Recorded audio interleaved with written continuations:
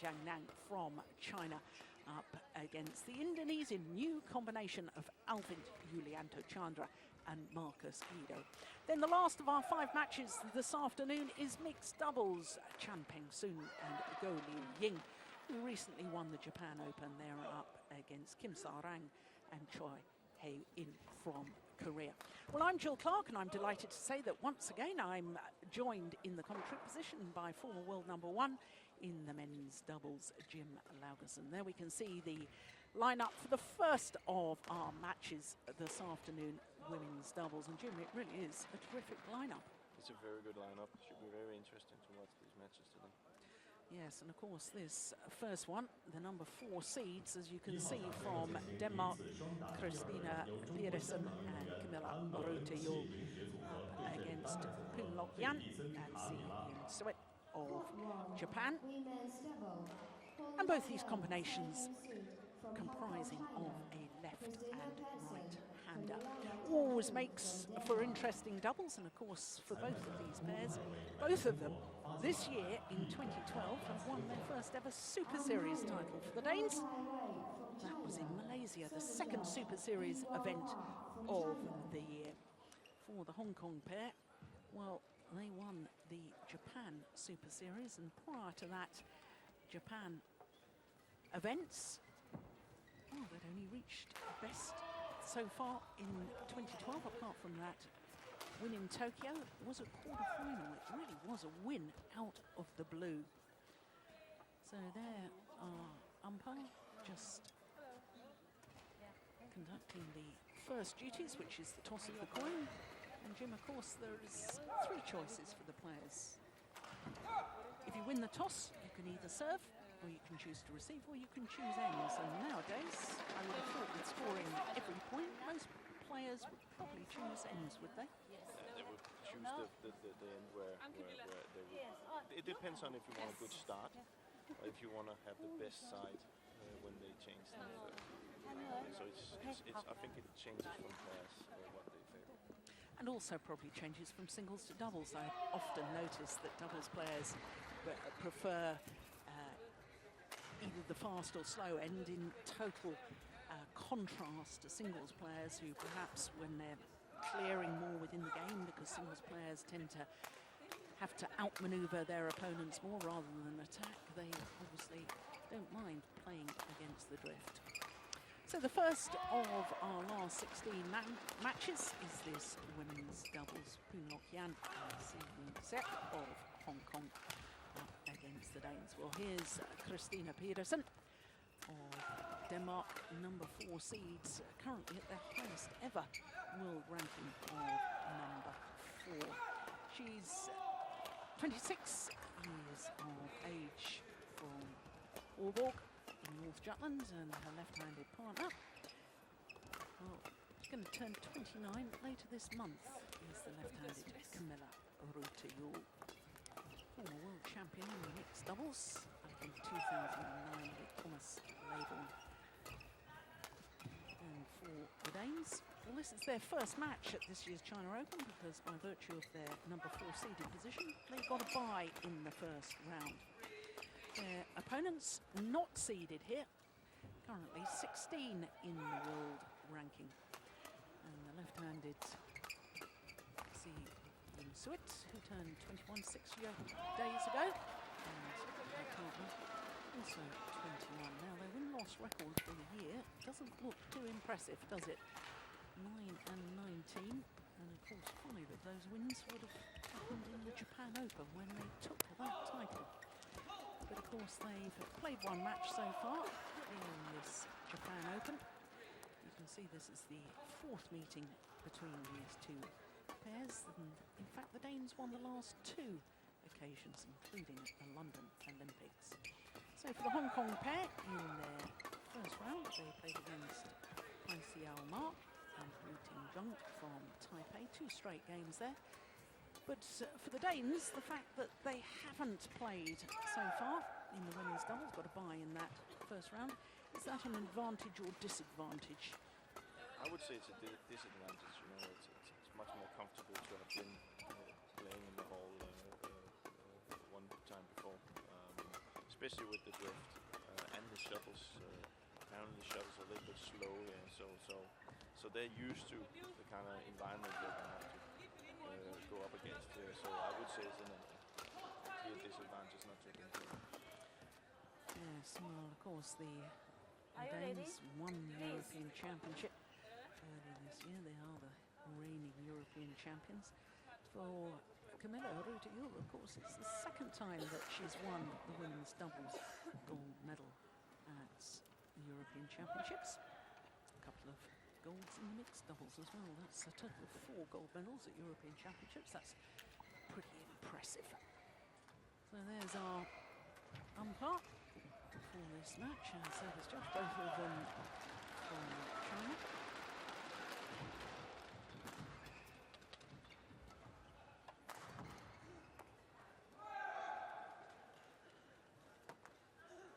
Well, straight after the Olympic Games, Christinna Pedersen underwent stomach surgery.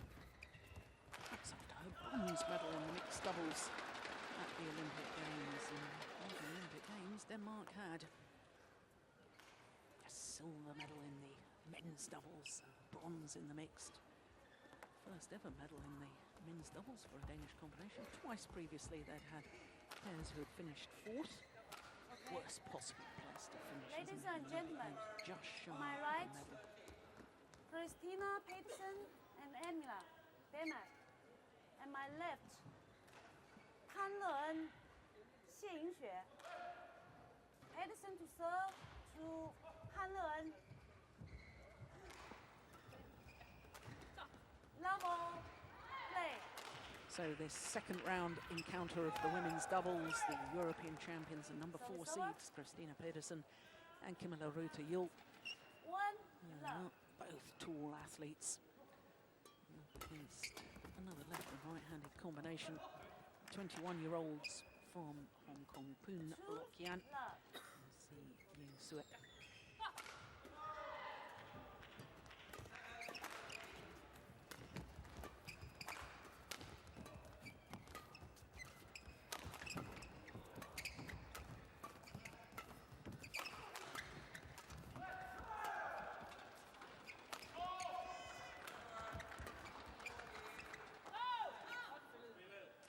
We were talking about the fact that this pair from Hong Kong seemed to come from nowhere to win that Japan Super Series. I hope I'm not being unkind by saying that. I mean, it really was a sensational win for them.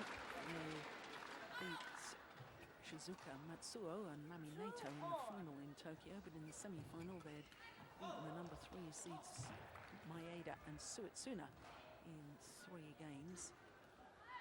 But as far as the Hong Kong pair are concerned, once again, I hope I'm not being unkind by saying that they're a little inconsistent when you look at their results this year. 9 times they've lost in the first round of tournaments, and yet they've won a major, they've won a Super Series event. 9 times in the first round, pretty consistent. but it happens sometimes. You do see that pairs get those results suddenly, you know, in a tournament where everything kind of comes together, where the hole suits you, where the shuttle suits you, where everything is working quite well. And then you'll have pairs that plays well and don't take the advantage of it, but you will also have pairs like this one who takes the advantage and win. For them it's good because now they know that they can actually win. So I don't think we will see those results that we see.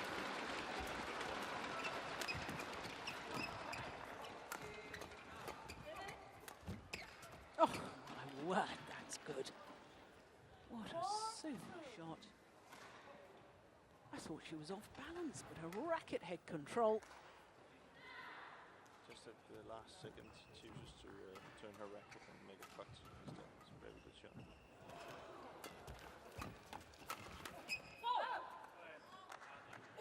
But I think I can always see here in the start that the Danes try to come really forward on the court and take away the nets and put pressure on the Hong Kong pair, because it looks like the Hong Kong pair has started with the drift. So it's difficult for them to kind of lift it away. So it's up to the Hong Kong pair to try and take the net away from the Danes. else it can be difficult to be in that side. I understand the logic of that, but when you're playing against two players who have medalled a gold and a bronze at World Championship mixed doubles, that's a tall order. It's a very tall order. And there's the one thing you'd say with both the Danes, apart from the fact that they're both very tall, very strong athletes, is they're both absolutely superb at the front of the court. They're mixed doubles players also, so they play a lot of mixed doubles. So they're used to standing up there and kind of take the shuttle high. Another thing that goes for the Danes on this side is that they can move the Hong Kong pair from side to side and put a lot more pressure on the shuttle than the Hong Kong pair can do, because the shuttle won't go out. But they've seemed to control it quite okay in the beginning here, the Hong Kong pair.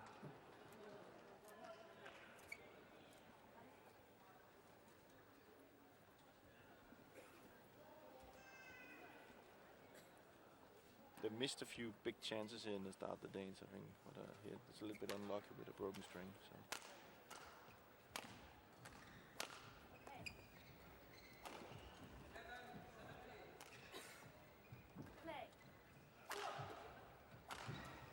So 6-4 in this opening game.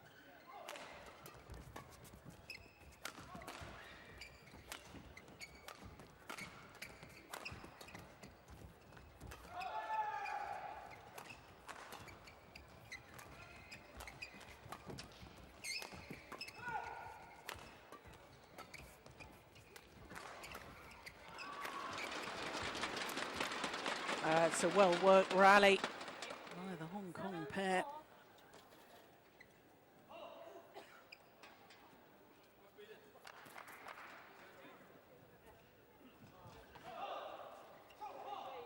Yeah, good direction on the smash. Forcing a weak reply from Christinna Pedersen. Oh my goodness. Oh dear, I didn't like that. Did that get her right in the eye? I think I was on the nose. That can hurt too, of course. Yeah. Well, it'd be very, very concerning if she actually hit her. Oh, that's the danger. Don't look round. Oh, I can speak from experience on that. I ended up in hospital for 4 days, wasn't allowed to move because got a shuttle right in the eye. Never look round again. No. Learned your lesson. Yeah, I did, but what a way to learn a lesson. Oh, dear me. It's kind of what happens there. She's kind of a little bit confused that nothing comes, and then she looks behind, and then in the last second, Christinna decides to hit it anyway. Yeah, that's a real concern.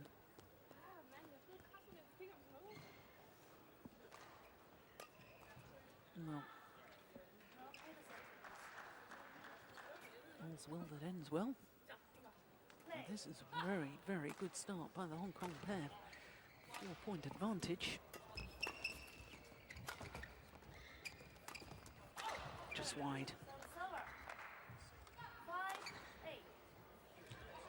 That's an uncommon mistake in the start. You know, the Hong Kong pair has been good at controlling the attack. You know, even though the Danes have been using the backcourt, they've been quite consistent, just taking the net, and so.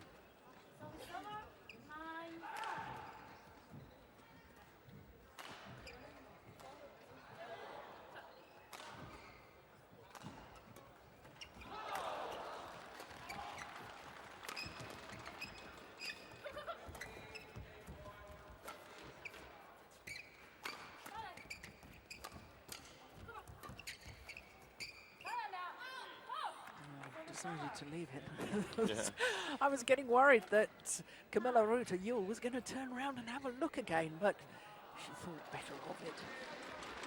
But you see, that's when you have the, you know, when you have the drift there, just at the last second you can kind of feel that it's going out. So you wait a little longer than you normally would do.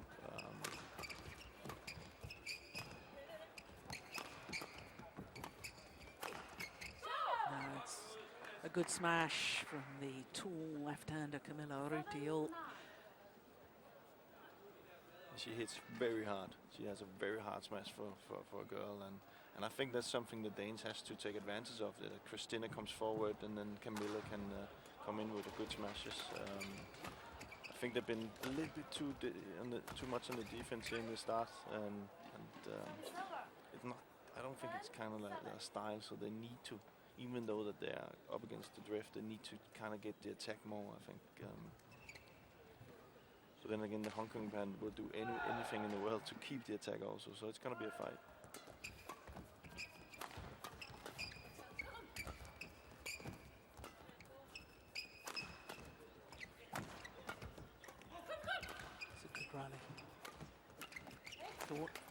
Yeah, well worked. And it's very, very interesting what you say there, Jim, because the number of times I watch the Danes, and whilst I fully understand that there's absolutely no point in hitting hard the whole time, sometimes I think they get obsessed with taking the pace out, and that lack of variation means that they're no longer a threat. Nobody's feeling they're a threat when they're coming forward or hitting down, and therefore nobody fears them in the same way. No.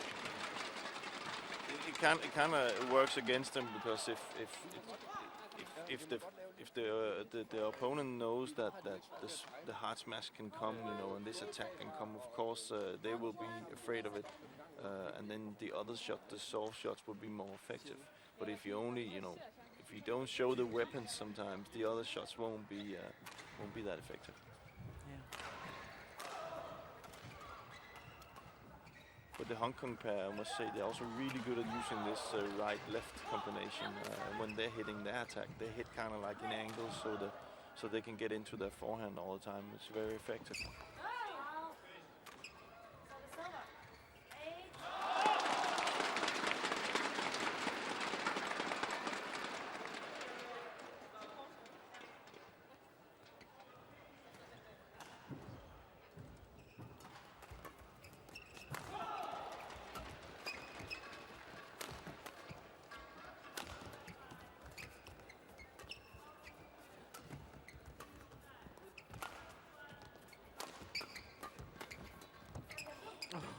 So good, isn't it?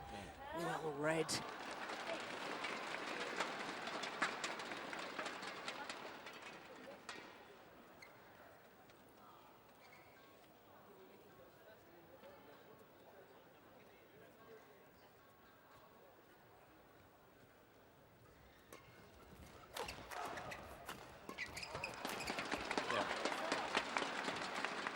But again, it starts with Kamilla's smash, which one thing Kamilla is also really, really good at is her smashes are also very steep.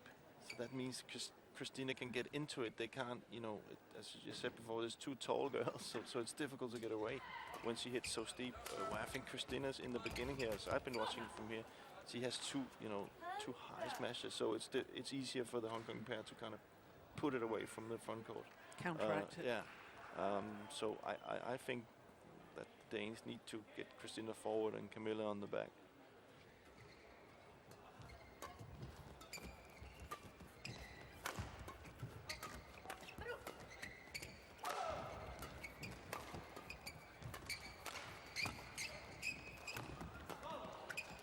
Oh, I thought that was going wide.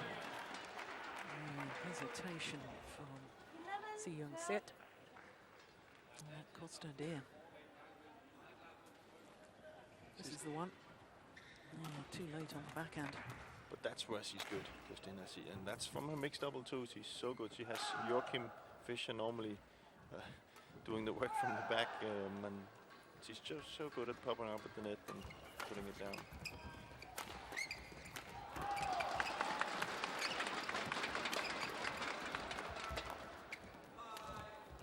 That's clever. It's been long. And talking of her mixed doubles partnership with Joachim Fischer, of course, they were beaten finalists last year here at this Li-Ning China Open.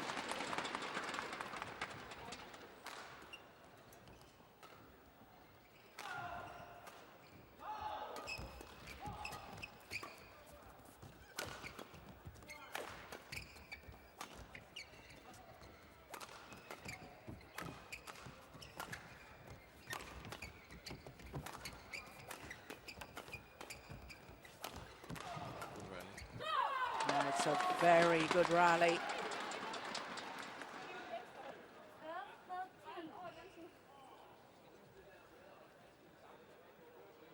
See, now we're getting to the stage where the attack is gonna win the game.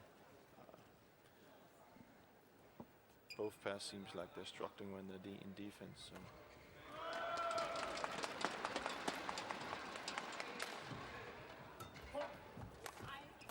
Service fault called.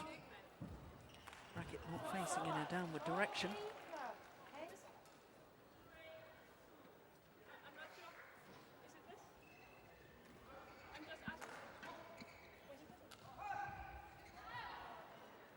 Now the service judge has hand and arm signals every time he or she calls a fault, so the players should be aware of what the fault has been called for.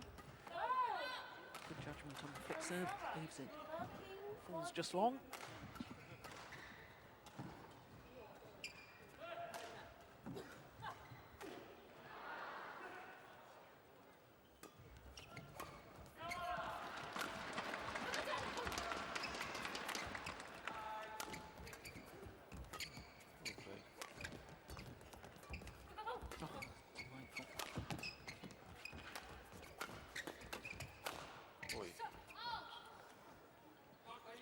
See, now they're doing more net shots. You know, they're just, you know, in the beginning both pair were just lifting away. Now they're trying to play it back to the net to keep the attack. So it's going to be a battle at the front court right now.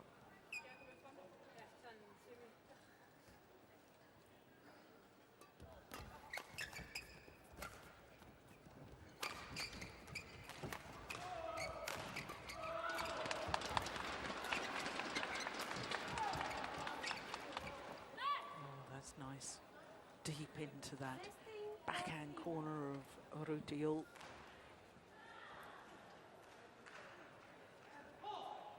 Which is something that the Hong Kong pair has been good at taking advantage of in the beginning. Even though Kamilla hits hard, you know, she's also a tall girl, so they're moving her from side to side, so she's not in balance, and that seems to confuse her a little bit.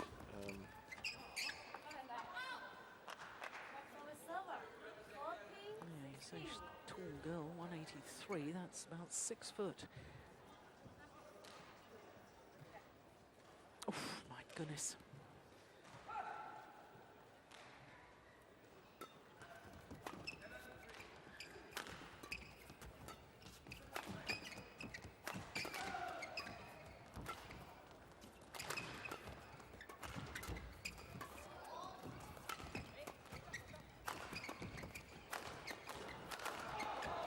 Oh my goodness, take that.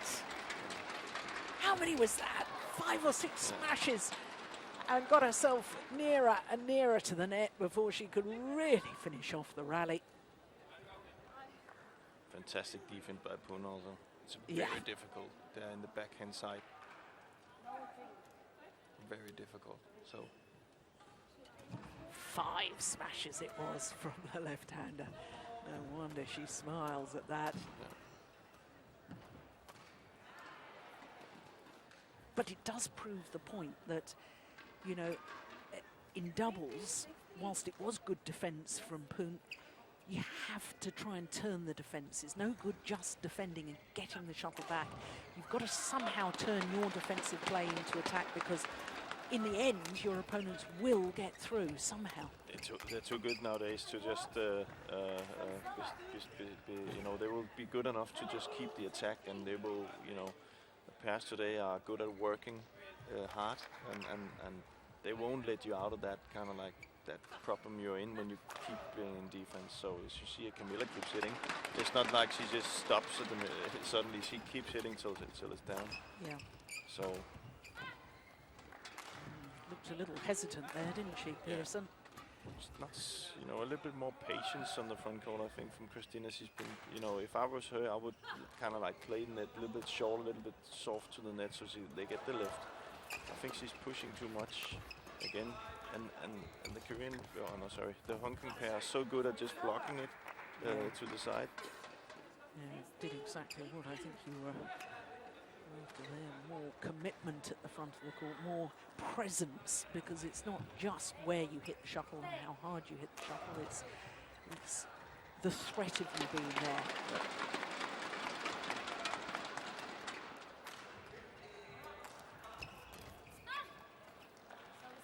Again, it's also a little bit what we spoke about before. If you know that push, or you know that the drop shot can come from the front court, you can't just stand far back on the court and being in defense. You have to cover the front court as well.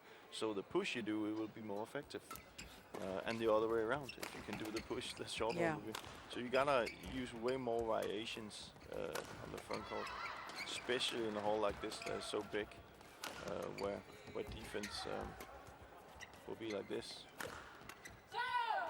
It's a good change of angle. And she's in balance there. You can see that's the big difference. Where they were pushing before the Hong Kong pair, they just played high here and gives Kamilla balance. And I must say that that's where she's really, really good. She can get a steep angle and she hits very, very hard.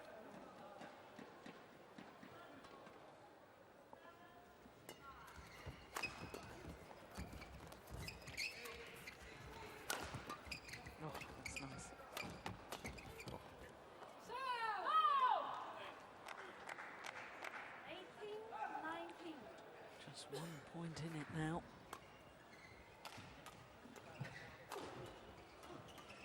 Both pairs seem to use the flick serve quite a lot, so it's again a way to get kind of the other pair away from the net so you can take it. Oh dear. Or maybe that's why. Game point. What a gift at this stage of the match. Error on serve. And it means that the Hong Kong pair now have 2 game point opportunities.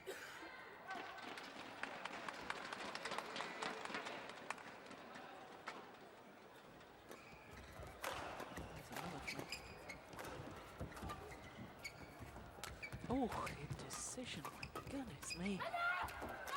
Yes, well, Danes absolutely furious at themselves, but all credit to Poon and Si from Hong Kong, because that was very, very clever play indeed. Now the opening game to them, 21-18. 20 minutes of play. Well, good performance by the Hong Kong pair.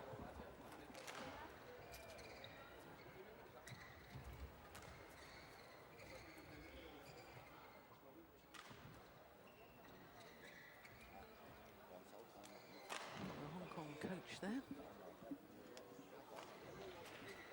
But you played against him, didn't you? Yeah. Used to represent China, of course, in the men's doubles. Hard smash. Is that Chen Yang? Yeah. Yeah.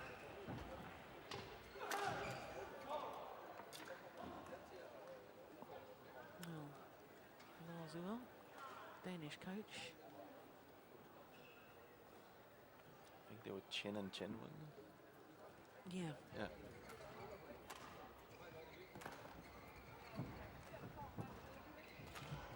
Well, you know Lars particularly well. What do you think he's probably saying to his players at the moment?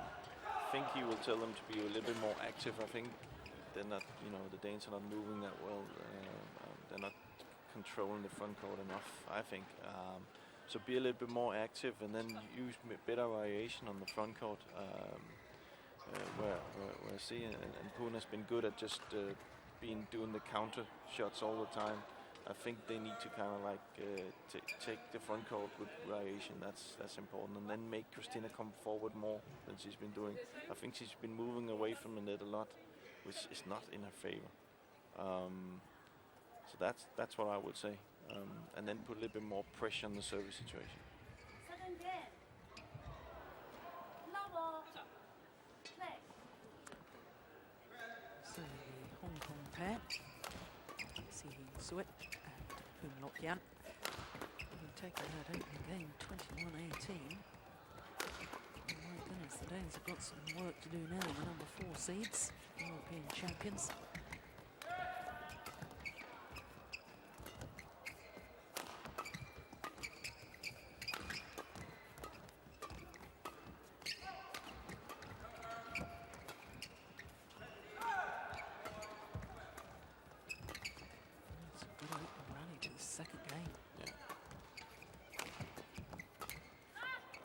again, no patience. Try to push it from. She's even underneath the net when she tries to push. You know, just play it short to the net. I must say, a rally like this, I definitely will say it's in Poon and Thi's favor. The long rallies, it's not Kamilla and Christinna's style. This is more their style, but it just seems to be difficult for them to get the shuttle on the floor. Well, I did notice in that previous rally when they got Christinna Pedersen to the back of the court, actually one of the Hong Kong players actually went forward to the net. Yeah. So they're obviously not afraid of her from the back of the court. No. But that's clearly their game plan, is to when Kamilla's on the back, they move her from side to side. When Christinna is down there, they just keep her down there and then come forward to counter it. Yeah.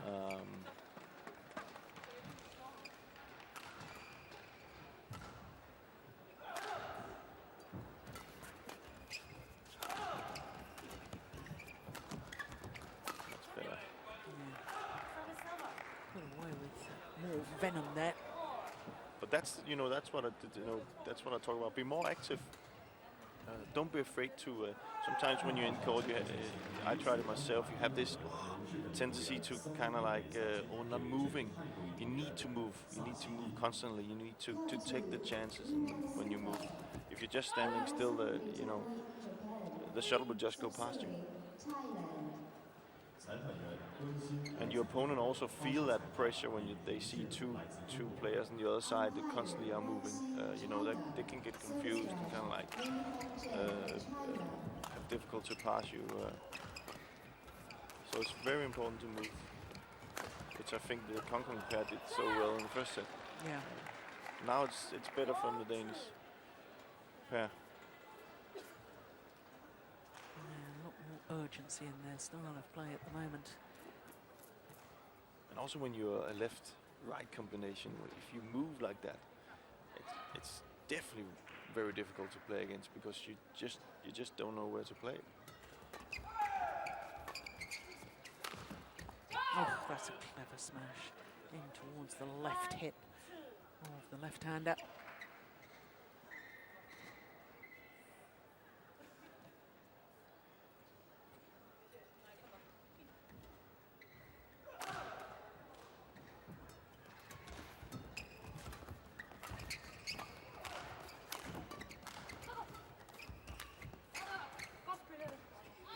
There you see Christinna coming forward. Kamilla, even though there is a chance of just putting the shuttle up, she keeps it to the net, because if she hits it hard, and I think she would have Christinna would have to go back.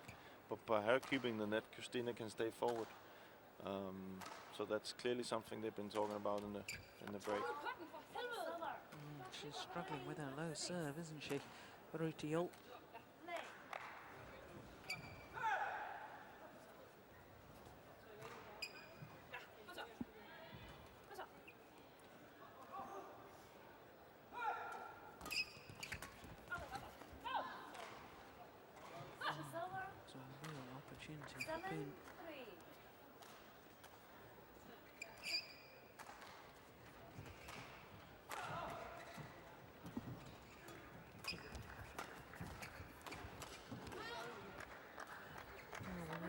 That the Hong Kong pair had an awful lot of talent when they won the bronze medal at the World Junior Championships 3 years ago.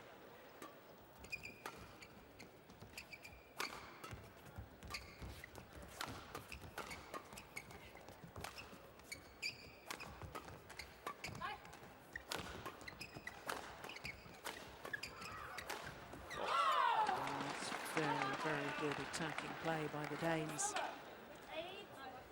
She hits like that, she's difficult to hold in the defense. So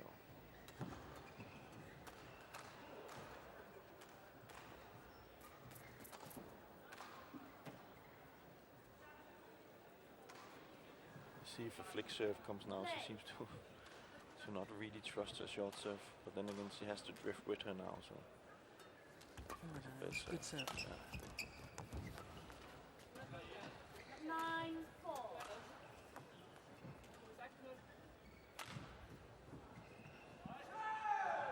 you see a game, a match like this, with such contrasting fortunes from different ends of the court, makes you realise how important the toss of the coin is and the decision as to where you start and perhaps where you're going to finish the match from. As it looks right now, it looks like the Danes took the right choice. It's also clearly to see that the Danes have much easier to get through with the offense on that side than where they started. So, but then again, you can't use it as a sleeping pill, if you can say it like that, because you need to have a good start in the first set if it comes to that, because you can't be too far behind and just trust the drift to do it for you. But you can see they simply can't get away, the Hong Kong pair right now. 6-point advantage at the mid-game interval here in the second game.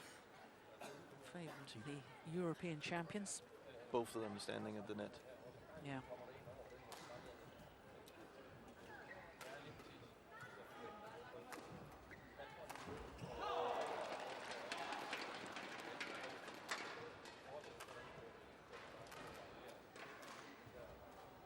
Well, for the Danes,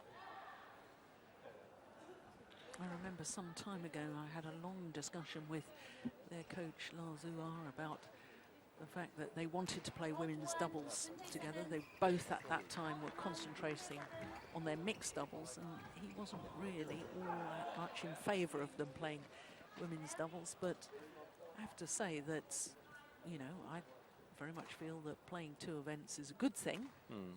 And I think they've both improved their mix because of it. But of course, with the injury problems to Thomas Laybourne and 1 or 2 injury problems also to York and Fisher over the last couple of years, their regular mixed doubles partners, of course it's given them something to keep them going in that interim period. And to have won Super Series events, of course the last Super Series event prior to this, they reached the final, the French Super Series. So they've enjoyed a lot of success, but I think they've become better players in general because of playing women's doubles. Of course, because it's different. It's different to play both events. You learn something from one event to the other. Yeah. But I think in Lars Uhr's case, it's simply that he's a coach and he has to go for medals. And the one thing that he would be very afraid of if they were standing, and that could be either in the ladies doubles or the mixed double, but if he was standing with a chance for medal in one of the events, and they, let's say Christinna and Joachim had a long match, and then she had to go and play one more event, so she wouldn't be ready for that medal match that came the next day, or she would get an injury. That would probably be why he would be a little bit afraid of them playing both. I can see the argument, logical argument there, but I mean, quite frankly, if badminton players can't cope with 2 matches in a day, and you know, you compare it to tennis, where the matches are much longer. Of course, badminton is quite clearly more intense in its play. The tennis players get to sit down every 2 games throughout the match. They have a little sit down and so on. But you know what I'm saying. I mean, I think look at the Hong Kong players. Both these Hong Kong players, they're doing very well in the women's doubles, but both of them still regularly play women's singles. And I think as their development as a players, I'm certainly not going to be talked around the fact that I believe it's a very good thing for players' development overall to play more than one discipline. I'm not going to argue with you. I completely, I actually agree with you. I also think, you know, it comes, of course, when you talk, what you just spoke about, it also comes down to fitness. Yeah. And I think that Kamilla and Christinna has proven that they can play both. So I don't think it's a debate anymore. So they probably took the debate away by doing what they're doing. So, but maybe I don't really know. But maybe there's been cases where they were not fit enough to play both, and maybe that's been where Lars has said, okay, but if you're to play both, you need to be in tip-top shape. Not that they were not, but it takes that extra to be successful. But they are successful in both. You have to remember, it's not that they can just say we're not going to play matches in one event. They're very successful in both events. Yeah, can't argue with that. But they're in a spot of bother now. It's all got rather close. Having had that 6-point advantage in the mid-game interval.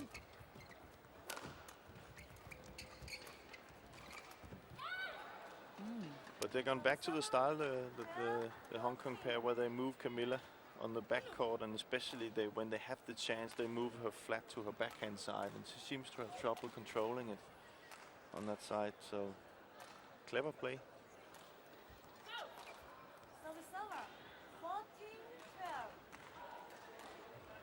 I think there must be some nervousness in there, because there's some mistakes in the whole match, that some mistakes that both pairs do that they normally wouldn't do. So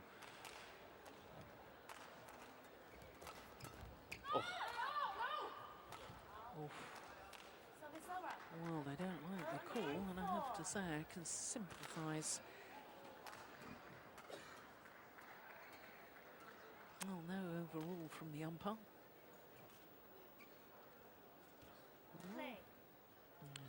More difficult to tell on that.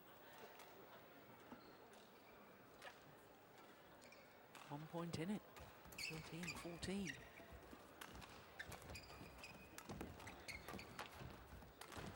See, moving Kamilla on the back.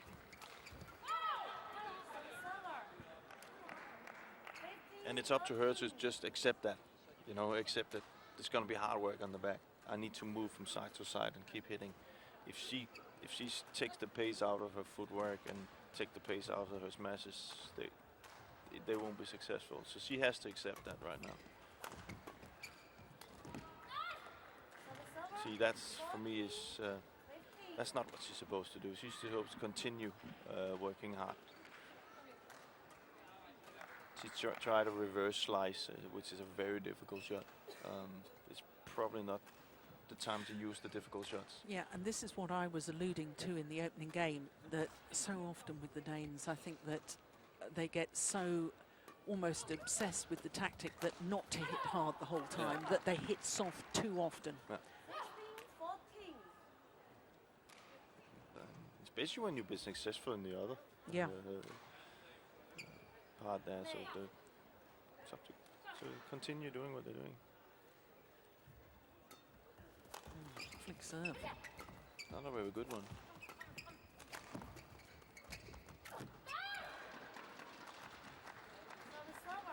Yeah, just not flowing as we've seen them play, certainly when they won the Malaysian Open at the beginning of the year.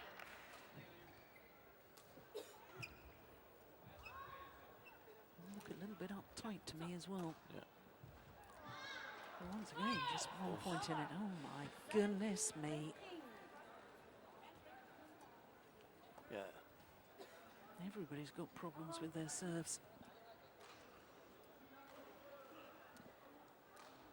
Well, the Danes taking their time, taking on board some liquid, and I have to say I'm quite surprised the umpire are allowing that to happen.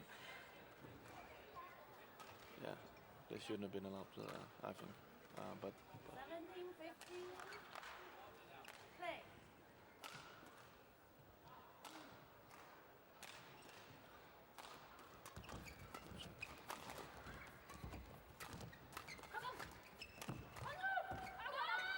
good shots.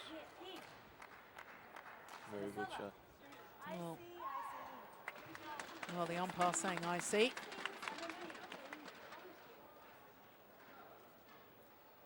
Oh, getting no joy. Kamilla Rytter.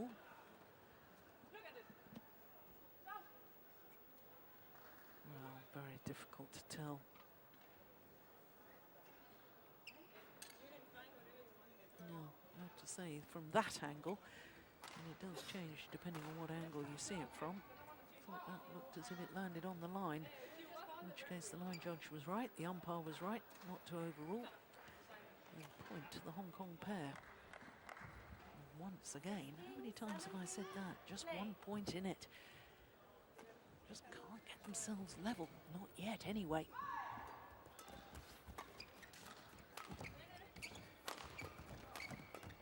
Oh, my goodness, they're level now. And despite the trick shot round the back from Rytter Juhl, the Hong Kong pair were alert to it. There it is. 17 all.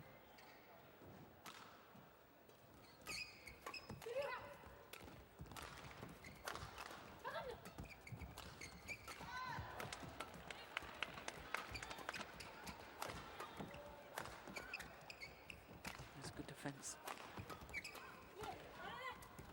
Oh. Knew immediately.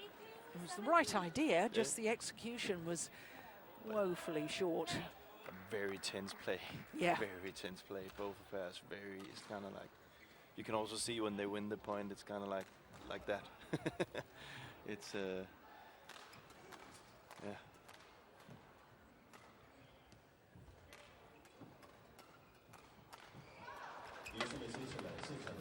Pushed it wide. That was also very high serve. Kamilla doesn't look comfortable at all, I must say. There's nothing worse than having that feeling that she has right now. Thank you for your cooperation.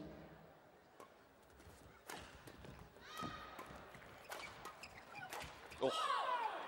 She hit that with venom. And that's what I would stick to her if I was her. You know, she knows she can do that. She just, you know, keep using her best shots.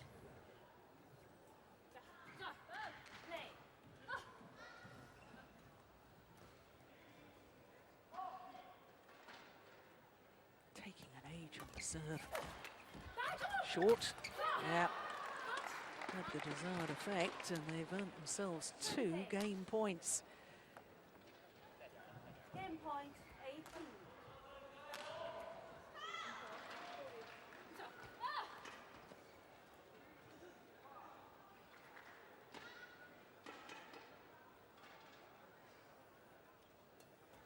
Good serve.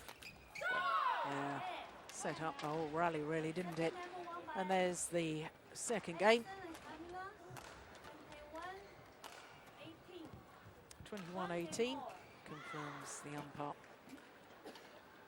40 minutes of play in the second round encounter. Symmetry in the scoreline.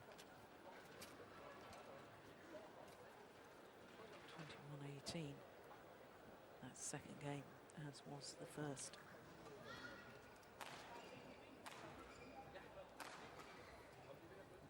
Well, after a very good start to that second game, the Danes seem to take their foot off the pedal a little and sort of keep going with the same intensity, especially after that mid-game interval where they'd had that 6-point advantage. And then it all got very tense and tight towards the end of that second game. Yeah, they as you said, they probably took the foot off the gas there a little bit.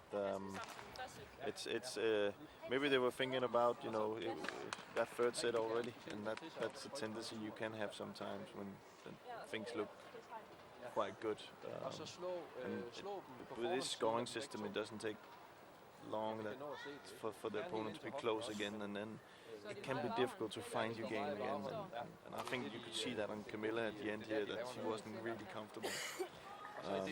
But one thing you can say for the Danes is that, as you said yourself here at the end, Christinna, you can always trust she serves really well. And that's a good start. So it's going to be here in the third set around the service situation, who can control that and come best out of it.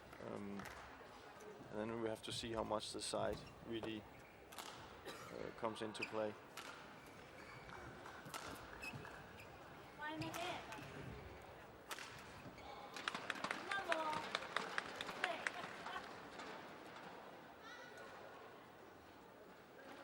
Third and final game. Yeah. Good judgment that time from And there you can see, you know, them from coming from that side where they were just on now. She just used the same pace, and it was just one, you know, 30 centimeters out. And that's probably how much drift there is.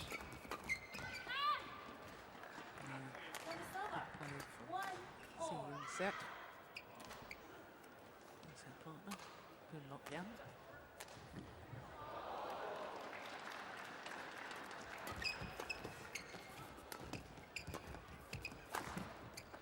Oh, it's very clever. Slow drop to the centre of the court, then the power smash straight down the line.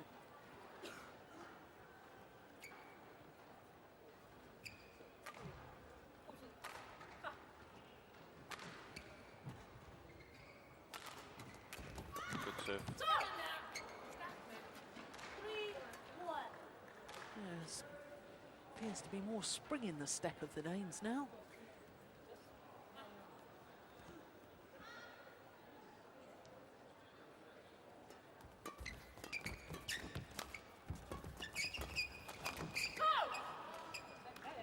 And in contrast, the body language of the Hong Kong pair, a little bit concerning. Look at that. No communication. No. Heads bowed low. They need to do everything now to get the attack. And be just as active as they were in the first set. But then again, you see these, we talk about these mistakes that we normally don't see from them. And that, so none of the pairs can really get away because they kind of like keep it tight with these mistakes. Oh, goodness gracious, what on earth was that? That serve. That was a shocker.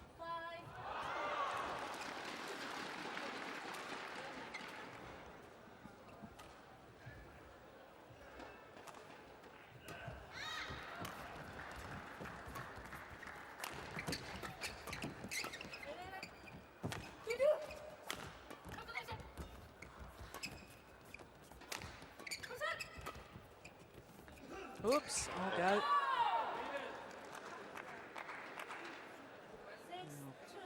Real confusion. Poon needs to. They kind of need to speak to each other right now and get a game plan.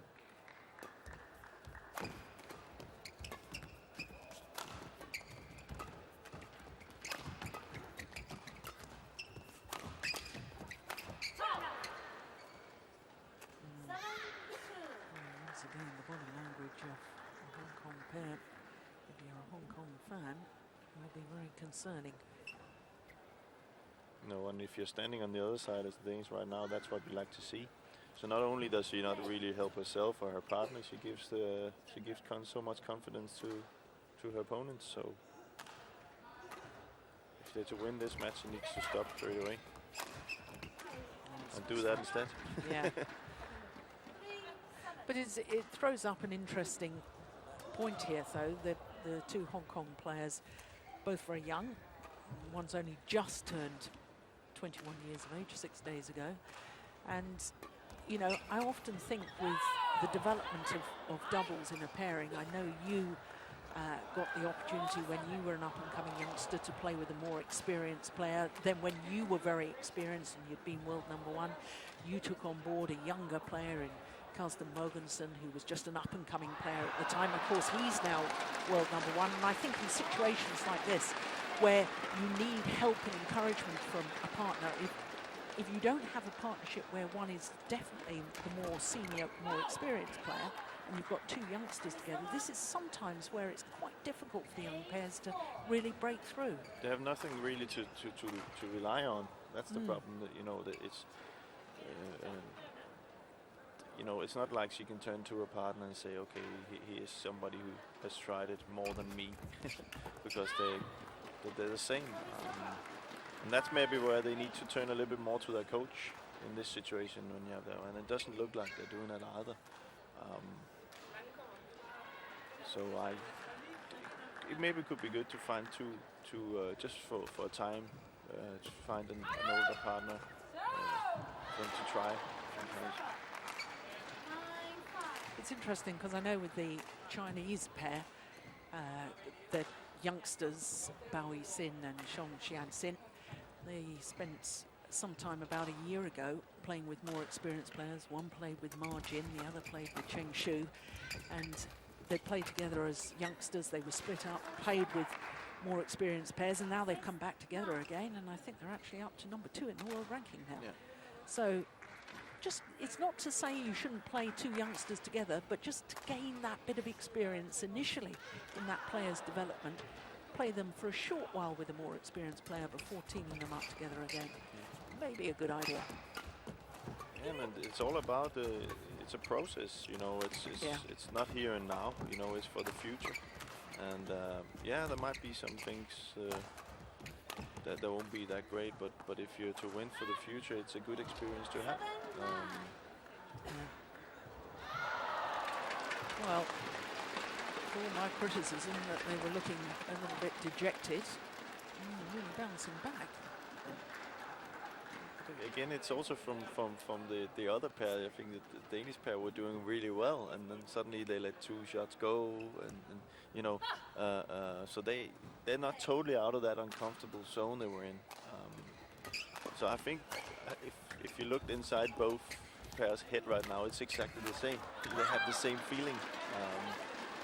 Nothing at any point is really like it is when you are back in training, where you're comfortable and no nerves and anything.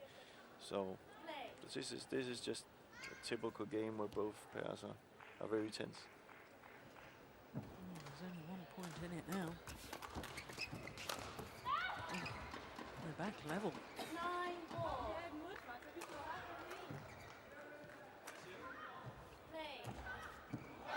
5 of the last 6 points have been won by the Hong Kong pair. I see that Kamilla and Christinna is talking a lot, and also with their coach.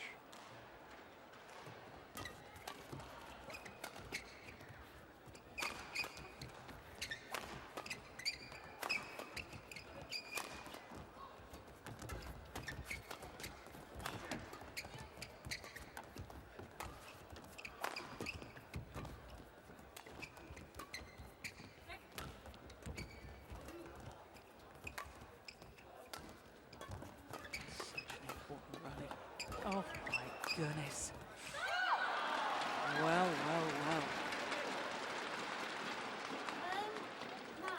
Much more active Hong Kong pair now.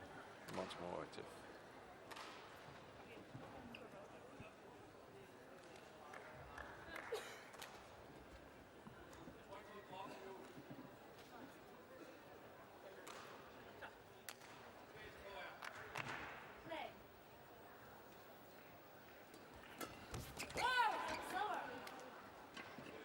Return. Yeah, psychologically, I always think good to have the advantage, even if it's just 1 solitary point at the change of ends in the deciding game. And that's the scenario we'll have. But it's in favour of the Hong Kong pair. 11-10, interval, change ends. Players asked to change ends by the umpire. Just so tough to play a match like this. There's been a few long rallies, but most of it has been very short rallies. It's a very close game, but you haven't really felt that you've been playing well.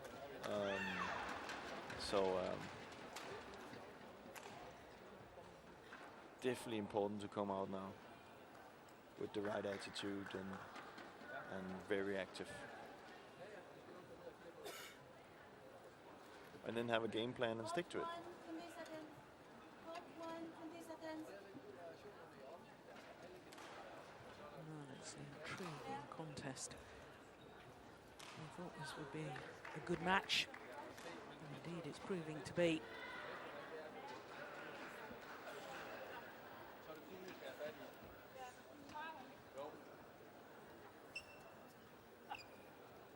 I think what you will see now is you see the Danes come forward a lot and keep the attack.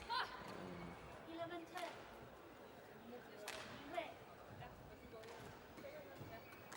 So 1 point advantage.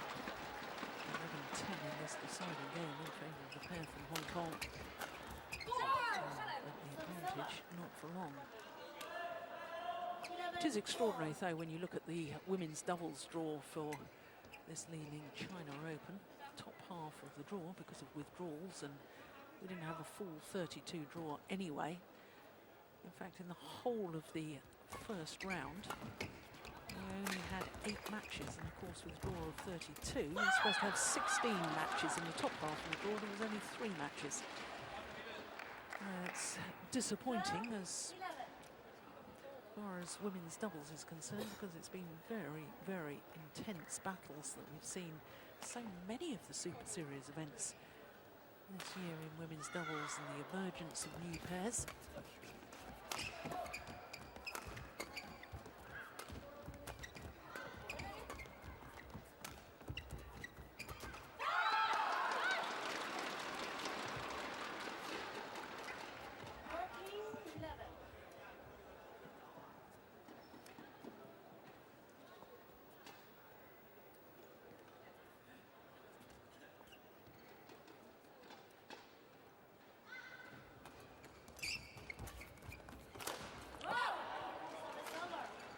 Return by Christinna.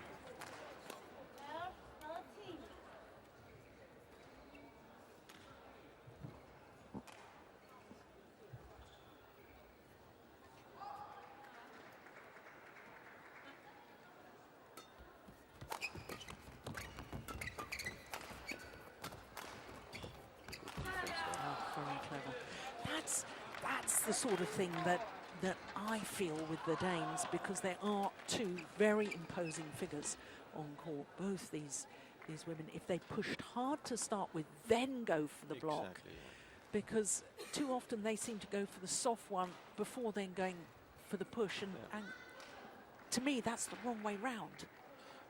That was the right way around. We just Exactly, saw exactly. and that's. But also you see the whole movement she has. She's controlling it. She's here we go. That's what that style is, and they haven't really done that at all.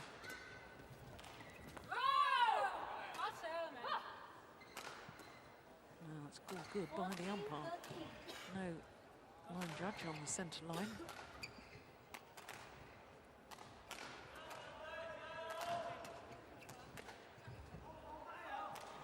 Back into the lead.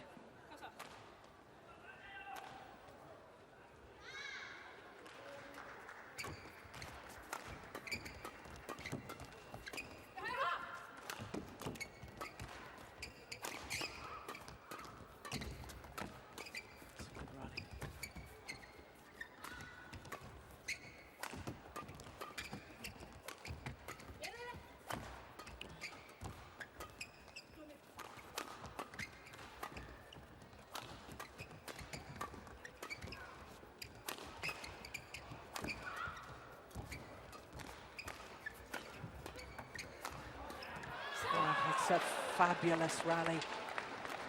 Yeah. That's better. Felt the pace of that.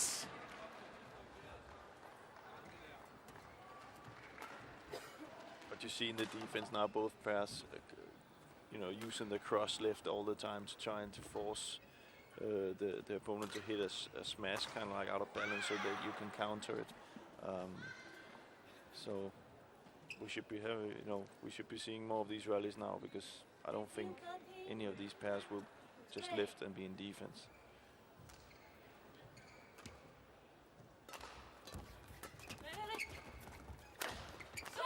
It's all about this now. That's a good shot.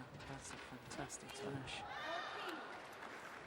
See, now it's up to see and Poon now not to just think they can just play it over Kamilla, because she's active right now and she will have more of these smashes in her. So they need to kind of force her to give the net away. That's one way to do it. The run of points comes to an end. 5 straight points it was. It has put a different complexion on this deciding game.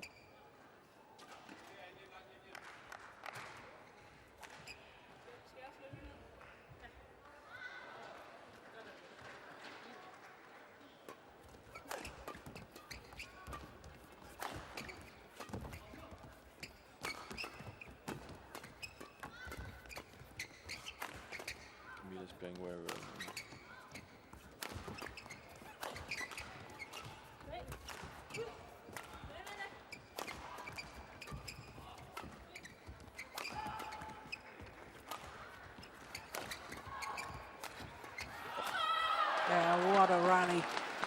That is absolutely superb.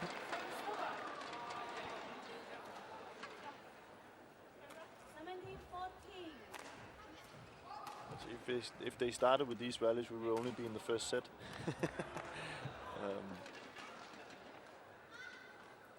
209. That's about 130 miles per hour.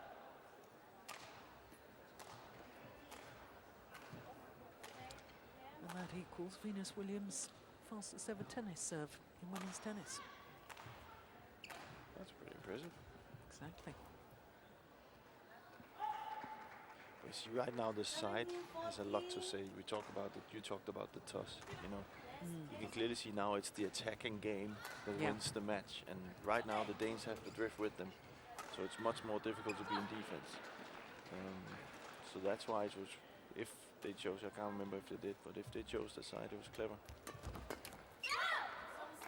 Yeah. I always think it's a shame, though, if there's such a discrepancy in the conditions from one end of the court to the other, because, you know, then the toss of the coin does have a huge effect. And I think sport shouldn't be all about chance. Yeah. That's gambling. Exactly. Sport is something different, something about using your skills and your capabilities. That's what it should come down to, not necessarily the chance of who's on the toss. No more so does it show up than in cricket, I guess. No, it's in all sports, you know. If you're a cyclist, you know, are you good at going uphill, or is it flat? Tennis, grass, clay. Yeah, but that's different conditions of the surface. That's not done on the toss of a coin. That's true. Yeah, that's true. Yeah. Cricket is the only other one that has a huge, that I can think of at the moment, that has a huge impact on the toss of the coin as to who bats first, who fields first, and on which end you start. Oh, that's good attacking play. I do like the way she comes forward to the net. That left hand of hers, see you in Suet, she hits nicely, crisply, and just seems to glide forward in court. She's quick.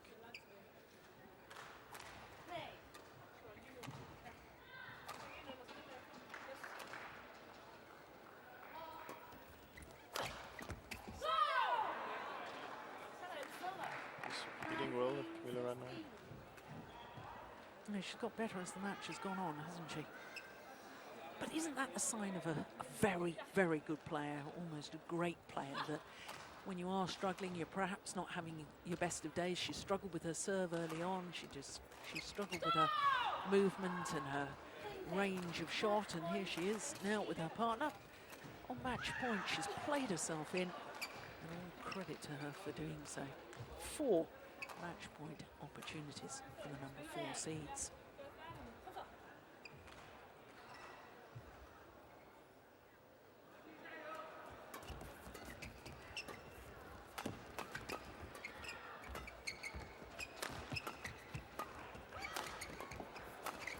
What'll do, and they had to work awfully hard for that victory. But work they did against the hugely talented youngsters from Hong Kong, coming from a game down to win 21-18, 21-16 in the second and third. And the Hong Kong pair have shown us once again today just why they've already won a Super Series title. Why they're number 7 on the Super Series ranking list. 16 on the world ranking, right up there on the Super Series. So for the number 4 seeds, Christinna Pedersen and Kamilla Rytter safely through to the quarter-final. And there's confirmation of the score. An hour and 1 minute for their 18-21, 21-18, 21-16 victory over Poon, Yan and Suet.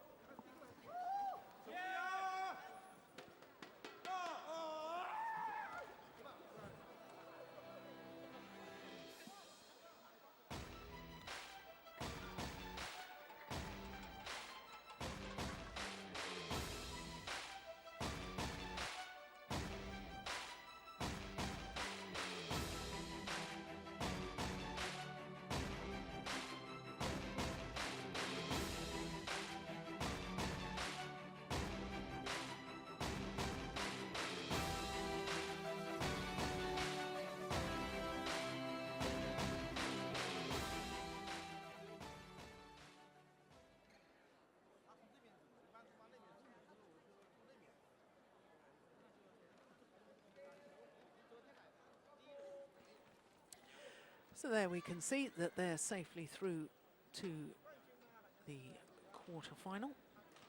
This, of course, is from the bottom half of the draw. And as you can see, their opponents not yet decided. But the first of our second round matches has been decided, and it was victory for the number 4 seeds from Denmark, Christinna Pedersen and Kamilla Rytter. Next up is women's singles. Following that, we'll have men's singles, then men's doubles, and the last of our 5 matches this afternoon will be mixed doubles, so plenty more to look forward to from Shanghai. This is the last Premier Super Series event of the year. 5 premiers throughout the 12 Super Series tournaments. The Korean, All England, Indonesia, Denmark, and now China. Those 5 Premier events.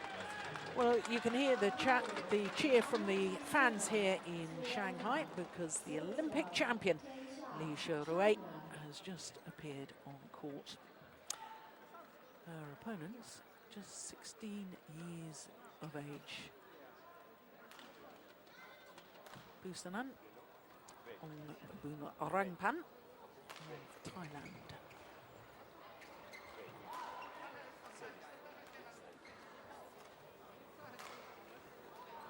Arona de Silva from Sri Lanka. There he is our umpire for this one. Well, can you believe she's just 16 years of age?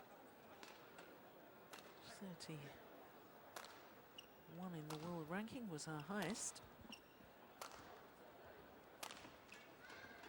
Up against the world number 2. So the Olympic champion, Xuerui, number 2 seed. And the defending champion.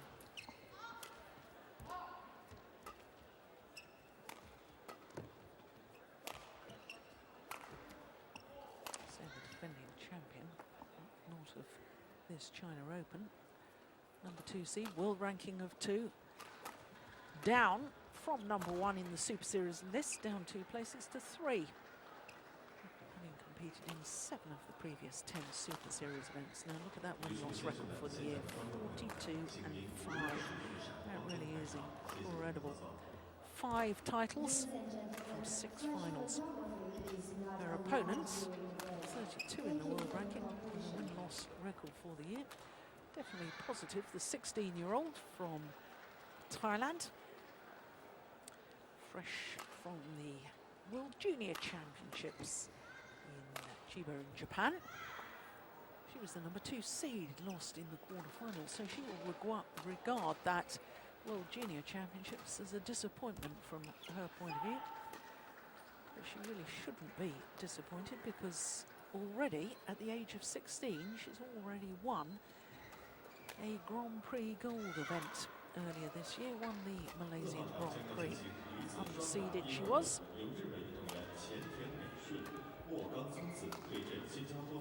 She's one of a whole host of very, very talented women's singles players, youngsters from Thailand, and perhaps a little overshadowed by Intanon Ratchanok, who's just 1 year older. And of course, Intanon Ratchanok didn't participate in the World Junior Championships this year. She won the title on the last 3 occasions.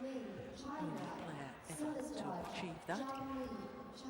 But Intanon's so ensconced really in senior badminton and doing so well in world badminton. Ladies and gentlemen, on my left, Busanan, Ongbumrungpan, Thailand. And on my right, Li-Ning China. Li-Ning to serve, Lowell, play. So the Olympic champion nearest to us, the 21-year-old from Chongqing in Sichuan province, getting this second round encounter underway. Just to follow up on the World Junior there, when you say World Junior, I must say I was out there from Denmark as national coach, and it was a very, very high quality badminton out there, and there's a few of those juniors out there that can play senior level already. So just because you've done well in the senior doesn't mean you automatically will go and win the World Junior.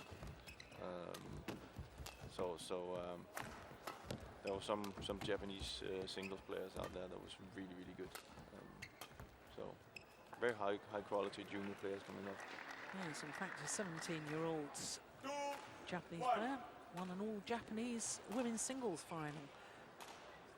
Fukuhara winning the gold medal. And of course, she caused a sensation last year, roughly this time last year, when she became national singles champion in Japan at the age of 16. So I think women's singles in general is in very good, healthy state in world badminton. All these young Thailand players. You've got Taesu Ying, who of course was the #1 seed at the World Junior Championships. Won the Japan Open. Was it Japan Open Super Series she won? I think so. Yes. You've got the youngsters from India as well. So perhaps what we've had of dominance of Chinese players for the last few years in women's singles, quite a few years, perhaps that dominance is going to be broken by this new generation of young women's singles players. So it's an exciting time anyway.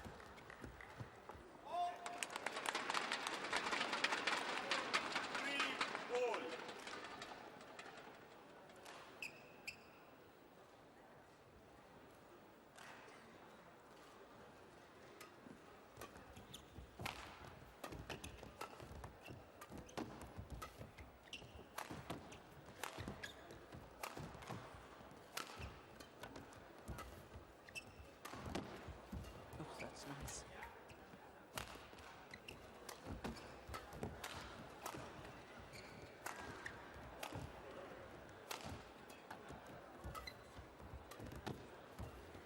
What a good rally.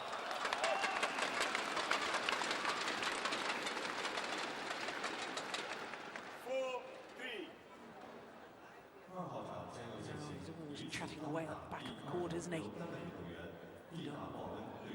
China Open.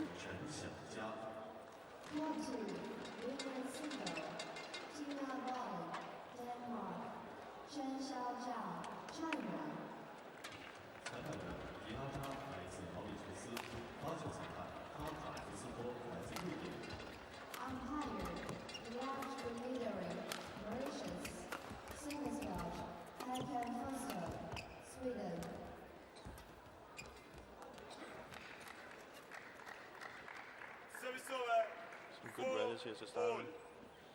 Clearly see that Li is using the backcourt a lot, especially in Busana's around the head side, to kind of push her. But Busana is coming quite well out of it with some good drop shots.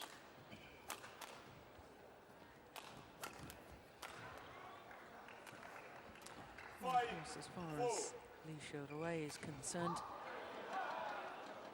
from February earlier this year when she played in the Uber Cup Asian qualifying zone all the way through until after the Olympic Games, she had a patch where she won 35 of her 36 matches played. Must be nice. Incredible run.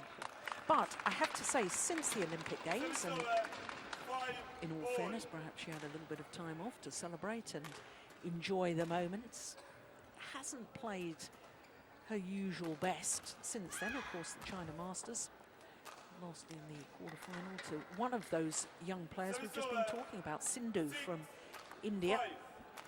And then in the Denmark Super Series, also in the quarterfinal stage, lost out to Julianto Schenk, who a German well-established player. And Germany has just gone up to #4 in the world ranking. It's as we spoke about in Denmark Open, it's, you know, after the Olympics effect, you you can't train, you can't come back for the Olympics when you want to go medal and go straight into the training, hard training. So you have to have kind of a time off and then start building your fitness up again.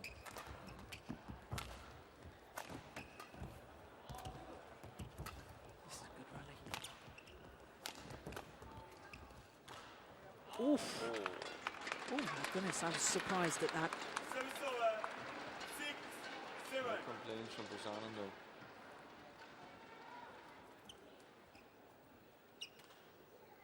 Oh, well, that looked plumb on the line to me. Fair point from Busanan there. She was very calm on that one. I don't think I could have been so calm on it. No. So, but that's good when you can do that, because you can't really change it. So No. get on with the next point.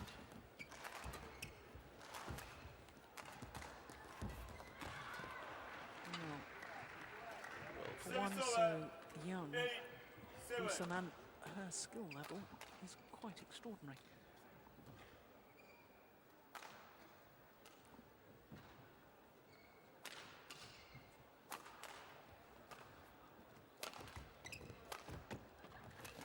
Oh my goodness gracious, well, no, wasn't there. Completely mistimed it. It is just, you know, this hall is very big. It's not that easy to time it sometimes. There's some things that comes into it to play when you're playing big halls, and that's therefore it's even more impressive what Busanan can do with a shuttle, you know, the shots she has, because it's so difficult to control. We saw it in the doubles before, you know, just a serve, a short serve, and when I say just, I doesn't mean it's easy, but a serve which doubles players normally are really, really good at, looked a little bit difficult. So very impressive that she can control.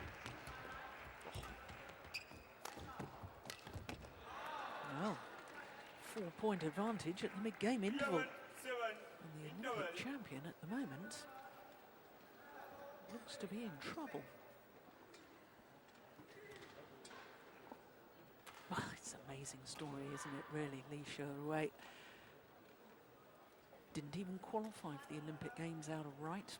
She was the 4th ranked Chinese player, number 4 in the world, and with the International Olympic Committee charter stating no more than 3 athletes in any one discipline from any one country. China then made the decision that they wanted to select Xuerui rather than Wang. And she promptly won the gold medal. What a dream come true. Yeah, but you can say you can't really say she had no pressure, because when you're selected like that, you of course have pressure. So yeah, but didn't have the same sort of pressure as the other Chinese players. No, definitely not. See, that's one thing she needs to learn to play with now. She is the Olympic gold medalist, and now the rest is going to be gunning for her. And it's going to be interesting to see how she copes with that psychologically, because I think that when Wang became world number 1, I think she struggled. Certainly when Wang first became world number 1, she struggled too. In fact, she didn't even get selected for the Asian Games, despite being world number 1. Head coach Li-Ning said, no, you've got to go and prove yourself. You've had a couple of bad results. Wang Xin, similar situation for her. And now we've got Xuerui, not world number 1 yet, but as Olympic champion, got a reputation to live up to. It's difficult to stay on the top, as you say. That's why it's so, you know, when you look at Lin Dan or Li Chengwei, that's why it puts more their victories and their ranking in perspective. That's so impressive for year after year after year. Yeah, I agree with that.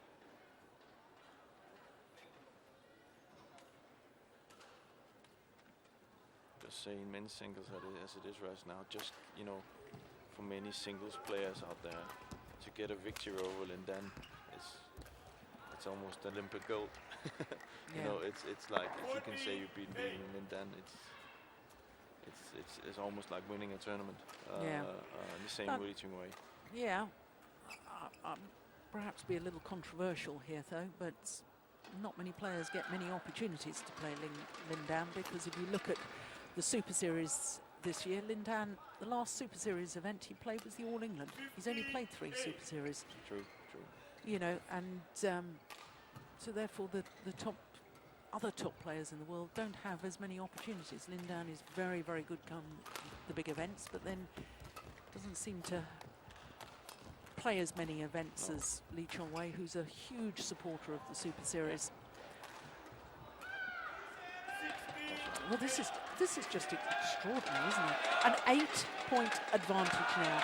16-8. She's playing really well. She is. She deserves it. She's forcing Li to do mistakes and just going on as nothing. You know, no respect, no, not fearing anything. Oh, that's extraordinary. That's great play. 16 years of age. What a talent.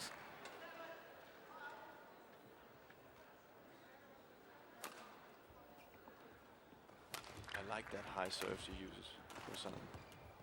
Oh, it's nice. Yeah, it has to be nice to keep the young tie for that. Busanan.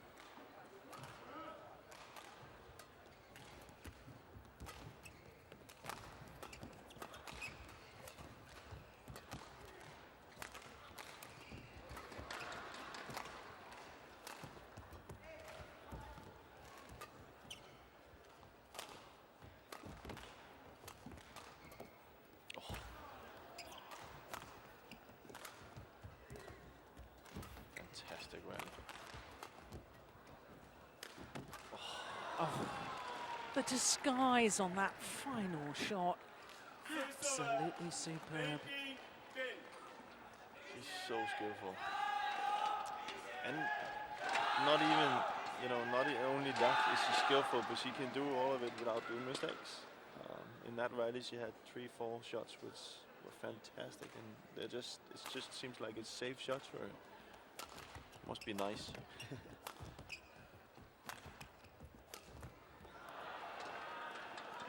Oh, the crowd around us here in Shanghai are getting a little agitated.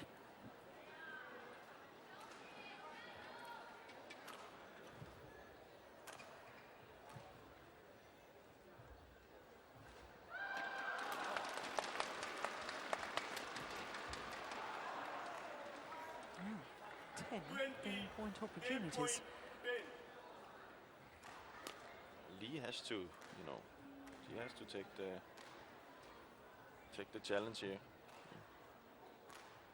Come out in the second set working hard. She's going a little bit too early for the easy points. Oh, she did incredibly well to get it back, but Xuerui is just ready and waiting. It's even with a spin. Oh, it's a very difficult shot.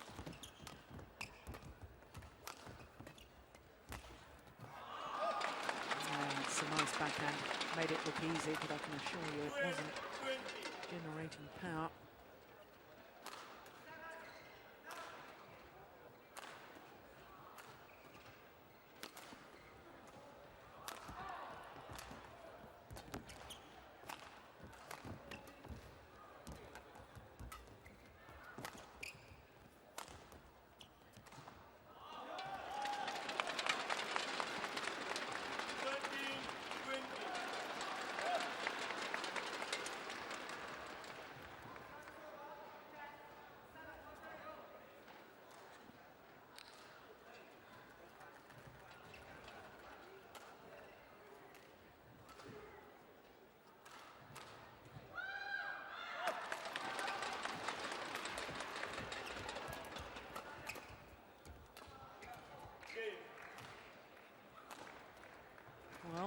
called good.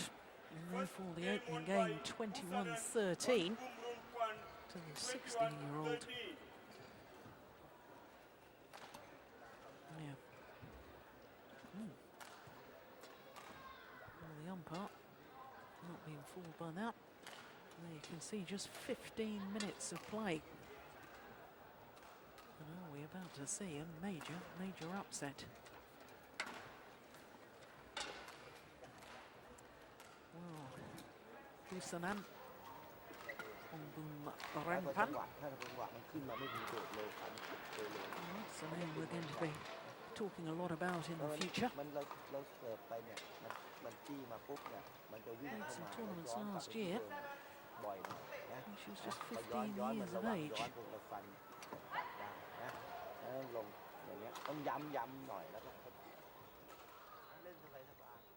No, gee. Xuerui is only 21.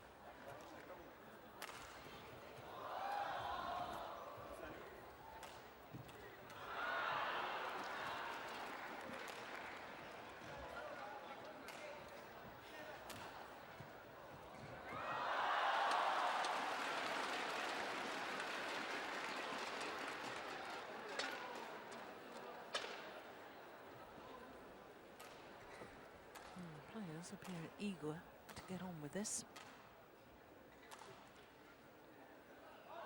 Court 1, 20 seconds. Interesting to see what Li will start doing now. She definitely needs to control it more. As Busanan is it's all over with her trick shots.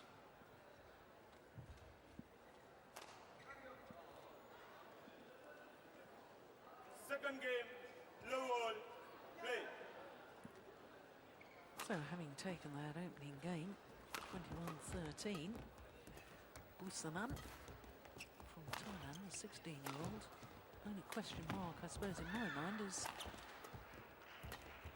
whether she can keep this sort of form going. 1 low.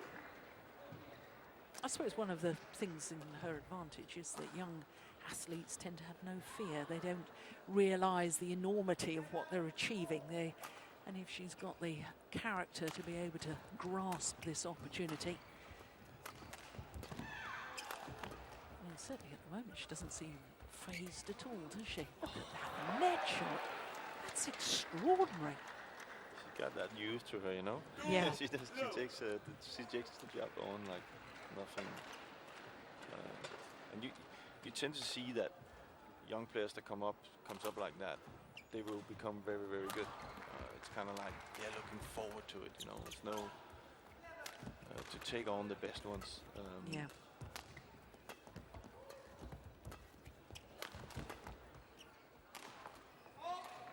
And sometimes you see players where reality sets in, their eyes open up, and you say, oh, it's an Olympic gold medalist I'm playing, and then they stop playing.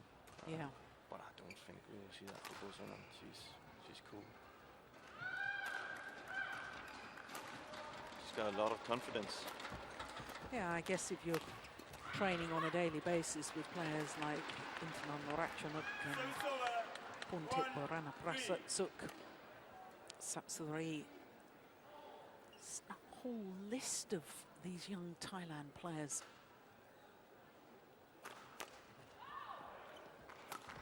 It's kind of the, Thailand seems to have the luxury right now that China's always have, where they have a few players that can go up against each other in training. They can only make good players.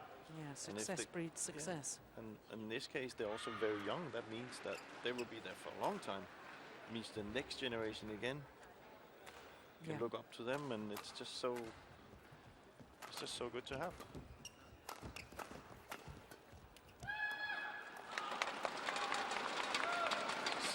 It's a little bit what compared to Europe right now, there's maybe a little bit of a problem in Europe, is that the next ones that comes up doesn't have, that group of players to go up against. Yeah.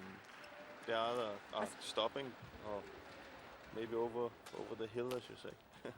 Yeah, I think you're being particularly kind in the way you said that. I think In all honesty, I think Europe's got a big problem in women's singles, especially in the likes of Tina Baun, who's playing on one of the adjoining courts here. She's already in her 30s and will be stopping next year. You've got Yulianto, who's doing very well at the moment, but she's 29 years of age, the German. And as far as young women's singles players are concerned, I think we've got some good young men's singles players coming along, but women's singles perhaps a little more of a problem as far as European players are concerned. But Xuerui herself has got her own problems at the moment. You could say the names you mentioned there was one Danish, one German. You know, they're not in the same country. No, so exactly. here you have a few Thailand the singles that can play against each other. In China, they have a few. You know, it's in the same country. So.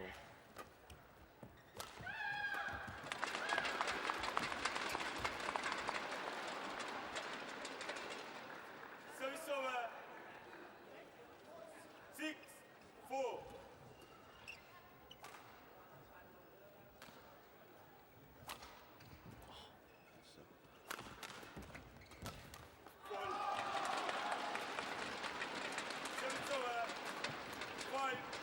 Just explain to us why you like that big high serve so much, and what does it do as far as, you know, the tactics within the game.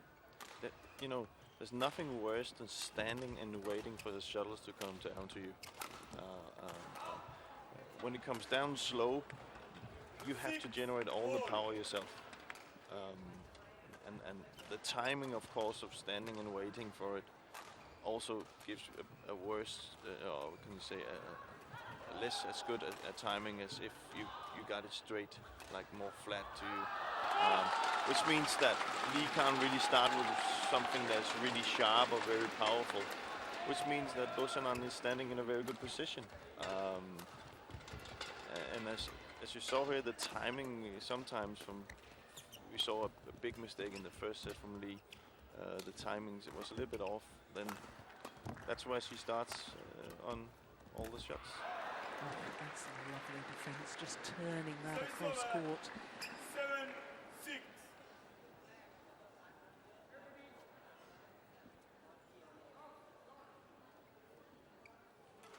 And then again, if you're Li right now, and, oh, good shot. If you're Li right now and you want to get going, and you have to start with that high serve. You know, you're not getting. You have to work for it. So.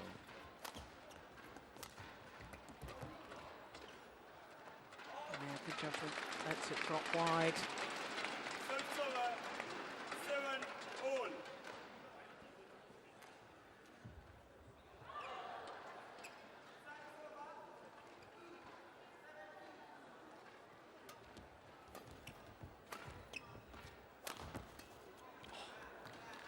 A little bit of a jump smash.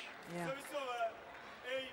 Do you know, I was thinking in the opening game, watching these two women playing and thinking about the other young players in world badminton, and I do think we saw it so many occasions in the opening game that women's singles is becoming more and more like men's singles. The physicality, the court coverage, the type of shots they play and when they play them as well. You know, jump smashes, we've seen that from Juliana Schenk. Also saw it from Yip Pui-yin from Hong Kong. But now more and more players, seeing women players diving on court, jump smashes, tight spinning net shots. Hence we're getting terrific matches like this.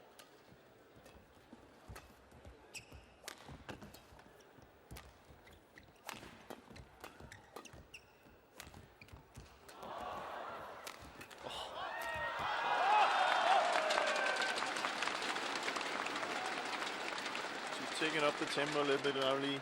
9-8. So it's her who's controlling the match right now. That's a difficult backhand smash.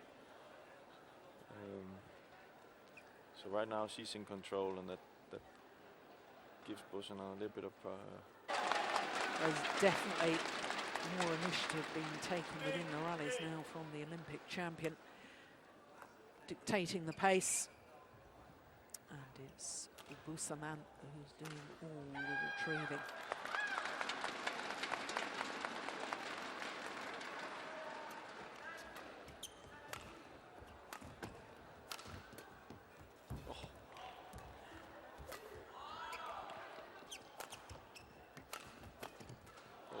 Oh, that's just phenomenal. So good to see, you know, Busanan.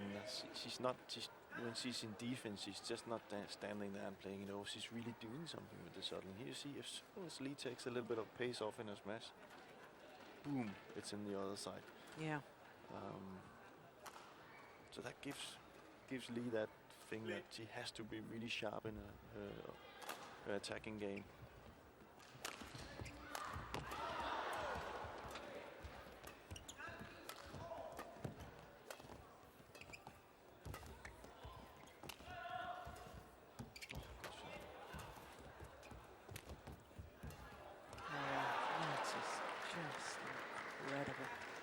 I thought she was in all sorts of trouble. I thought she was off balance.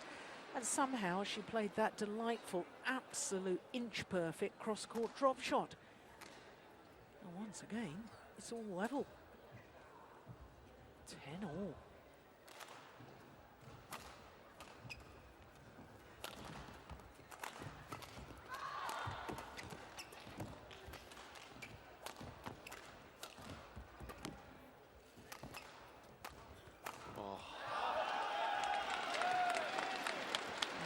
Perhaps trying defensively to play too many deep into Xuerui's forehand corner, because she was ready and waiting for that one. And finds the line. So 1 point advantage at the mid-game interval here in the second game is with the Olympic champion.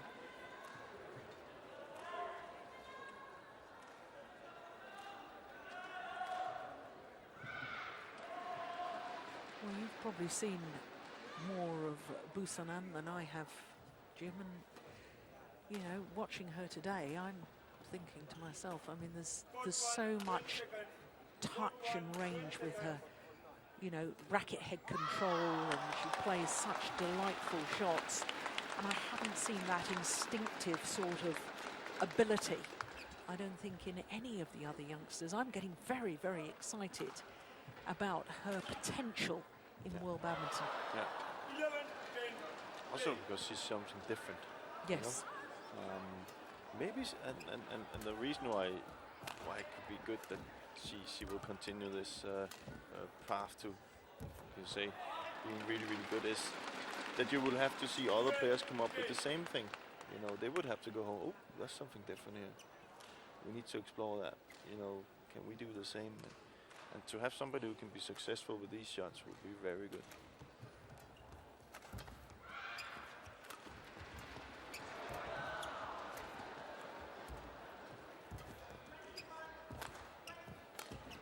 Oh, that is phenomenal. That is a delightful cross-court. What you Danes would probably call a stick shot. Stick shot.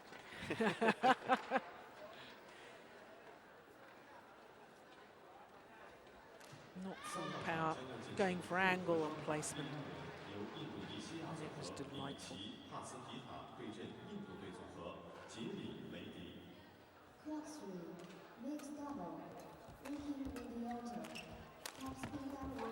Oh, anything you can do, I can do better. I like that character that's shown there. You know, her opponent has just played a wonderful winner. Very next rally, she does the same shot, herself an outright winner. From a 16-year-old, and to do that against an Olympic champion, that shows not only the physical capabilities, but the character to say, you know, you're not going to impress me. I've got these weapons too. I can play that. I'm not going to lie down. Yeah. And that's impressive. That's very impressive, yeah. And she's going for the win, you know. When I mean that, everybody, of course, always goes for the win. But you will sometimes see people be satisfied enough to do well against an Olympic champion and say, oh, I did it well. No, Busanan, she looks like, no, I want to win here. Yeah. You know, it's not good enough not to just to say, oh, I want to sit. Okay, that's fine. You know, she continues. Yeah, and she's been awfully close to getting the big win already in her young career. Busanan, of course, in the quarterfinal of the China Masters earlier this year, took Zhang, who eventually reached the final. Took her to 3 games. Also been to 3 games against former world #1 Wang. So the Chinese squad and the Chinese players know she's dangerous, but she's yet to get that victory over one of their top players. Yeah, but being close gives good confidence, you know. Yeah. Where you can say the Chinese have, over many years, have had an advantage with, we just can't beat them, you know. But they're getting closer, and that means that they go in with a totally different attitude, as you saw Busanan today. You know, this can be done, and I already saw that at World Junior. It's not like they're almost giving up before they start. They believe in it. Yeah. That gives just in ladies singles perspective, it's going to give much different ladies single tournaments over the next coming years, because it's going to be different countries that's going to believe, yeah. And not just believe, know you can beat them. Yeah. And she's got some hard work to do here, the 16-year-old. She wants to win in 2 straight games. Oh, nice. But she's turned it up a bit here the last from the second set here, and she's a little bit higher on the net, so she's controlling it up there and pushing Busanan around. So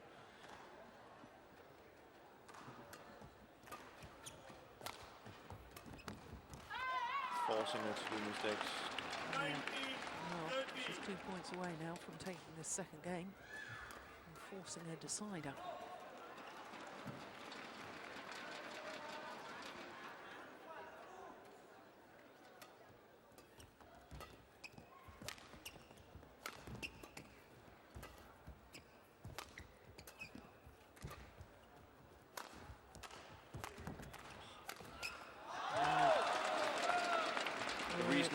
I was impressed with that is that 3 times in a row she goes down and hits a really good backhand, and it's not an easy shot.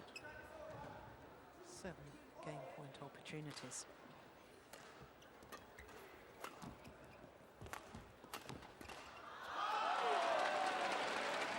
Only needed the one, though. Second game, 21-13. The Olympic champion. Whereas with our opening match, the women's doubles, absolute symmetry in the scoreline, first and second games, but in opposite directions. So 1 game apiece. We will have a 3rd and deciding game to look forward to.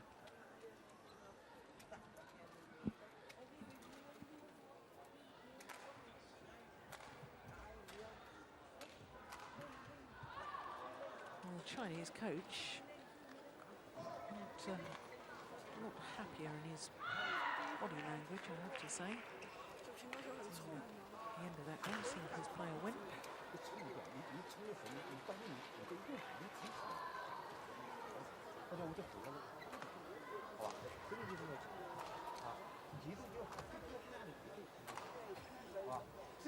Both coaches working exceptionally hard with their players.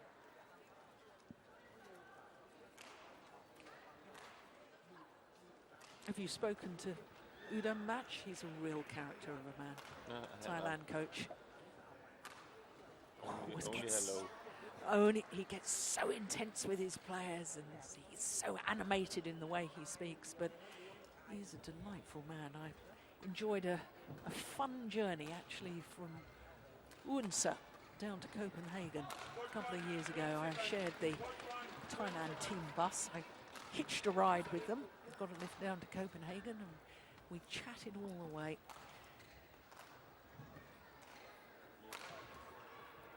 See, with his style of coaching, you can say that's, you know, he definitely doesn't show that he doesn't believe in it.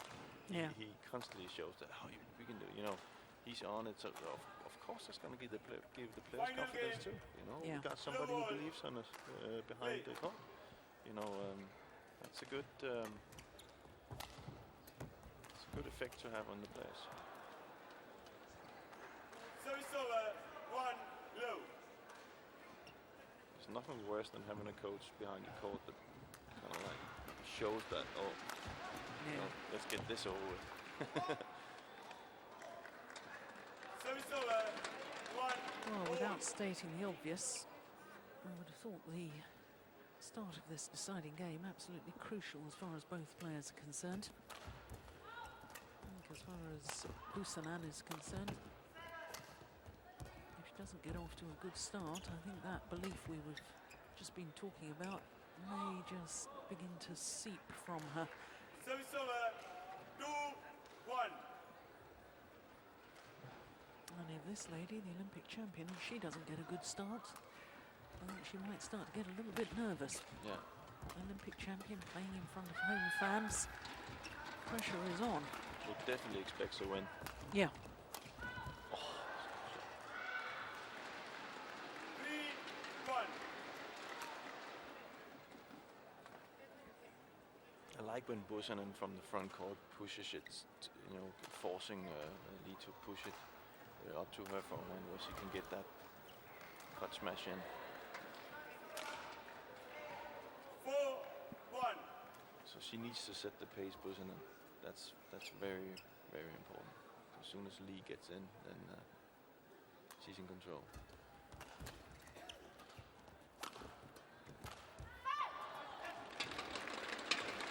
Service over. 2-4. Wasn't that far away, was it?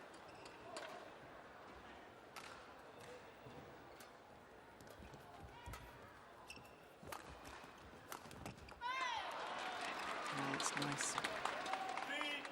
3-4.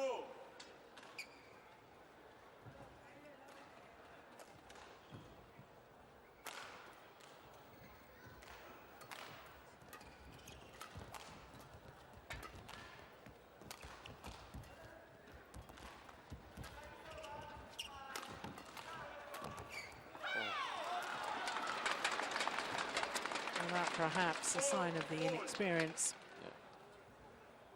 The opportunity was definitely there. She'd forced the weak return.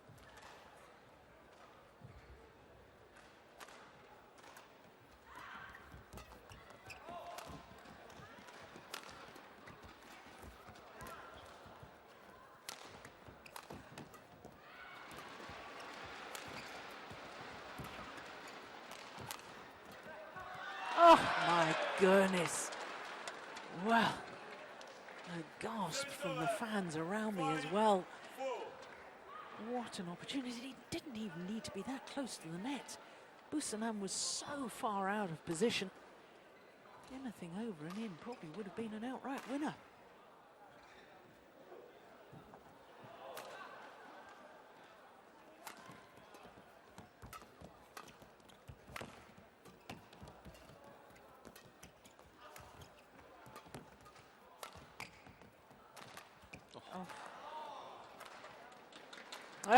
Service over. 5-all.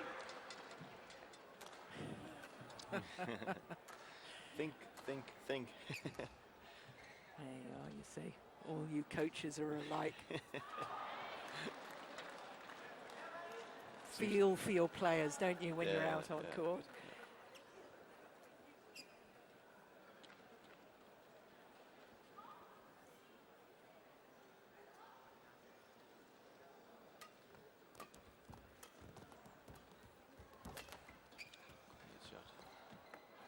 Good judgment too. Service over. Oh, the crowd have gone a little silent here in Shanghai. Doesn't show much emotion, does she? Busanan, as a player, she's very cool and collected on court. Service over. See, that's the balance for her. All. When you have a player that can do so much as she can, you have to find the right time to do that trick shot or that perfect shot, and right there wasn't the time.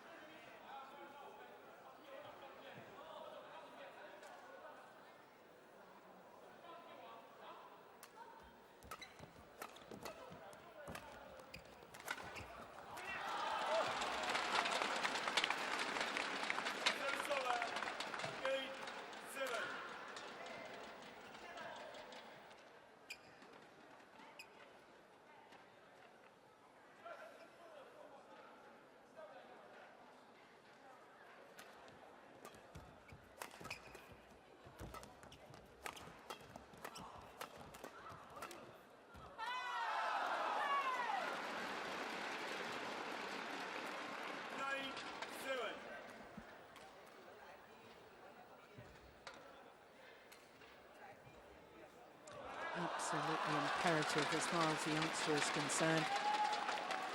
Not to allow the Olympic champion to get too much of a lead before they change ends in this deciding game.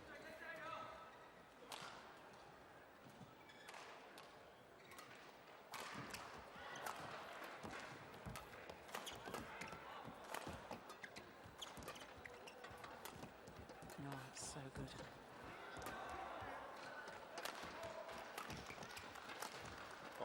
Missed it. Just wide.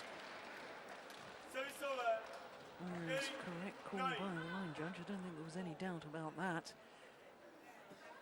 Perhaps more annoyed at herself, turning to look at her coach afterwards. It's as if she was saying, I've done all the hard work. Why did I go and do that?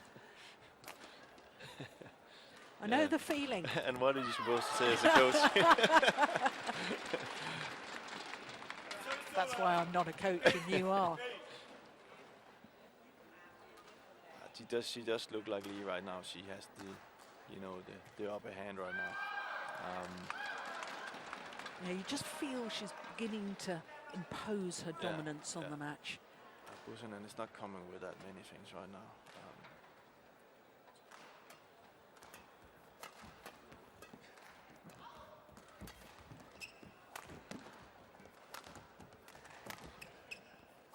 She's way more relaxed in the shots, Li. She chooses the right time to use the attack, and then see, that's very well played. And then, you know, when she's in that mode, then you have to be really, really, really good to resist that. So.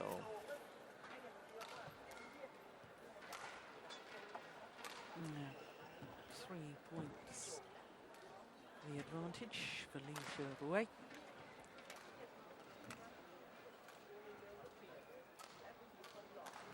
All-England champion and Olympic champion.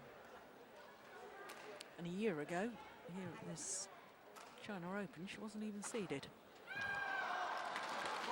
No, the progress. I see that. Over a 12-month period. As this time last year, she hadn't even won a Super Series title.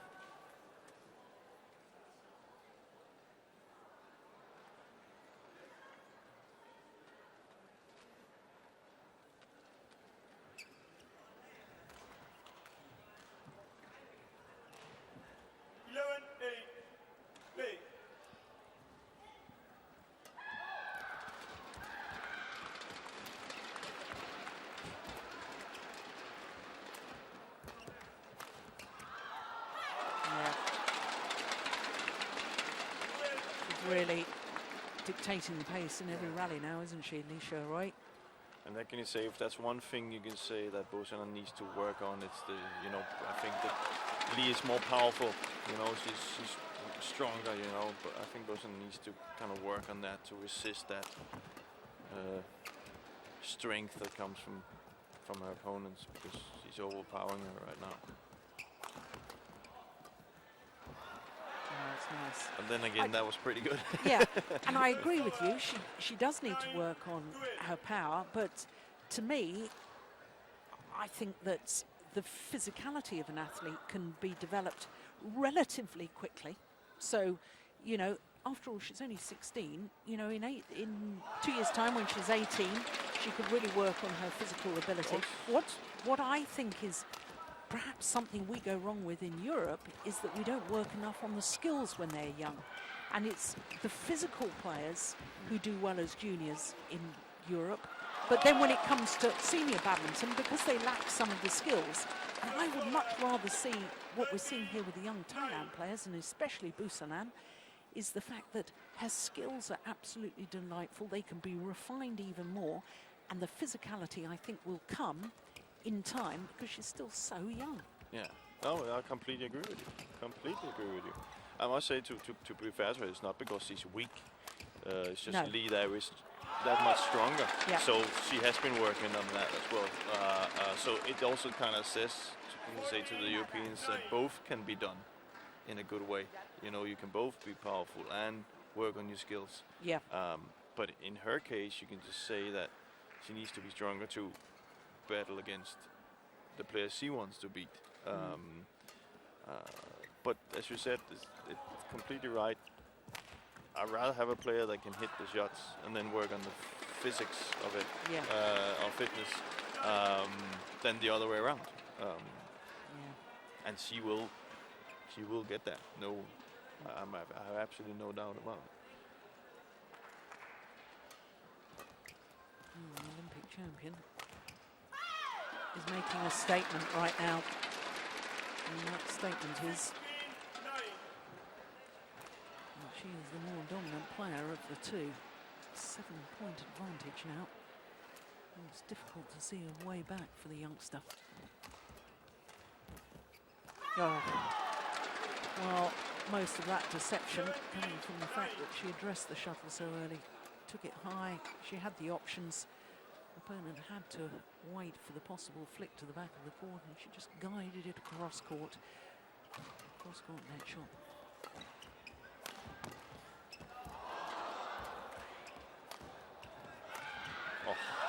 Xuerui in full flow now.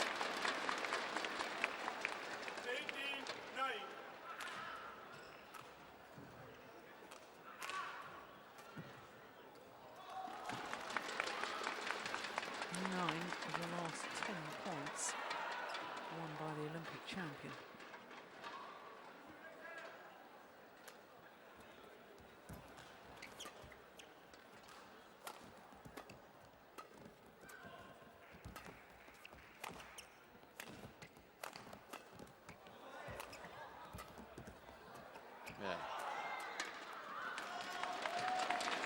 It's a well-constructed rally, isn't it?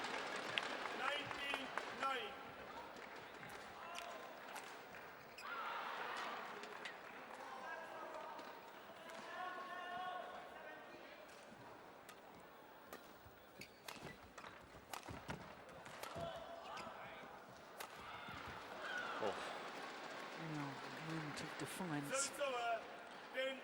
She's building more on her fitness now. She would get in, powerful enough to get in balance all the time. And then with these shots, she has a really bright future. Yeah.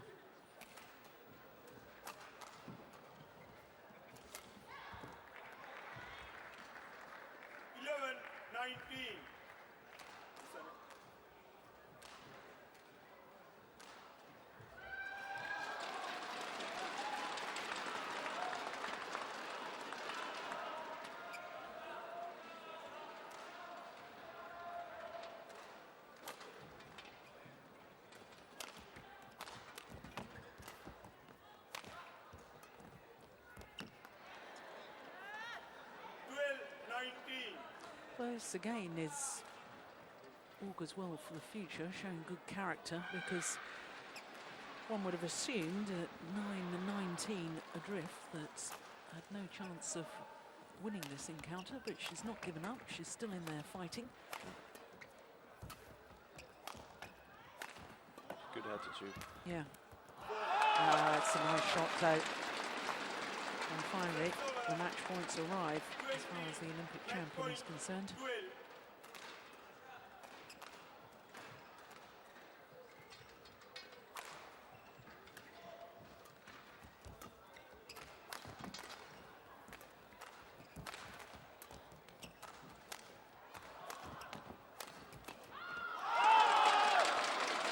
First time of asking, and what a battle she had to get through to the quarter-final. The Olympic champion waves to the fans, and the fans were decidedly worried at one stage because Busanan Ongbumrungpan really did play quite brilliantly in that opening game. Well, she's a player we're going to see a lot more of in the future of that. I'm absolutely certain. But today, the world number 2, the Olympic champion, in that second and third game, especially the third game, just commanding the rallies, using her power, and really using her experience to battle through that tight match. So once again, confirmation of the score, 13-21, 21-13, 21-12 in the deciding game in a match lasting 51 minutes.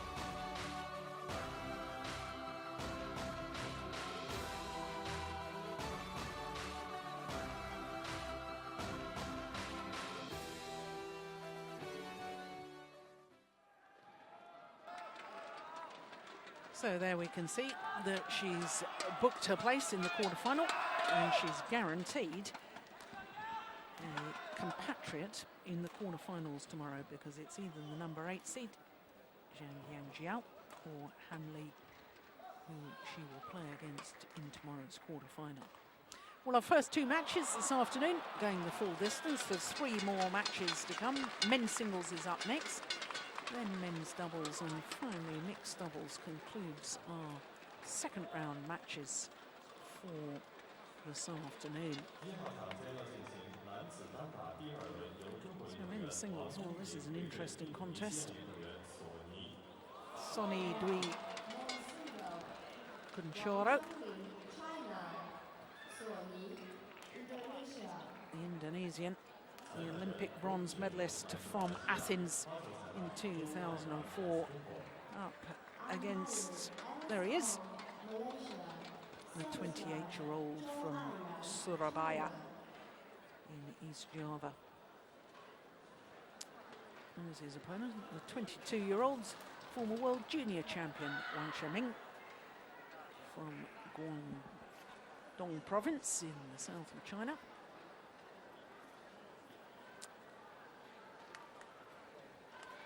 So the youngster from China had a right old battle yesterday in his first round match against Vladimir Ivanov of Russia. Very, very strong in the deciding game, 21-9 in the decider, having dropped the second. And Jim Alverson and myself, Juhl, have just been talking about fitness levels and the intensity needed in women's singles. That's particularly true in men's singles as well. And this man, Sony Kuncoro,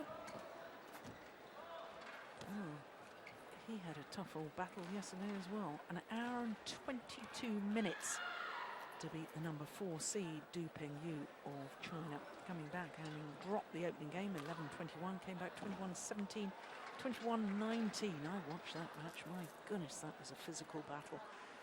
2 players that are great retrievers, extending the rallies. But here's the 22-year-olds. Number 17 in the world ranking, down 3 places, but he's up 2 places on the Super Series ranking, up to number 12 on the Super Series ranking list. His win-loss record for the year translates into reaching 1 final. Sony Kuncoro, not seeded. 16 on the world ranking, so we've got the 16 and 17 ranked players in the world. He's gone up 1 place. 33-9 is a good win-loss record for the year. That translates into 3 finals, having won 2 titles. The Thailand Grand Prix and the Indonesian Grand Prix. Met once before. That was in the first round of the Macau Grand Prix last year, and as you can see, it was the Chinese youngster that won on that occasion, but I'm not sure we can read too much into that, because of course 12 months ago Sony Kuncoro was really struggling to come back from injury problems. And Chinese coaches on the right is former world champion Xuerui. Picked up an Olympic medal as well, did Xuerui, from Sydney in 2000. Okay, players, get ready.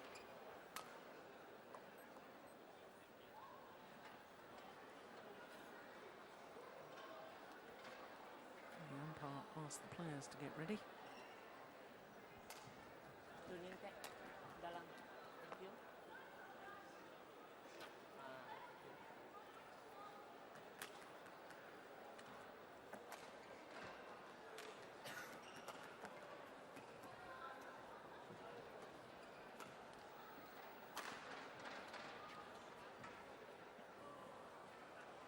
And don't be alarmed to see Sony Kuncoro with that back support on.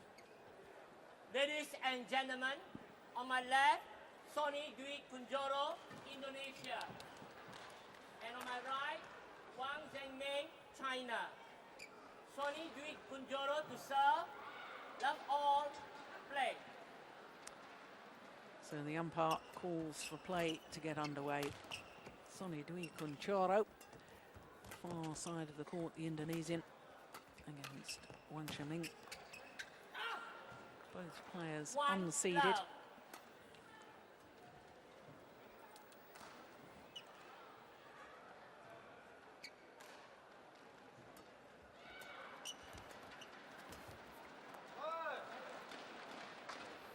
Service over. 1-all.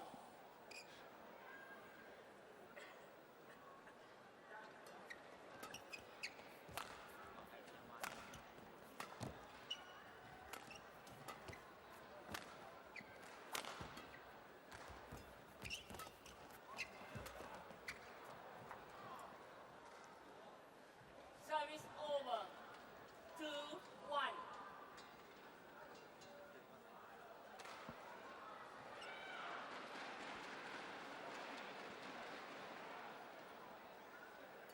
2-1.3号场将要进行的是女子单打第2轮，由中国运动员邓璇对阵中国运动员王世贤。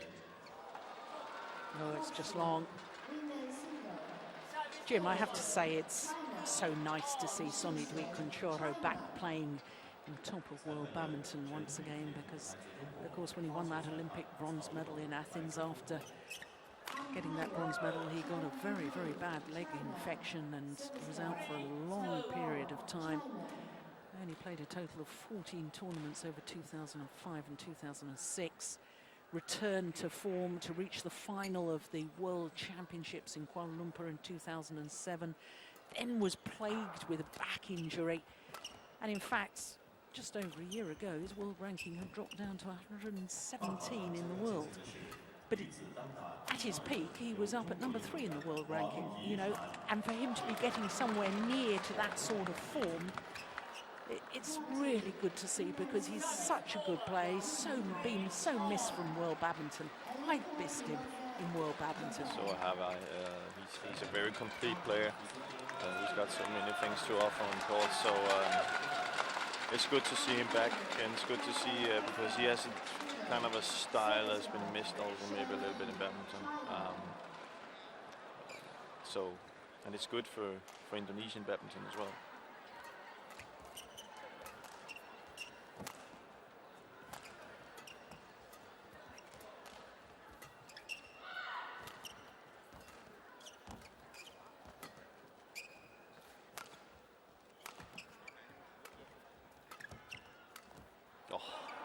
That is just superb. 4-3. He's got so strong legs that he can just wait to the last second and jump up and do his kind of cut-off shots. And it's always been his strength.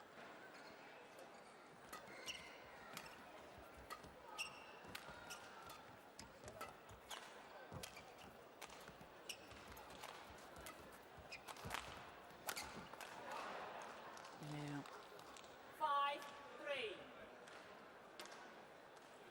He's a very patient player as well, isn't he? He just bides his time, waits for that right opportunity, uses the power in the legs, as you say, just to glide around the court.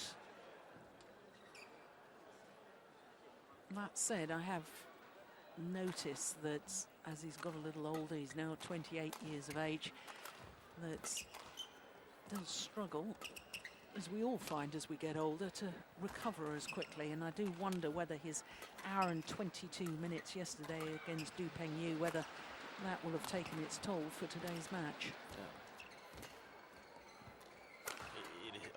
It has to, of course. Nobody has beaten Father Time, as you say.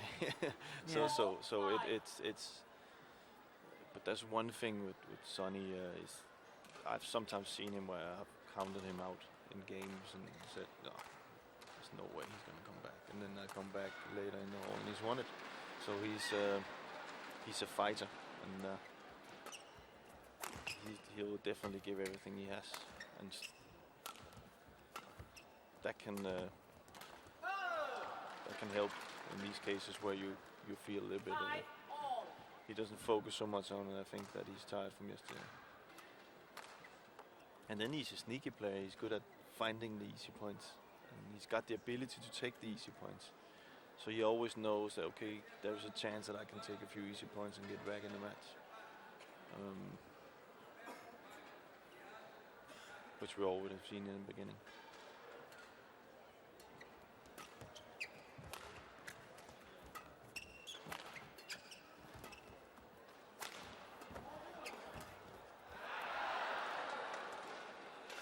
That goes down as a definite missed opportunity by Wang.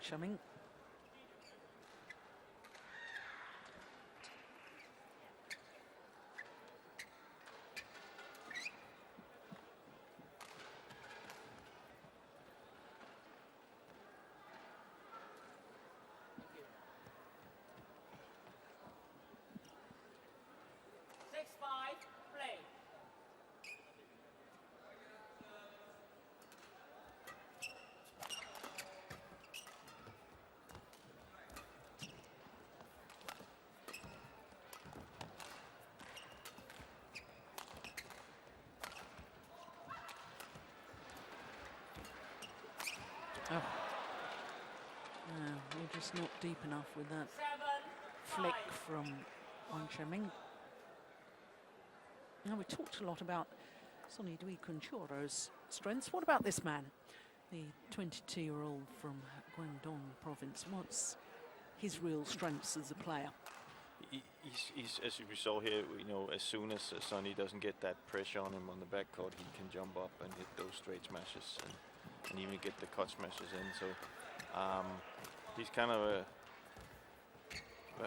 guy that, you know, when he hit on the attack side, he got these angles. So you have to force him, as Sonny's been doing quite well in the beginning, not giving him the time to hit his smash in his attack. And then take the, if there's a weak side, I think with Wang, it's the front court. He doesn't play the net as well, I think.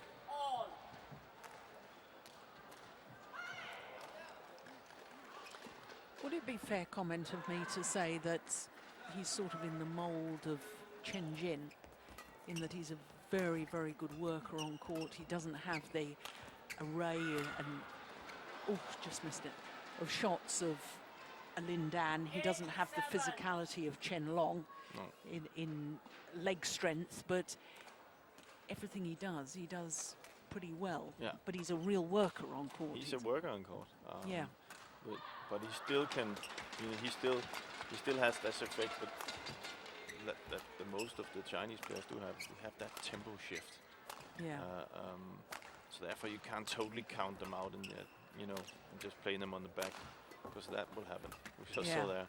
So but yeah, he's a hard worker, but then again, you have to be to win men's singles today. So.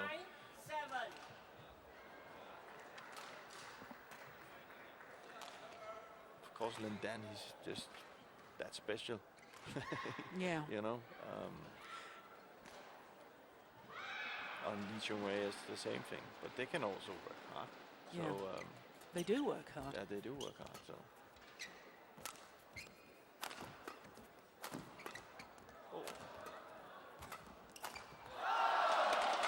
Yeah.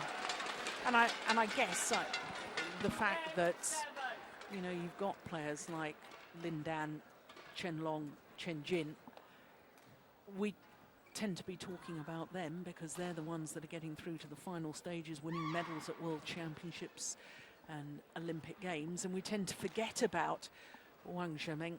You know, I know that first time I saw him was the year he won his European, his World Junior title in 2008. And I was expecting so much of him to develop so quickly, and that never really transpired. But then, as you say, if you've got players like Li Chongwei and Lindan and Chen Long competing in World Badminton, Pedersen, Yeah.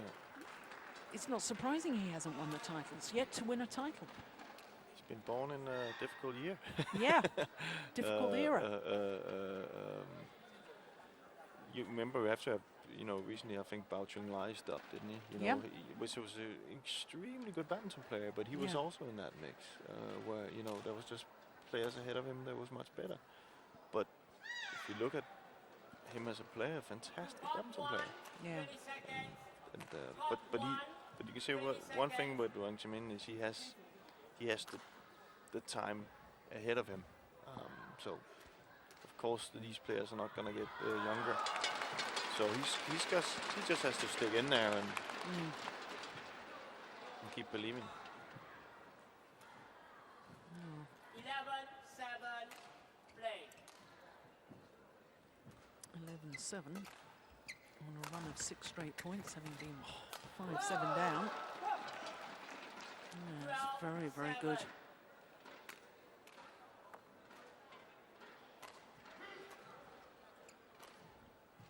Punch clear did all the damage.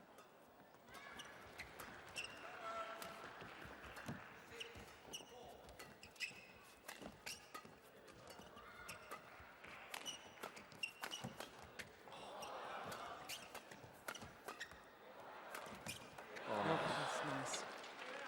And another thing with this, with Wang Zhengming, is that we have to stop comparing every Chinese player that comes out with Lindan. Yeah, You know, it's very fair point. Lindan is Lindan, and Wang Zhengming is Wang Zhengming. And he will probably have a different career. He could be successful in many other things, you know. But it's the same in Denmark, where you keep talking about the new Peter Gade and stuff. And there won't be a new Peter Gade, but there will be a new Victor Axelsen or a new Jan Jørgensen or Christian Wittinghus.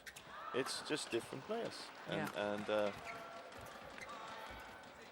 you know. So he will have his success. It will probably be different than in Dan's. 13-8.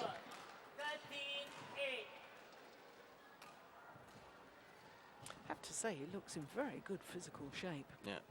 I think he's lost a bit of weight, not that he was carrying any weight, but I think his legs look perhaps a little trimmer and more toned. And the way he's playing at the moment.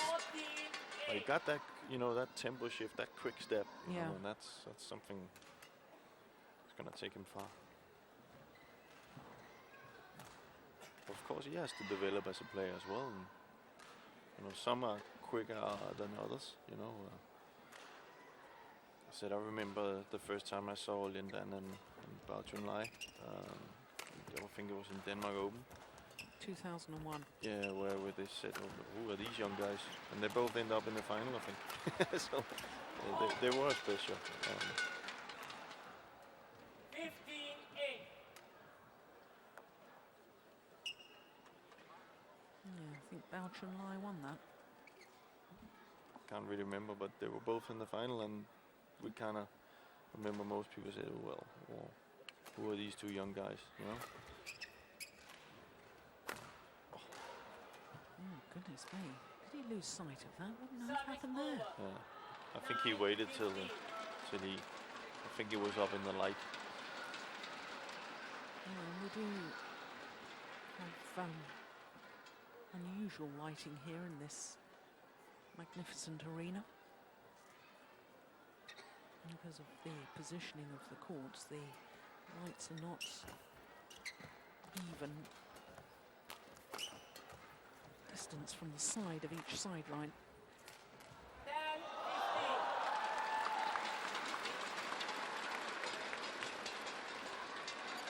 And to explain that for the viewers, that they can, you know, they might sound a little bit of an excuse or something, but it's the same as looking out into this. You see here, he simply can't see it.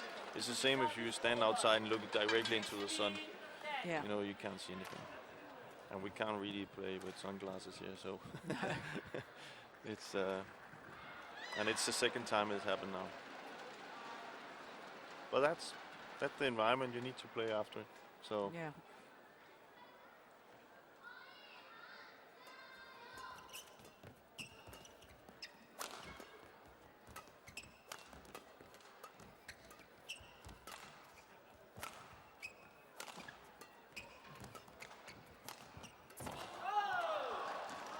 Wang, he looks very solid. Yeah. Looks sharp and quick. Sharper and quicker than I think I've ever seen him before. Looks good. Yeah.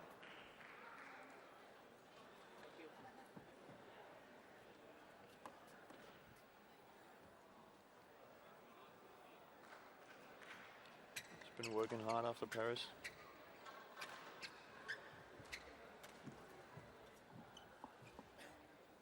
Yes, of course, at the Paris Superseries event, first out to Victor Axelsen. Again, who went on to reach the final. Service over. 11-17. I think Sony has to kind of like see if he can sneak in and play some more net shots, and because I don't think in this game where Wang Zhengming is playing right now, he looks so solid. I don't think that's the style that Sony should play. So he needs to kind of fool him into play some front court like he's doing there, and not so much running.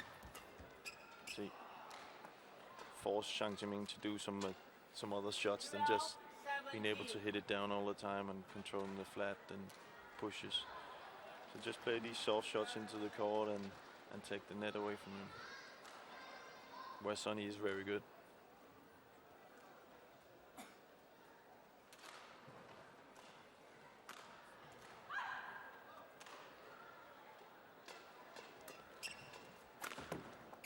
Just missed it. Service over. 18-12.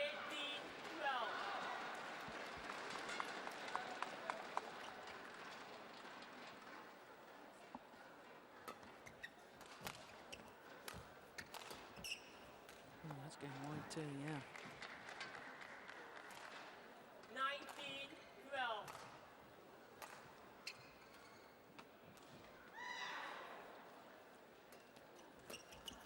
Oh my goodness. 20, Well, trickery on the return of serve, but Wang Zhengming not fooled by it at all. And now 8 game point opportunities for Wang Zhengming.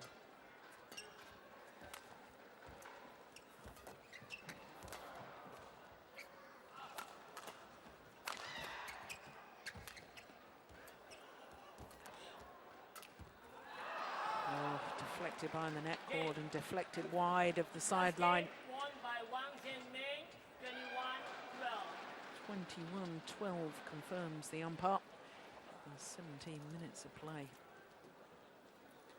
Well, from 5-7 adrift, Wang Zhengming just upped his pace, upped his intensity. Really pulled away from his more experienced opponent.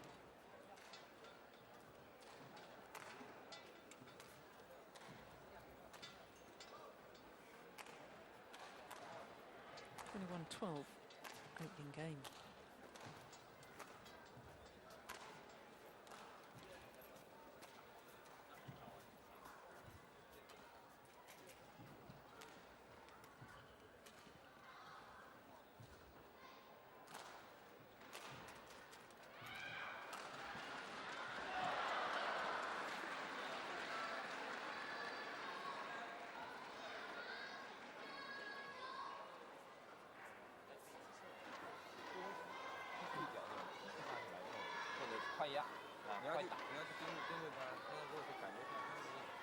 Oh, doing an awful lot of talking, aren't they, those Chinese coaches? I would have thought they'd be pretty happy with their man.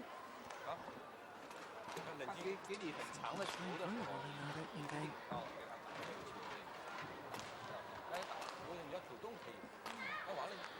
1, 20 seconds. Hot 1, 20 seconds.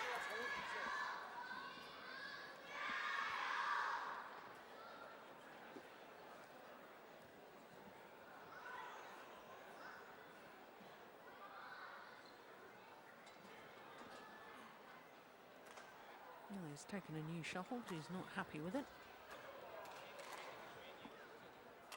He'll be very happy with the fact he took the opening game, 21-12.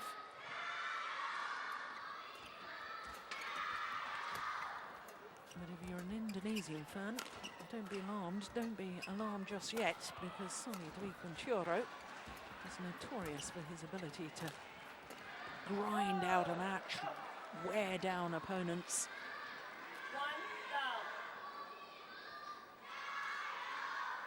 Now, whether he can do it round after round after round remains to be seen. 1 hour and 22 minutes yesterday. And there was a bruising encounter against Du Pengyu.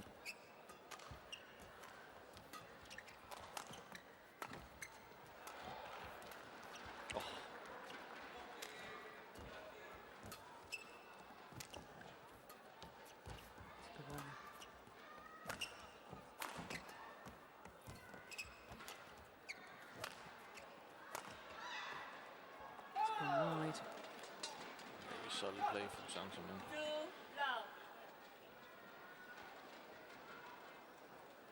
He's not really letting Sony come in, getting comfortable at all. He's moving him around quickly and maybe taking a little bit of advantage of the 122 minutes from yesterday.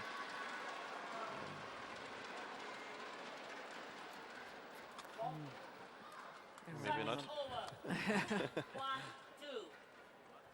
It's interesting, though, to me, Jim, the fact that Wang Zhengming gone up a couple of places on the Super Series ranking, gone up to number 12, and he's the third highest Chinese player on those Super Series ranking. Of course, Du Pengyu is the highest at number 4, Chen Long at number 10, and then this man, Chen Jin, is way down at 18, and the 5th ranked Chinese player on the Super Series ranking is Lin Dan at 25.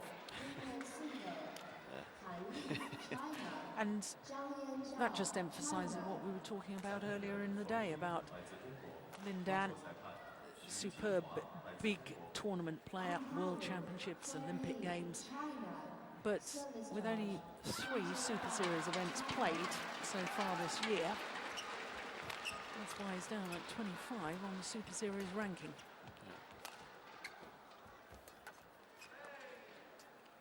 Of course, there's something I think the BWF has to look at, to of course get all the best players in all the best tournaments.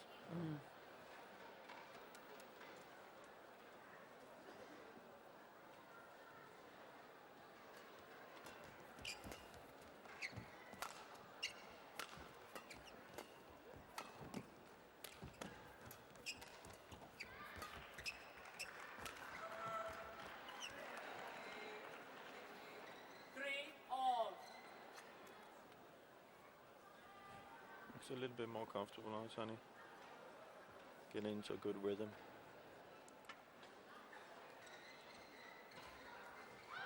Taking the pace out. It's also important. I don't think he follows Zhengming's pace. So trying to play his way back into this match. Service over. 4-3.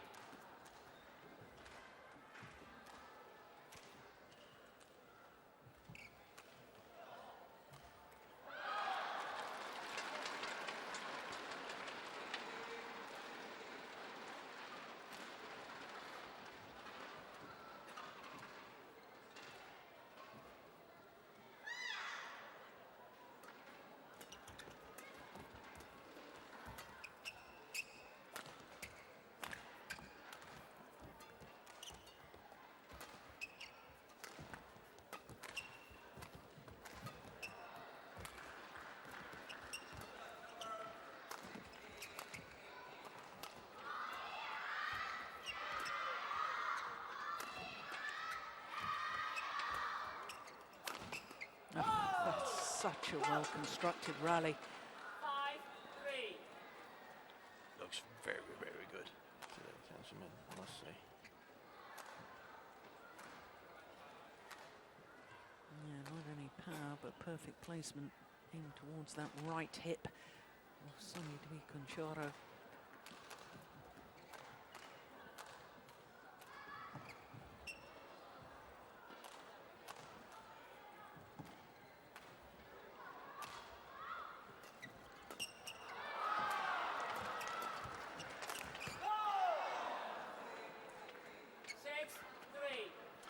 Well, quite often by this stage of a match, Sony Kuncoro has removed the back support when he's fully warmed up, but he hasn't so far today. I wonder if that's more of a problem than we realise.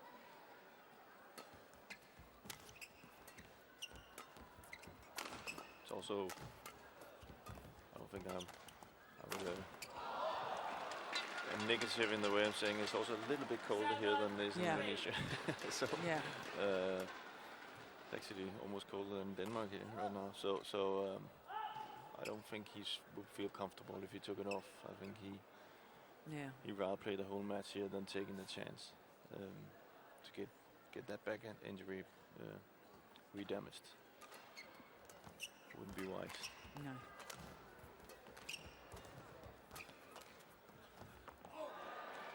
Good judgment, just long. Service over. 4-7. I think you can see it more, and he's missing a little bit of tempo, a little bit more, of power. He's not, he's normally moving better than he is today, and of course with 122 minutes in your legs yesterday, that has an effect. So he has to find a game plan where he doesn't get into these rallies.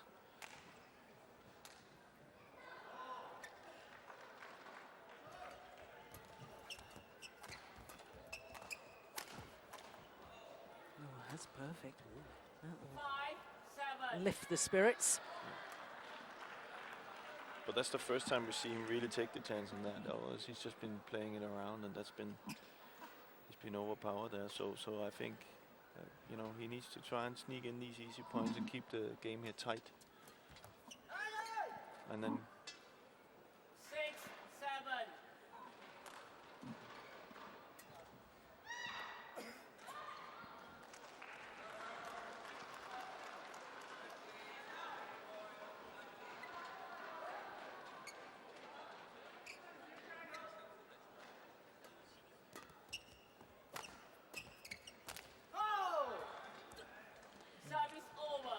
you see, the idea is right. You can also see he gets irritated because he knows it's the right shot. But he hasn't had that yet. That comfortable feeling in those shots, and that's normally something he wouldn't miss. So I think he's playing right at the minute, but just doesn't missing that last thing. Yeah. Well, I remember a year ago him telling me that he was a little disheartened with losing so many early rounds matches and even losing in some qualifying events, couldn't get into the qualifying of the Super Series events. His ranking was so low and he really was feeling very down. Don't want to see him down in this particular match, because as we were talking earlier, it's so nice to see him back playing some really good badminton again. But you can see that's also a sign he's very aware of Suet on the court. He doesn't want to re-injure anything. No. Of course, when you've been through what he's been through, you will look after those things. 9-6, play. Oh, good flick serve. 10-6.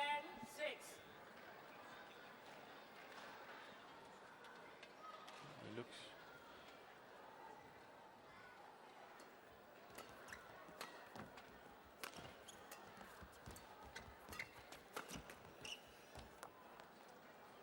A little bit more tempo there from Sony. I think you should try and drive and play some more flat. Get into a little bit of a doubles game, which he's good at. And then take the chance on that, and then stick to that, because I don't think just playing it around with Zhengming is going to help here. He's been way too good at that.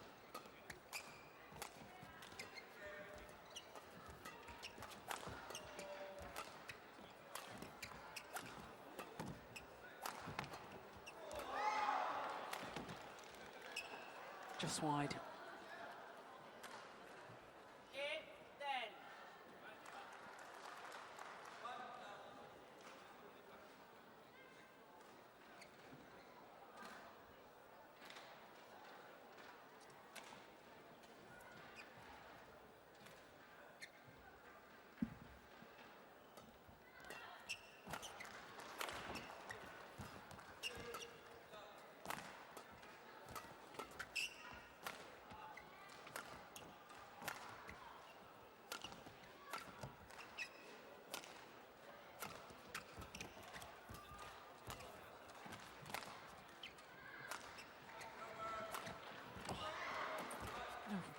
Goodness. 9-10.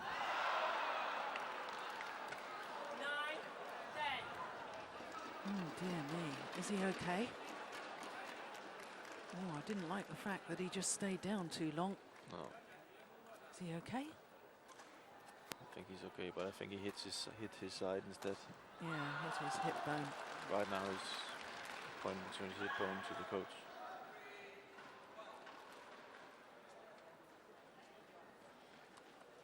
There. Oh, yeah. So he's actually in the fall before. It's not so much. See, he doesn't want to go down there again. Can you see? So Yeah. 9-10. Play. sometimes it can be a hit, and sometimes it's just kind of like a scrape. That won't affect his game so much. Only when he takes a shower. That hurts a lot.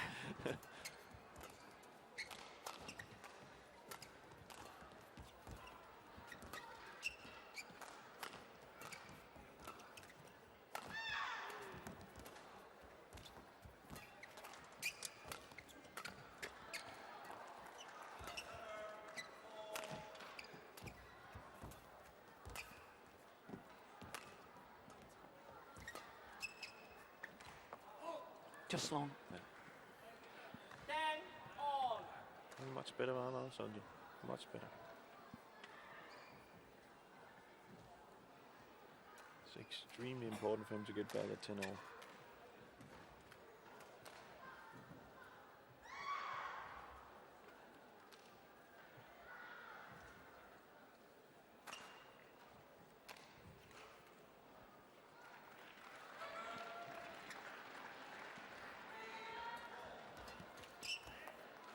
In fact, the advantage at the mid-game interval on a run of 5 straight points.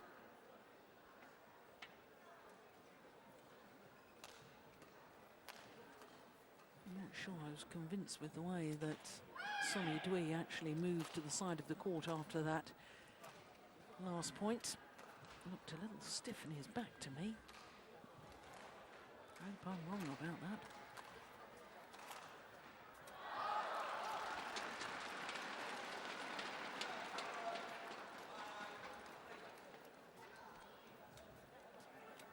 Part 1, 20 seconds.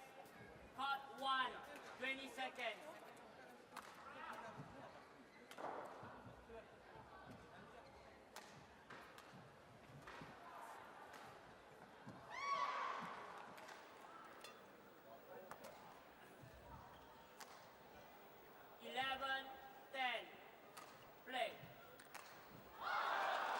Well, I wonder how many people, myself included, would have thought when he was 3-7 down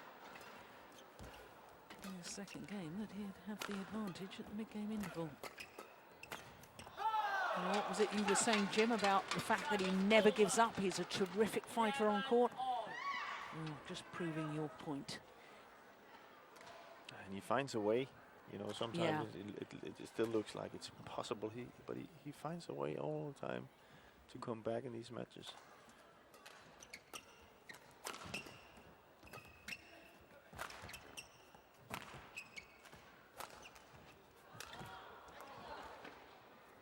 at the same time, Zhengming has started to do a little bit of mistakes that he didn't do in the first 1.5 sets. And of course, that's one thing that Sony can say to himself is that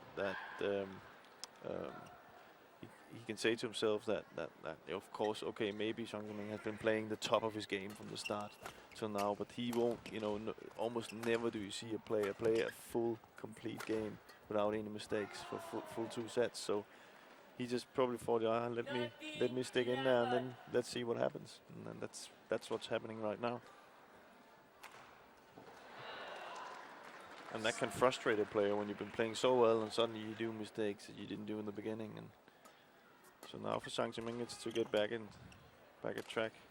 Oh, good. Service over. 12-13.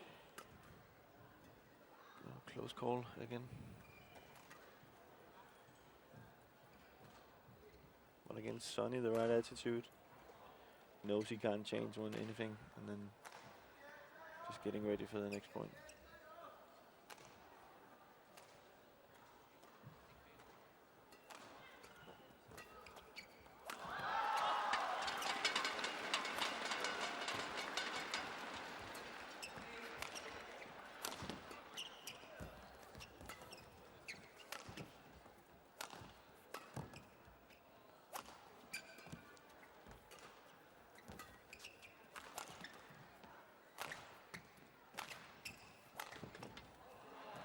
Smart play by Sony.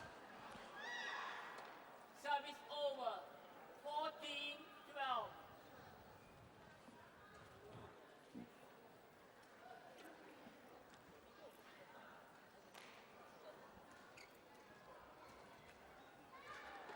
Eight of the last 10 points being won by the Indonesian. That's what you call a good spell.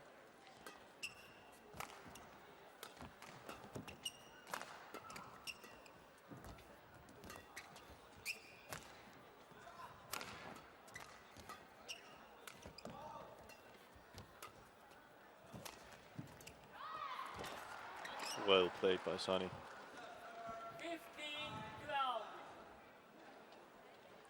Well, we weren't actually able to see it there, but I can tell you that after that rally, it appeared that Sonny Dui was just holding his back, or maybe just adjusting the back support. Either way, I was a little bit concerned about it.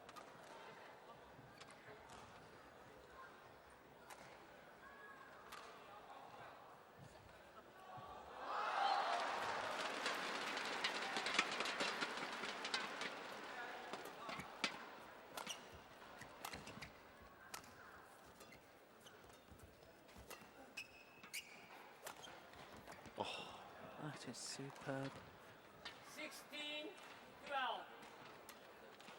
It's funny how a game can change that quickly. Yeah.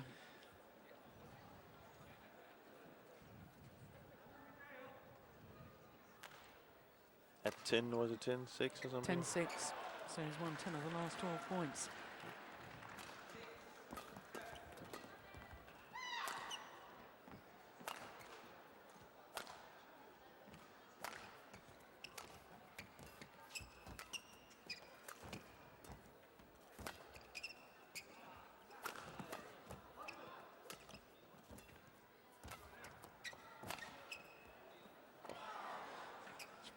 Really well now, Sony, controlling the game.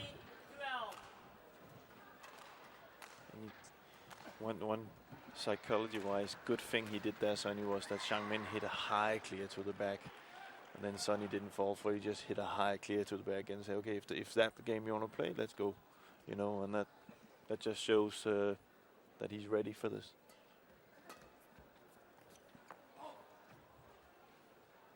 18-12.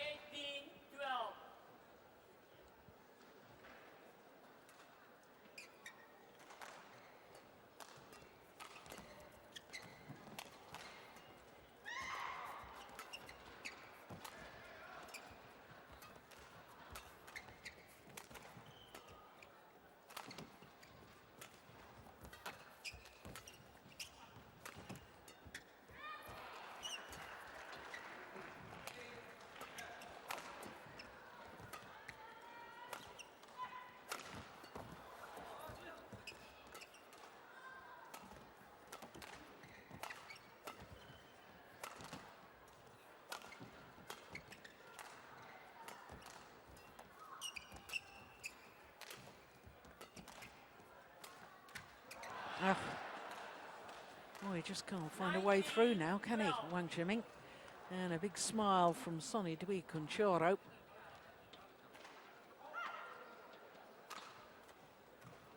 Zhengming actually looks a little bit tired, I must say.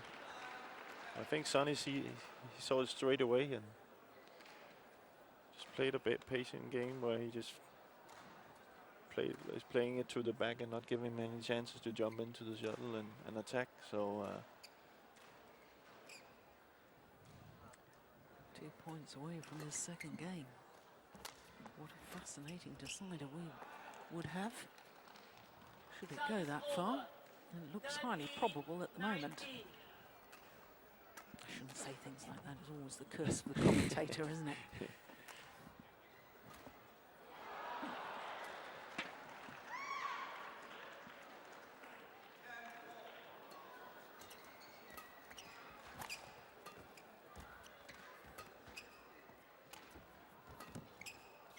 Has he broken his racket? Yeah. Yeah, I thought he had. He seemed awfully tentative with his overhead shots, so I thought there was something wrong. Broken string in the racket. Talk about a curse. If he breaks the next 5 ones, then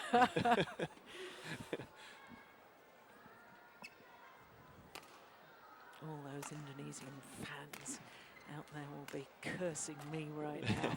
14-19 play.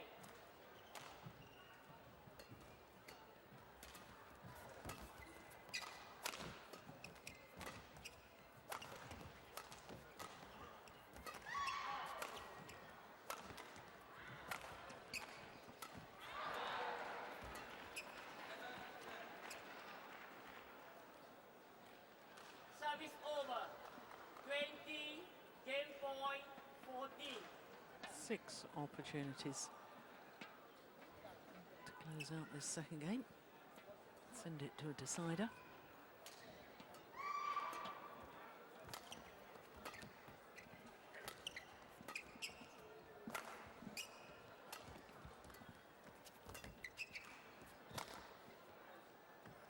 Oh, and that's landed in.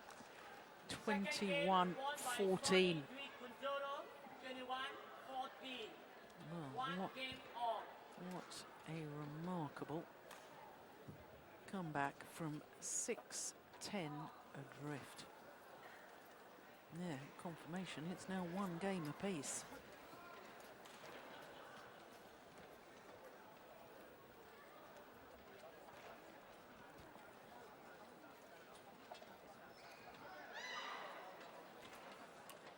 Well, I'm struggling to work out exactly what happened there.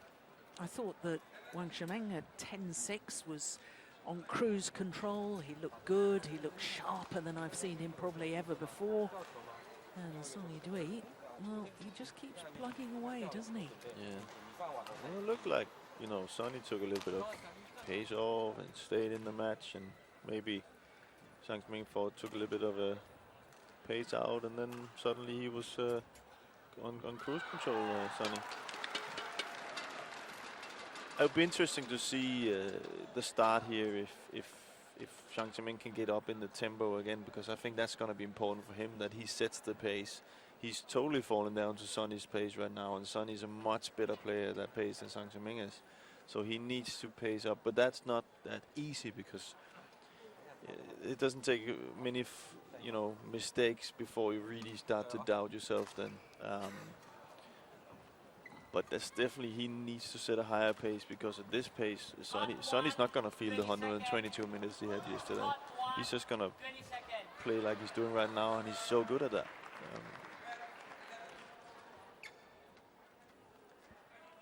But I don't know what it was with Zhengming, if it was tiredness or, mentally, but something definitely happened. Yes, it was very odd.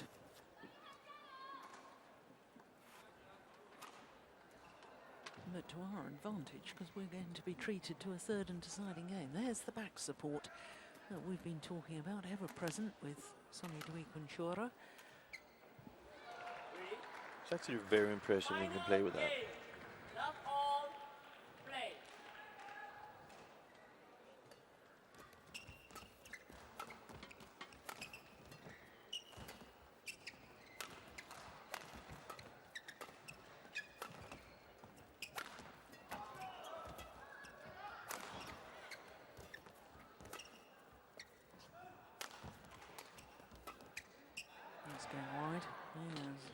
collective gasp around us, wasn't there, from the Chinese fans? They knew that was going out too. But you can see the pace just already now much higher.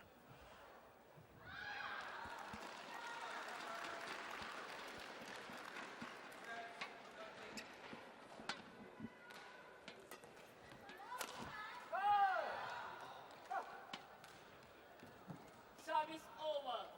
1-all.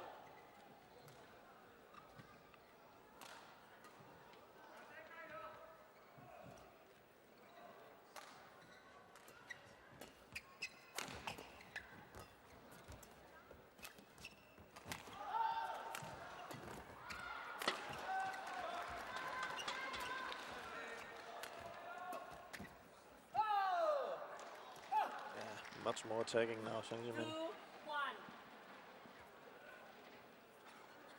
But Sony still look very comfortable in his defense, so it's going to be hard work.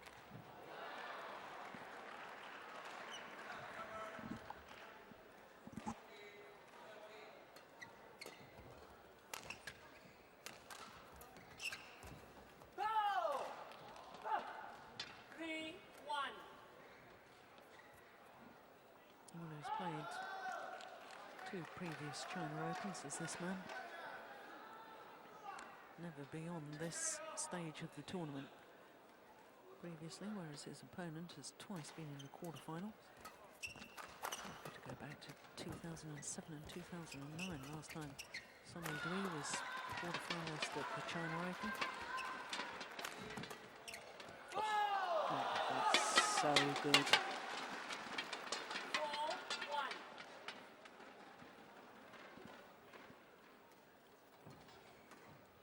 Much different Wang start of the third here than he's more back to the guy that was up 10-6 in the second. Yeah.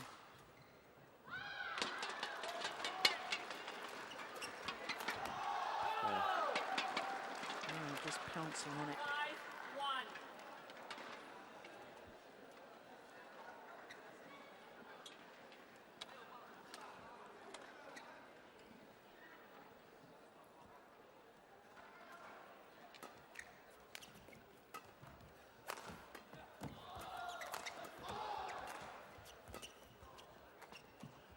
Oh, indecision. Cost him dear. Service over. Yeah, looks back towards that line.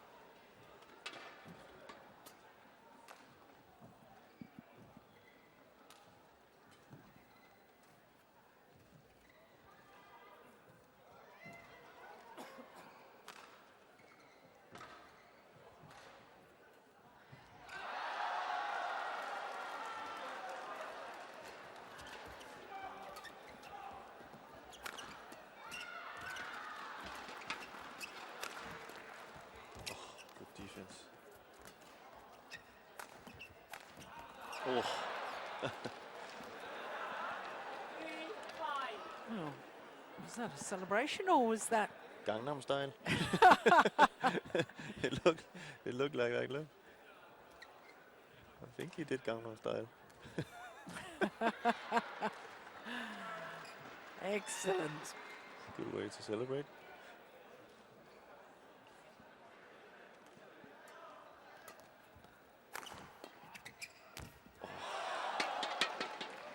Service over. I think it broke again. 6-3. Yeah, he knew it. He knew how to go for it because string's broken in his racket. And is he breaking more strings because of the lack of temperature in this stadium? It is quite cold here. You were talking about that earlier. I think it has a lot to say. And then, of course, the big hole here, the timing. You know, as we spoke about, timing in cold weather is probably not in the strings' favor. Timing of your shots more difficult in a huge arena like this.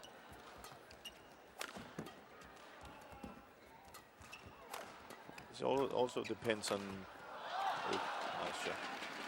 what kind of tension you have in your strings. You know, maybe he has really tight tension. That means it doesn't take a lot to break them. Why would a player have more tension in their strings? it's first of all, it's I think some people just like it. It's almost like you play with some, wood, because you can hit hard, and they don't need. Sonny has so good control. He doesn't need any help from his strings.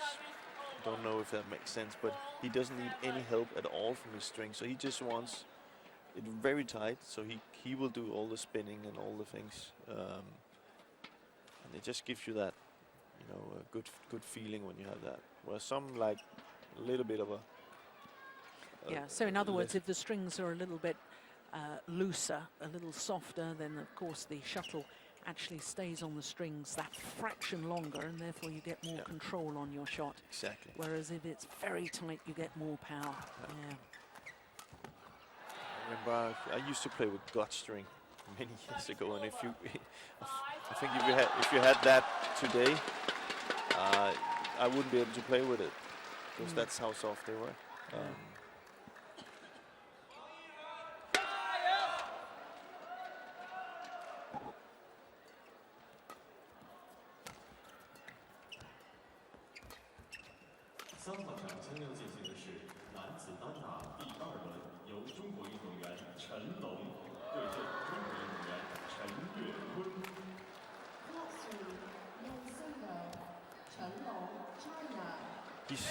He's sneaking in. Yeah. You know, he doesn't do that much, but you know, Wang is falling for it again. You know, he doesn't need to do a mistake there. He just needs to get it and play and wait for his chance. But it's a little bit the same that had happened in the second set. You know, and then suddenly you will see Sonny get his confidence, and he's a dangerous player when he gets that confidence.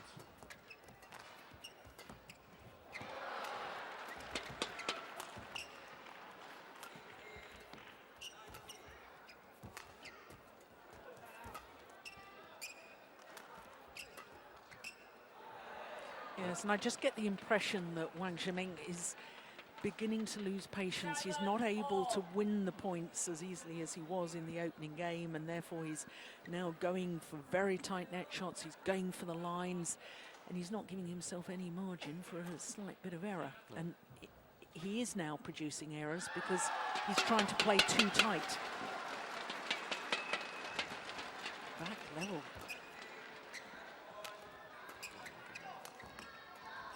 Sonny's playing really well. He's got good length, good defense, and so it takes shots like this to get through him. Yeah. That's a lot of pressure to have on yourself for Zhengming. He knows now that if I'm to win this one, I have to make the perfect rally every time. Sonny's not going to give me anything.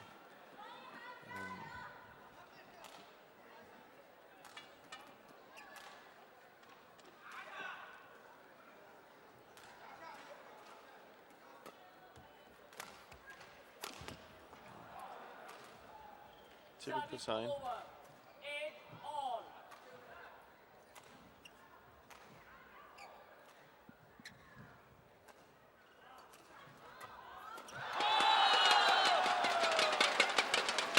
No, it's just wide.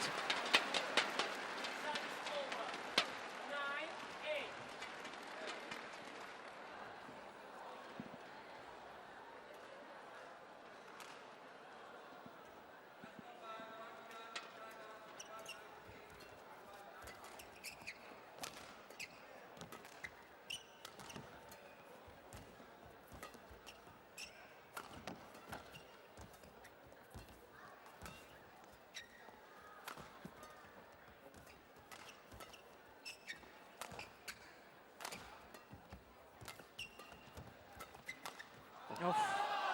Yeah, he was alert to it.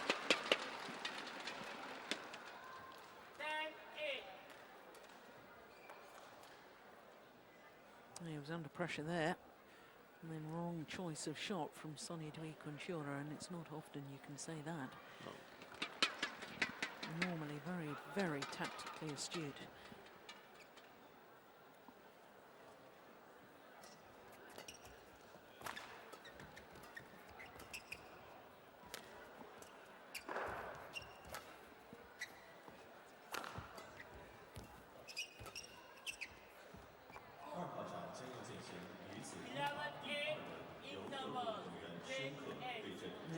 umpire calls for the players to change ends.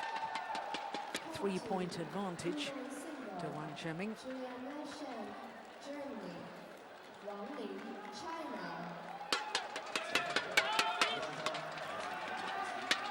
Oh, Sony Kuncoro. Struggling to see him at the moment. There he is, bent over double. I was about to say he's looking a little bit fatigued. 55 minutes this match has been in progress. Add that to his hour and 22 minutes yesterday.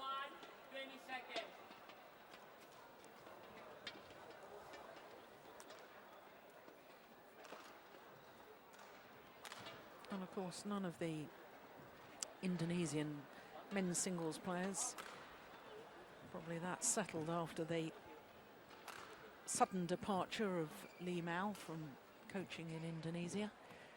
Never have got to the bottom of that, have we, Jim, as to why he suddenly left?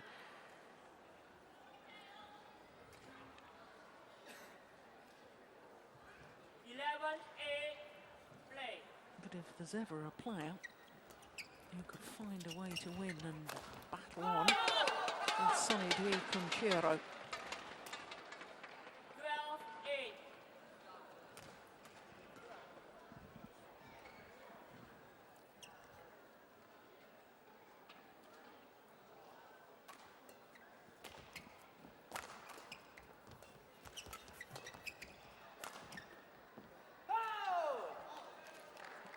Not a good start for Sony here. No, it's always so important, isn't it? The first couple of rallies after the change of ends. Oh, there goes the back support. He's warm now. Yeah. 56 minutes into the match, yep. Now nicely warmed up. Get rid of the back support.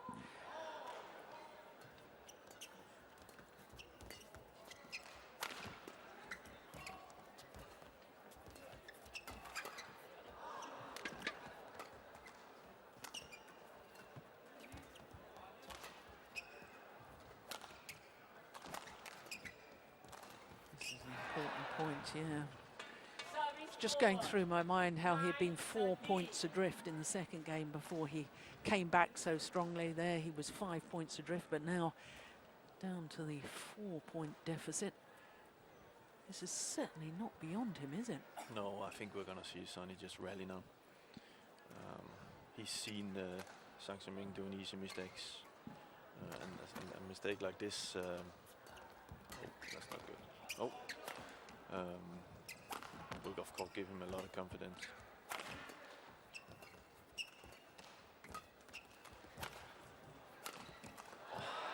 Just wide. Yeah. And he's gonna live on that, Sony. He will give that shot any day. So we will see him rally now, keeping Zhengming on the back.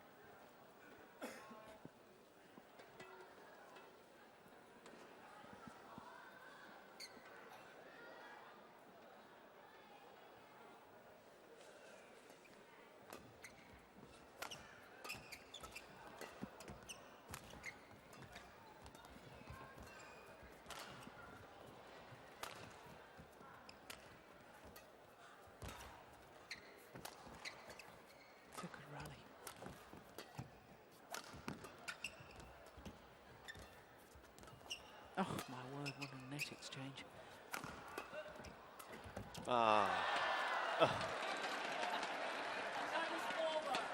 Well, the frustration very, very nearly boiling over. Normally, that's not his style to do a mistake like that. But you can see what he's doing right now. Sony is just kind of playing shots that Wang Zhengming can't get in and do anything on, and then he's gonna live with that. He's gonna say, okay, if Zhengming can play a perfect game without doing mistakes, I'm gonna live with that. But he has to play the perfect game, and he's not gonna give him the chances. So he's gonna play neutral shots on the net and high lift to the back. So, well, maybe not, but. Oh, that's superb. And that's why maybe he shouldn't play these flat lifts, because he's just too good. So I think he has to stick to that kind of the same game plan he did in the second set, Sony.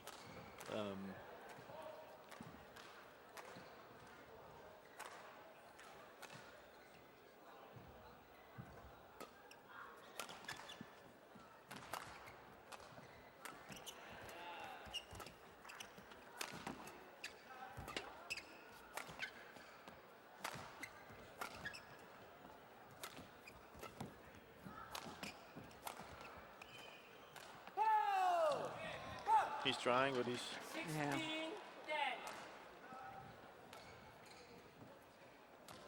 It's always a problem now for Sony, because now even though maybe that Wang is a little bit tired and everything, he can see light at the end of the tunnel.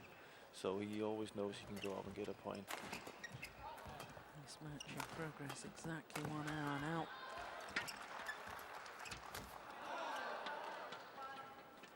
And one feels that we are approaching last chance saloon as far as this man is concerned. Gotta start closing this gap right now.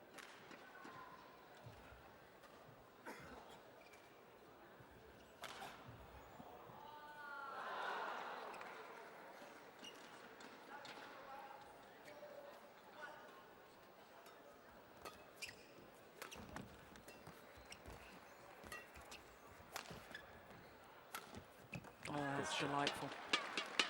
Yeah, it was the one before that had really done the damage though, wasn't it? But then again, also smart not hitting hard on Sony, because after that he expects a hard smash, and then he just hit the last second cuts. It's a very, very good shot. You see a lot of the singles players use that shot.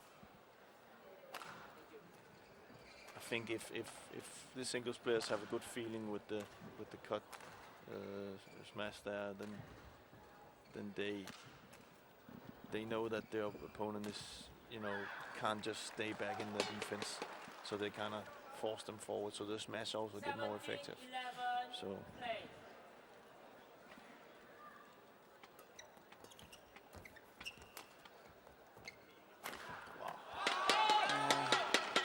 He's in full flow again now, isn't he, Wang Zhengming?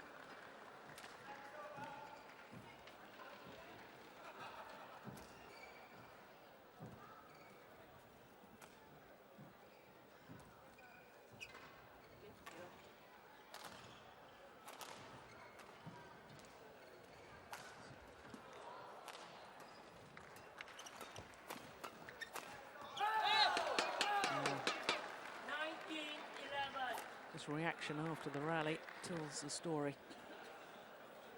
bit angry at himself.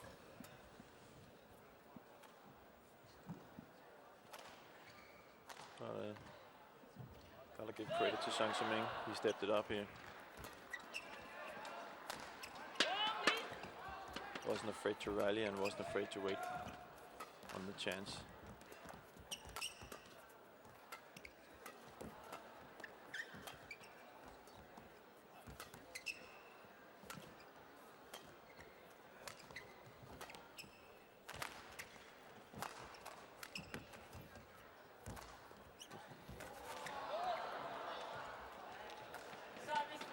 Well, you just never know, do you? Sport's that delightful thing, you can never be sure what's going to happen.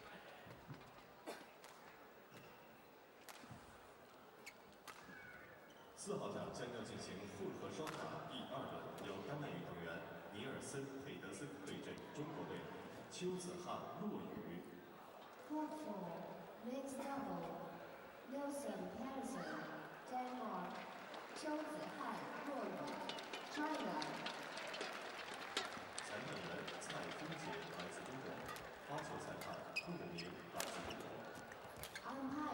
Oh, yes, that's good. From the Chinese youngster. And with it come match points. 8 of them, to be precise.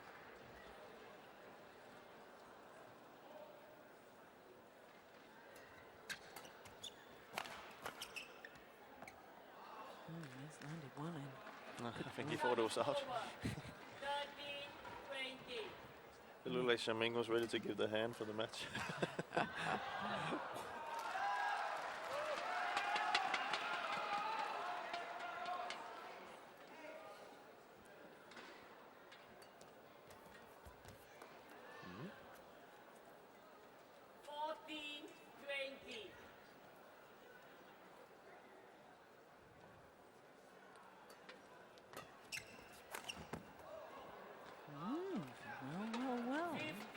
Never count Sony out.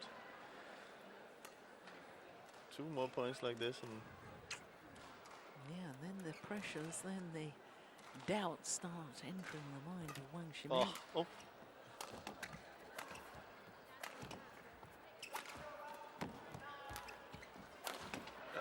This time, 21-15, and the victory goes to Wang Zhengming. Well, a valiant effort from Sony Dui Kuncoro. Set won by Wang Zhengming, 21-12, 14-21, 21-15. The umpire confirming the score. And there's the defeated Indonesian, but very buoyant Wang Zhengming leaves the court, congratulated by his coaches, because the victory is his. 3 very hard-fought games. There's the final point, and there's the delight from Wang Zhengming. 21-12, 14-21, 21-15 in the deciding game in an hour and 5 minutes.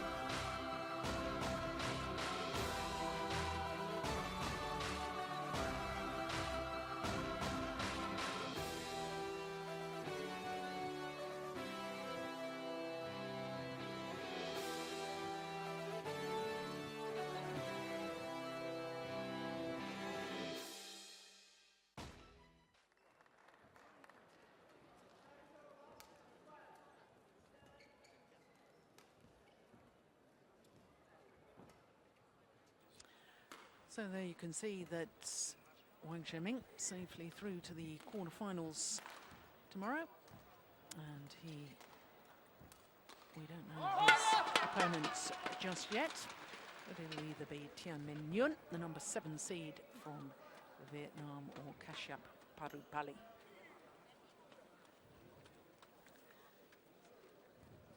Well, 3 matches going 3 games. What a afternoon we're having here in Shanghai at the Li-Ning China Open.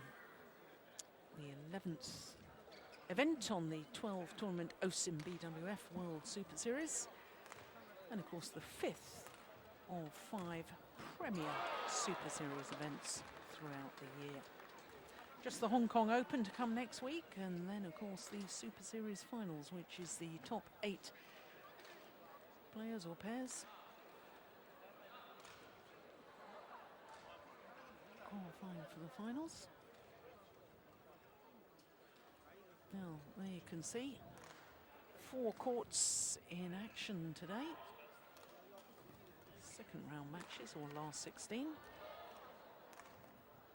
Our next match on court is men's doubles. And as with the last match, it's China and Indonesia involved. Choi Biao and Zhang China up against Alvent Yulianto Chandra and Markis Kido of Indonesia. China, Chandra, Kido, Indonesia. 裁判员罗哈纳和席尔瓦来自斯里兰卡，发球裁判翁九龙来自马来西亚。 Umpire, Rohana de Silva, Sri Lanka.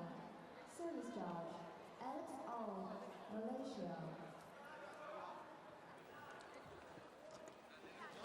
So here the Chinese pair that have reformed their partnership. Of course, they used to play together in 2009. in 2010. And then, of course, China decided that they wanted Zhang to concentrate on his mixed doubles, which he duly did. He took a gold medal at the World Championships last year, and then a gold medal at the London Olympic Games with Jiao Yunlei. And in that interim period, of course, Choi Biao started playing with Guo Zhengdong. In fact, reached number 5 in the world ranking. But now they've come back together again. Their first tournament having reformed their partnership with the China Masters. And they promptly won the title. In fact, their first ever Super Series title together. Although they were beaten finalists at this very event 2 years ago.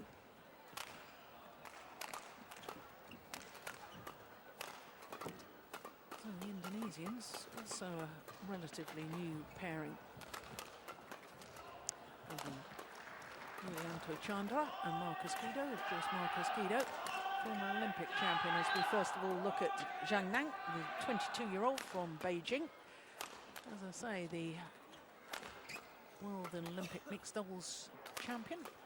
10-2, their win-loss record for the year. And that's only 3 tournaments played. Won the China Masters, as I say, quarter-finalist in the French Super Series, and had to qualify for the Denmark Super Series event and lost in the second round. So to their opponents, well, there's the 32-year-old Alvent Yulianto Chandra. He and his partner, 69 in the world ranking, but that's only 6 tournaments going towards that, and their win-loss record for the year translates into their first title, the Dutch Grand Prix, which they won last month. A couple of quarterfinals as well. And having won the Dutch, lost first round of the Danish, having had to qualify, and then lost in the qualifying of the French Super Series event. And of course, these two pairs did play against each other in Odense at the Denmark Open. 2 straight games the Chinese pair won on that occasion.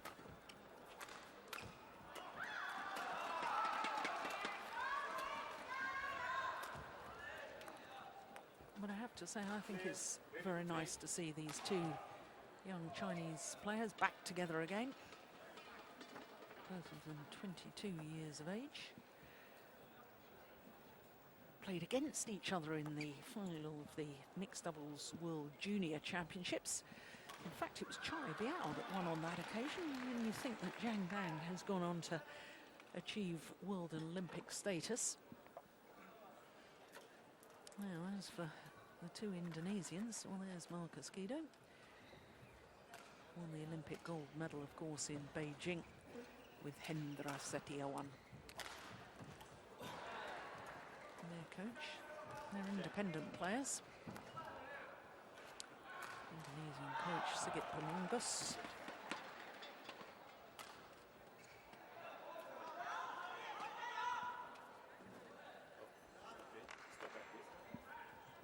Ladies and gentlemen, on my right, Alvent Chandra, Markis Kido, Indonesia.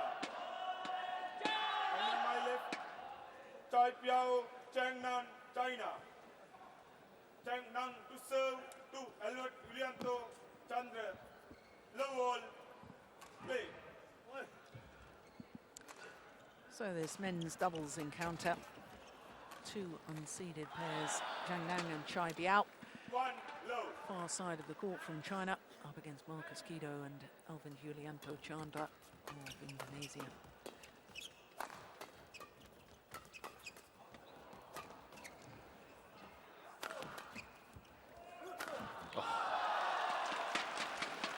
Well, I would suggest, and I know we've only had a couple of rallies, but I think the Indonesians, if they're wanting to defend, I think they've got their problems, because both the Chinese players, very tall athletes and very powerful athletes, very, very good attacking players.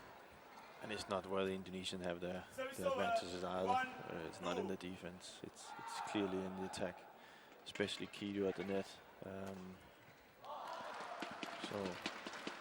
But as usual, it's going to be it's going to be the service situation that's going to decide a lot who's coming best out of that. Not to be in defense. 3-1.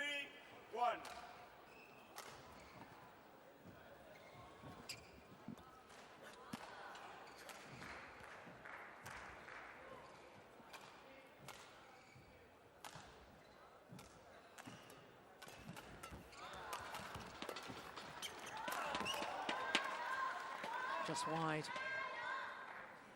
Well, of course, the reason this Indonesian pair has come about, Markis Kido, who played for years and years with Hendra Setiawan. Hendra Setiawan has now been invited back to the national training camp, and he's joined forces with Mohamed Hassan.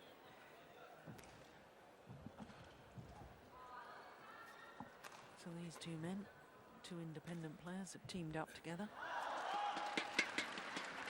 And they have all the hallmarks of being a very good pair. And then you consider that they have 3 World Championship medals between them, 4 Asian Games medals between them, and 6 Southeast Asian Games medals between them. So both of them, in their former partnerships, done very, very well indeed.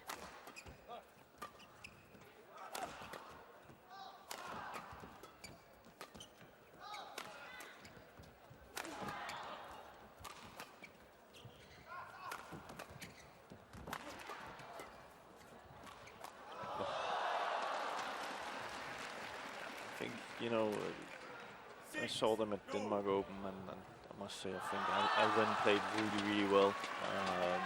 And he's kind of the player that is very stable in his game, where Kido can be really up and down. But if Kido has a good game, he's an amazing badminton player. So it's to be seen if he decides to show up as the Olympic gold medalist he was, because he is then a phenomenal player. Where I think Alvent will always be, And I think Alvent Yulianto Chandra has been one of those players that's sort of been the unsung hero for, Indonesia on a number of occasions. I remember him in Thomas Cup matches where he got thrown into a relatively new partnership, and has always produced the goods, but has never sort of held the limelight in the same way as other Indonesian badminton players, but he's a class act. Good badminton player.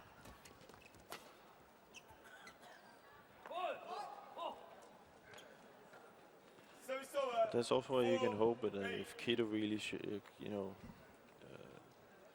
comes back to that standard he had, where he won Olympic gold, and he could be the guy that puts Alvent over that edge. Yeah. 9-4.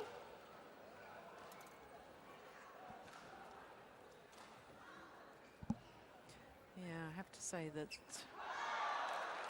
you don't see Kido play with the sort of intensity that we saw quite a few years ago when he and Setiawan were the #1 pair in the world, won that Olympic title. Of course, they won their world title in 2007, the year before the Beijing Olympics.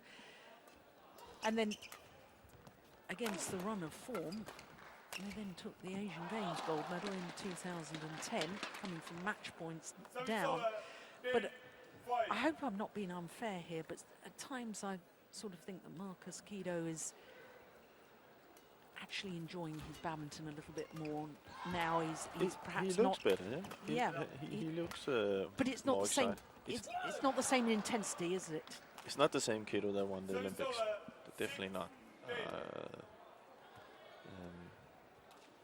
Not in the way he is on court and fitness-wise either. It would be really, because he is one of those players. It's just a pleasure to watch. Yeah. Can do things that nobody else can do. That wasn't too shabby either, no. though, was it, from Alvent Yulianto? but that's what they can do. And yeah. That's I can't really can't really say because I haven't won a gold medal at the Olympics, so I don't know what the feeling is. Maybe the feeling is, well, I've accomplished what, you know, what there is to accomplish, and maybe it needs to be like this now to kind of get back at it and say, okay, I want to prove it one more time. Yeah. Let's hope so. Service over, 11-8. And it's the youngsters from China who have the advantage at the mid-game interval.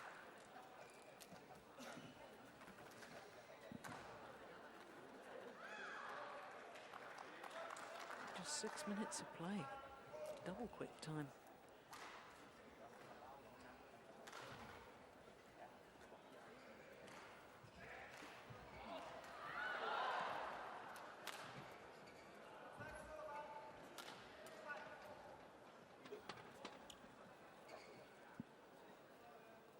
As we're watching that replay, the umpire Court 1, 20 seconds.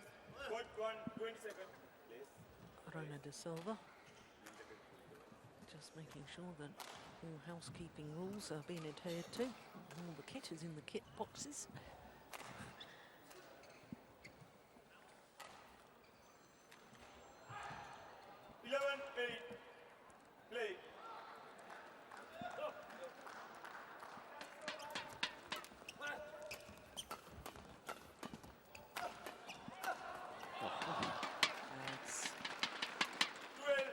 Too good that attack to sit back.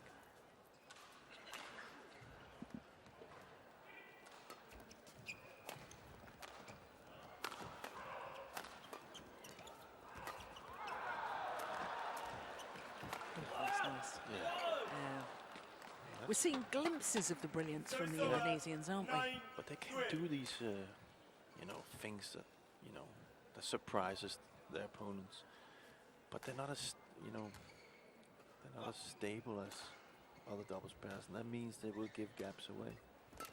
And today's men's doubles, the one thing you can't do is to give gaps away. There's no way you're gonna get back in the matches. So a little bit more, I think you can use the word disciplined. Would be the key word for Kido and Alvent.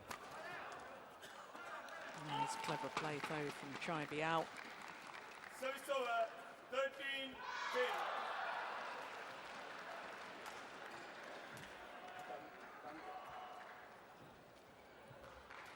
Yeah, wrong formation, the Indonesians.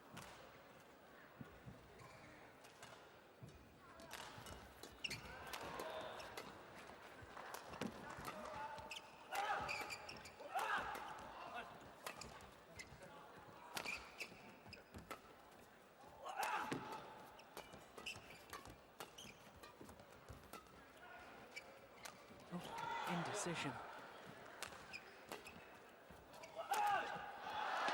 Yeah, appeared to run out of steam in the end. Yeah. 14-10. And there you can see Kido in 2008 wouldn't have run out of steam, just to boom my mind a little bit. Out.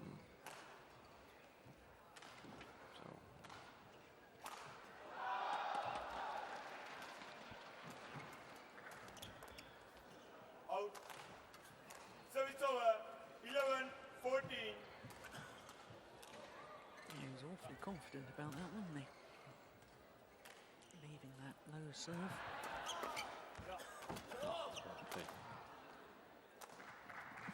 Fantastic third shot. Controlled overhead.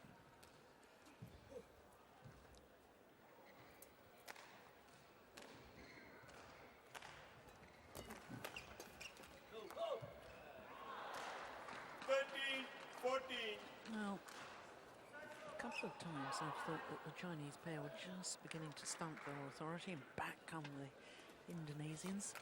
Oh dear, that's a waste. Service over, 15-13. But for the Chinese pair, it's also another difficult thing to accept is that sometimes you can play really, really well, but your opponent can just do an extremely well placed shot, which Kido and L can do, and then accept it and move on.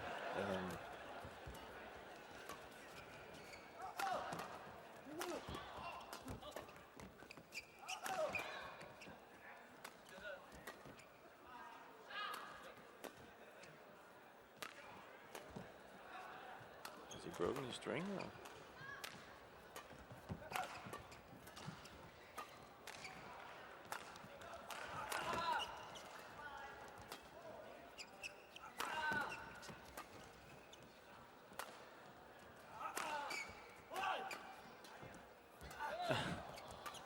Oh yeah.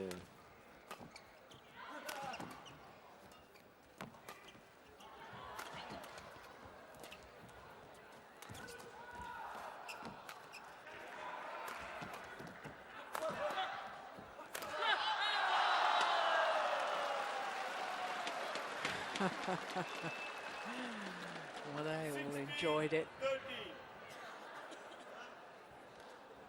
Needed the luck of the net cord to end the rally. 266. It's just over 165 miles per hour.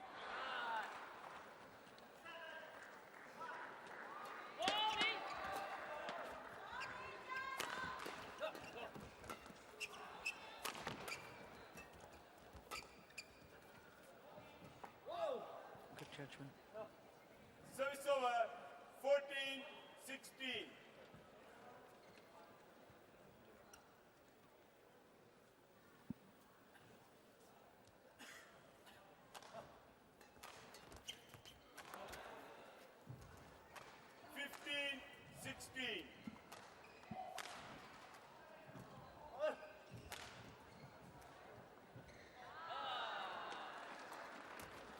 Oh, fantastic return.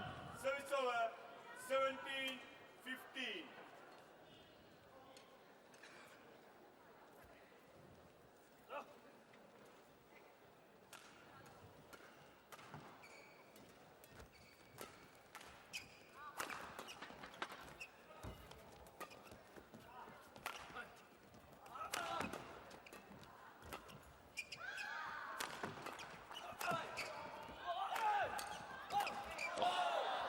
Yeah, well worked. And he did that with a broken string.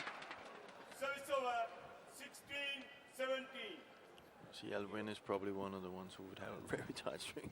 Yeah. So he likes to hit hard.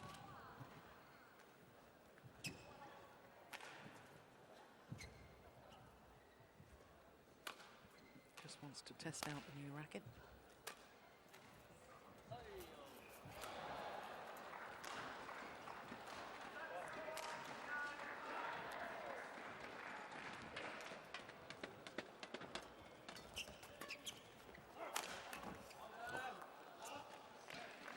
Service over, 18-16.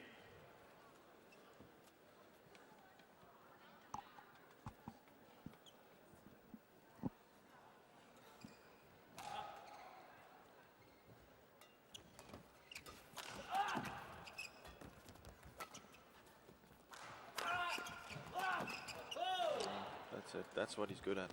Service over, 17. And I have no idea how he does it, because the number of times he stands at the net with his racket down by his ankles instead of his racket up ready to intercept. It's extraordinary. But it's the read of the game that he's so good at. You know, I remember Rexy Meineke was a little bit the same, standing up there with the racket. Yeah. The first thing I learned when I was a kid was get your racket up, get your racket up. Yeah. But they're just, you know, so quick, and they read the shuttle so well that it seems to it doesn't really matter sometimes.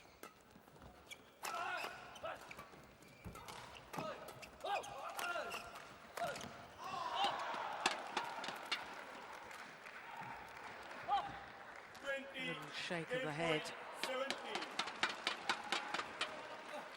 because it's now 3 game point opportunities to the Chinese pair.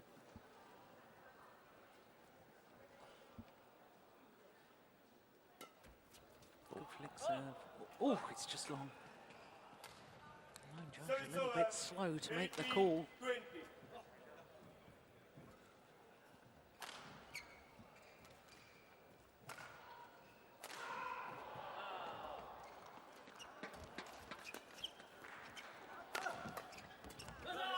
Oh, 19-20.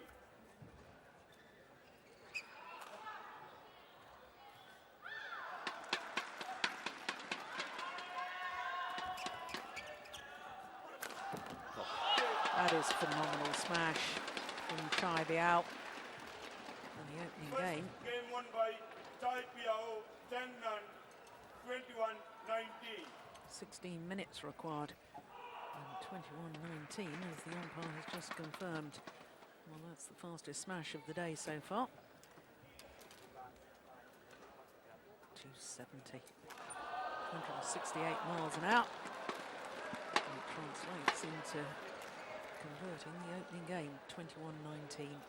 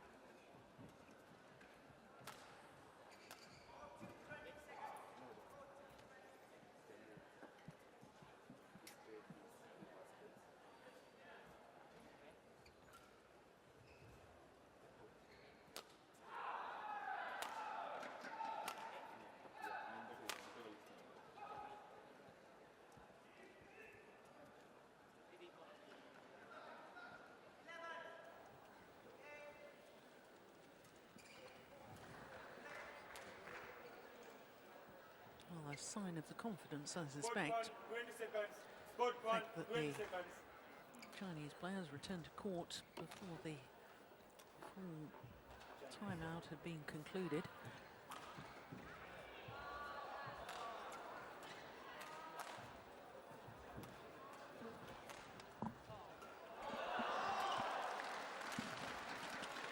Second game, level, play. Tight opening game, going in favour of Choi Biao and Zhengming, Service 21-19. over, 1 low. I wonder what the experience of Alvent, Yulianto, Chandra and Markis Kido. They've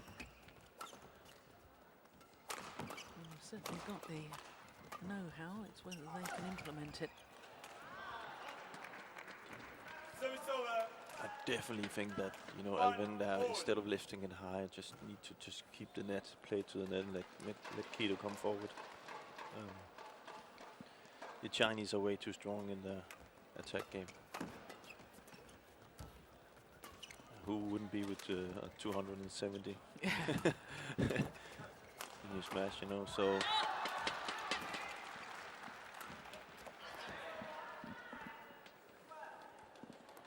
Service over, 2-1.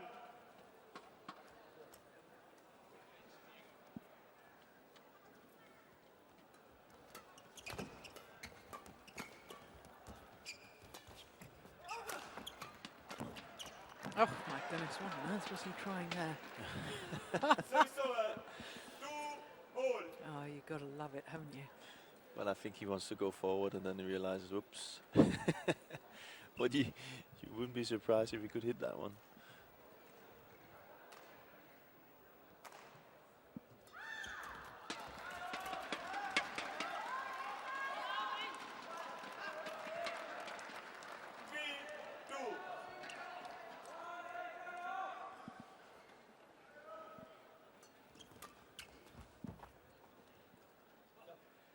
Yeah, good length on the return there. Service over, 3-all.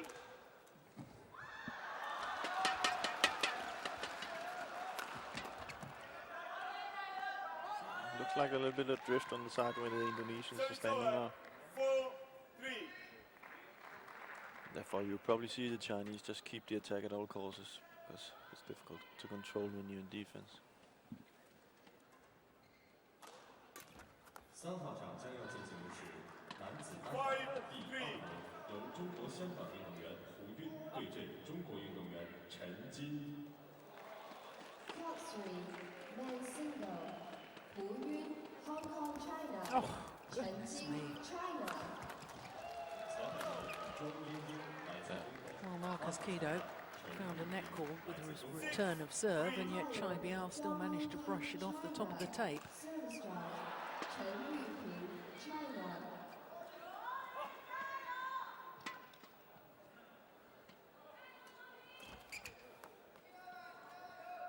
7-3.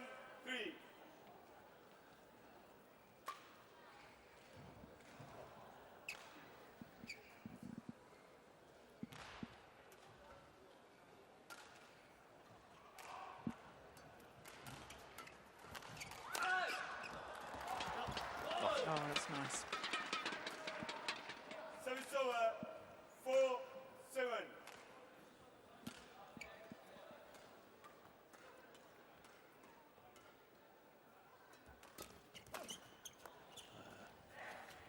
Service over 8-4.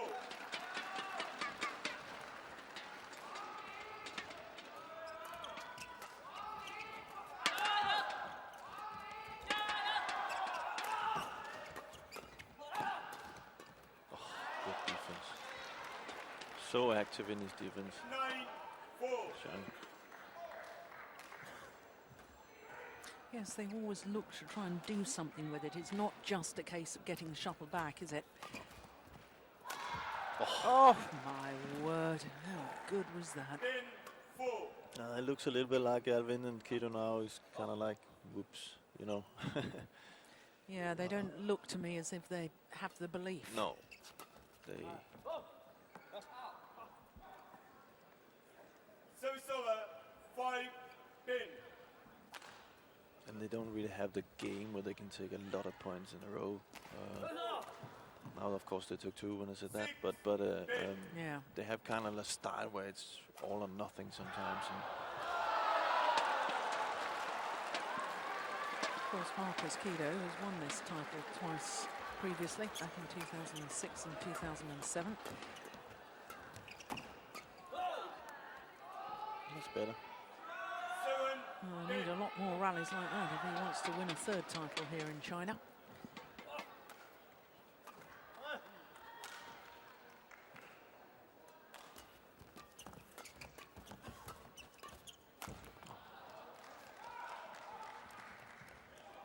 Service over 11-7. Interval. And if you're an Indonesian fan, the signs are not good at the moment. If you're a Chinese fan, you'll be very happy indeed. They seem to have made real dominance of the front of the court, even when they're standing side by side, supposedly in the defensive position. Choi, Biao and Zhang look so ready to step forward, pounce on any half opportunity. They also look more powerful. Yeah. That just, you know, gives so much confidence in the game. Court 1, 20 seconds.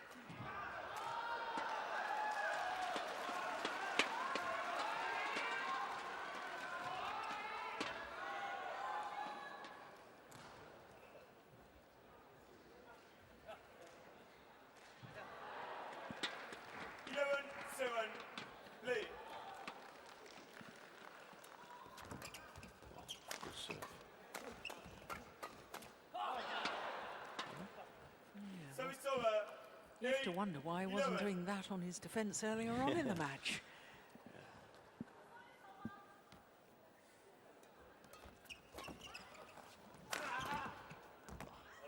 You see, there's no way there can be in defense on that side, especially not with the 2 Chinese. Ongbumrungpan, who hits so hard. So they need to try and come to the front court, the Indonesians, and take the net. But that's easier said than done, because it's not like the Chinese are not good up there either. You see, they also know that the net is important.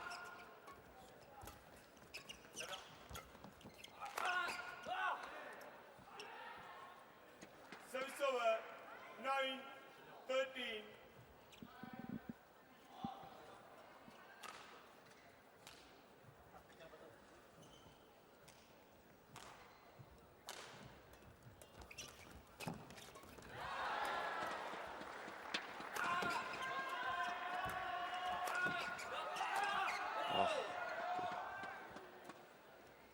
That's more like it.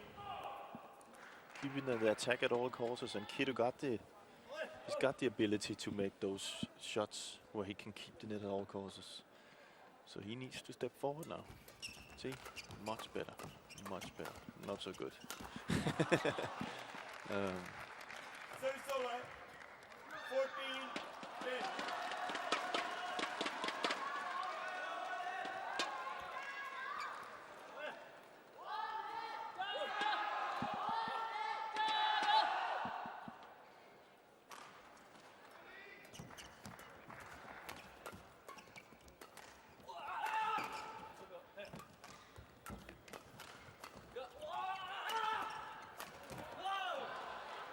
Well worked by the Indonesians. Service over. 11-14. That's what they can do. Keep being active, like in that rally. Keep looking for that chance to pop up and kill it.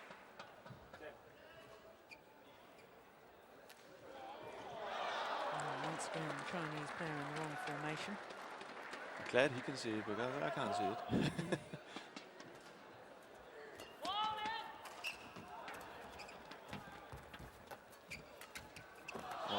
Well played by Zhang. He's a very, very clever player, isn't he? Service over. 15-11.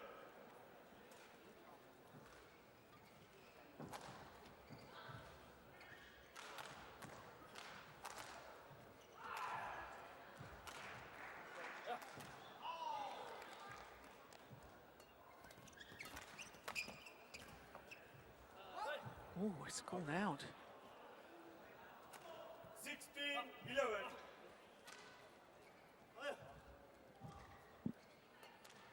Oh, good call, line judge. Service over. 12-16.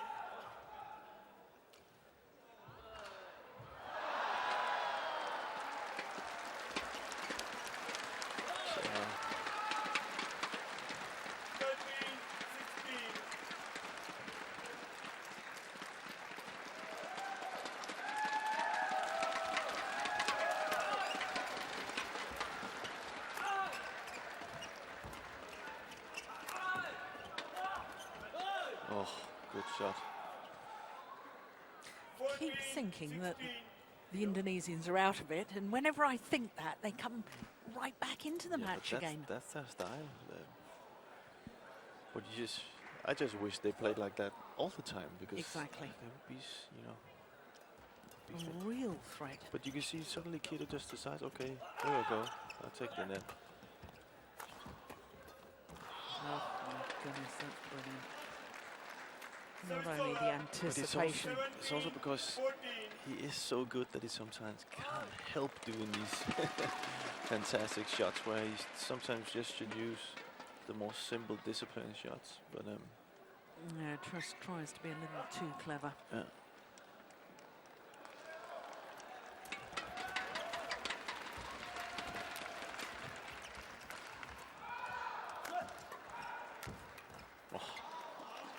Also playing well there.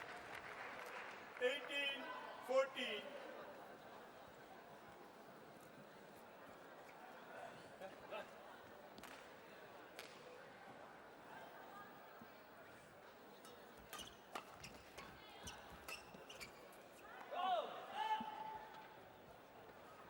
Service over. 15-18. 2号场将要进行的是女子单打第2轮，由泰国运动员拉查诺伊达尔对阵中国运动员刘鑫。 Court 2, women's single. No, it's an ambitious shot to try. Thailand. Liu-Xin, China.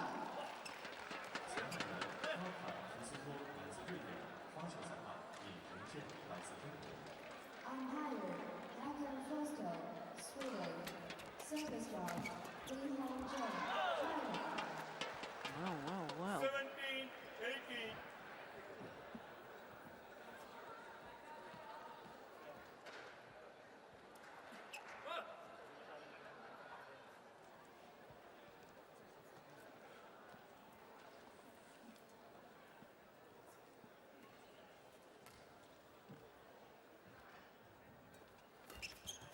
Oh, what a return. Service over. Indonesians left absolutely stranded.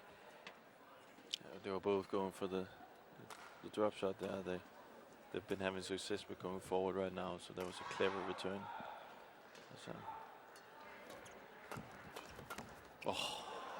It's unbelievable again, isn't it?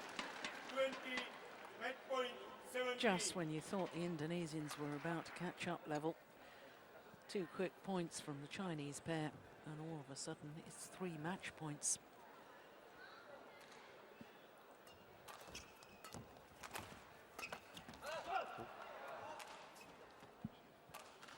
Service over 18-20.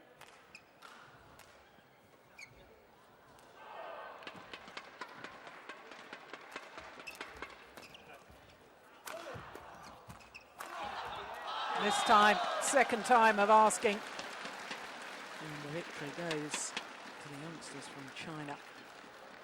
Choi Biao and Zhang. Victory over Markis, Kido and Alvent, Yulianto, Chandra, 21-19, 21-18 in a match lasting just 32 minutes. Match won by Choi Biao, Zhang, 21-19, 21-18.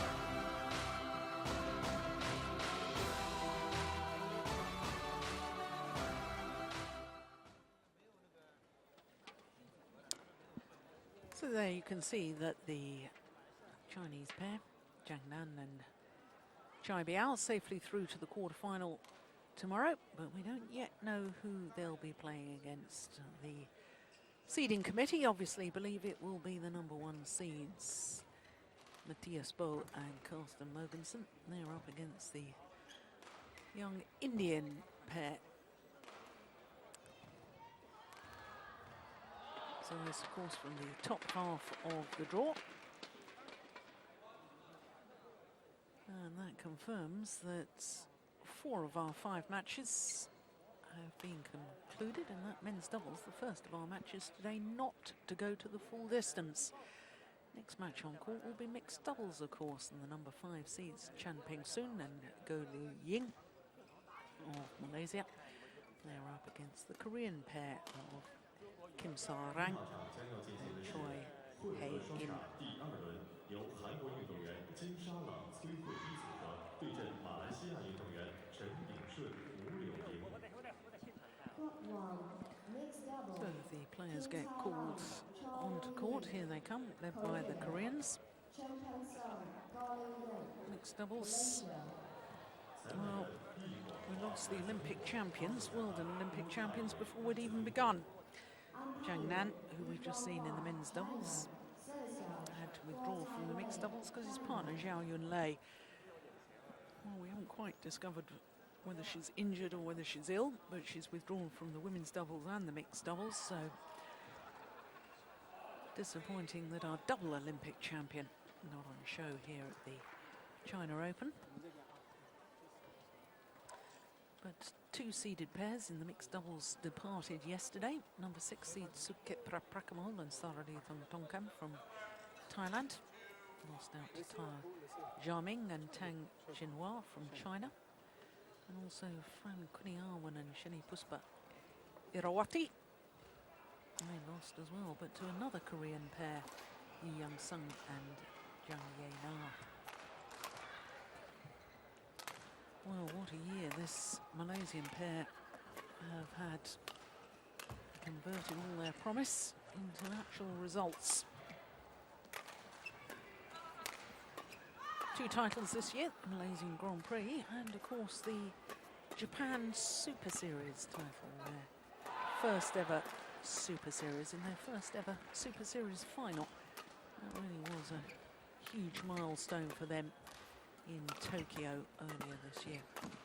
A couple of months ago, of course, September. Well, they've got up to number 4 in the world ranking. They achieved that last week, but they're down in the Super Series ranking, down 1 place to number 2, because they were number 1 on the Super Series list, having competed in all 10 previous Super Series tournaments. And I can't tell you how pleased I am to be able to say that, and great supporters of the Super Series being rewarded. Yeah. Results this year, 5 finals, including those 2 wins, and really has elevated them into world-class status. So to the Koreans, and they're the 20-year-olds, and as you can see, a very, very new partnership with Kim Sa-rang, 23 years of age, and of course he is Asian champion in the men's doubles with Kim Ki-jung. Was a very talented singles player a few years ago, and beat the likes of Kenichi Tago. But for Choi Hae-in, 20-year-old, well, she was silver medalist in the World Junior Championships a couple of years ago in Guadalajara in Mexico, playing with Kang Ki-wook, but now formed this partnership with Kim Sa-rang. In fact, they formed their partnership at the end of last year. Only played 1 tournament in 2011. This year, I remember them very well at the Asian Championships in Qingdao, where they reached the semi-final.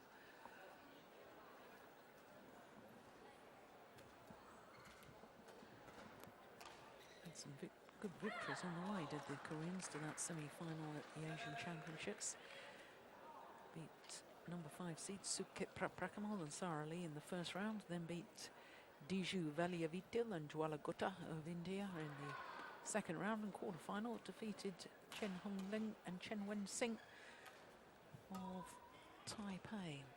3 very, very good results back to back. Ladies and gentlemen, on the line, Pedersen, Ying, Malaysia. On my left, Kim Sa-rang, Xuerui, Korea. Ying to serve to Xuerui. Level 3. So the number 5 seeds from Malaysia, current world number 4 ranked pair, Peng Soon and Go Li-Ying, nearest to us. There's the Korean pair of Kim Sa-rang and Choi Hae-in. And this is the first meeting between these 2 pairs.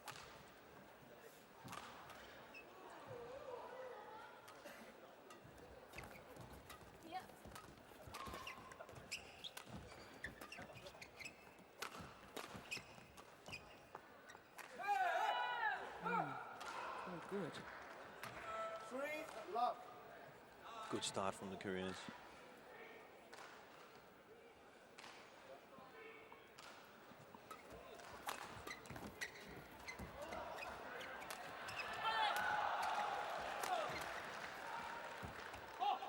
It's gone wide.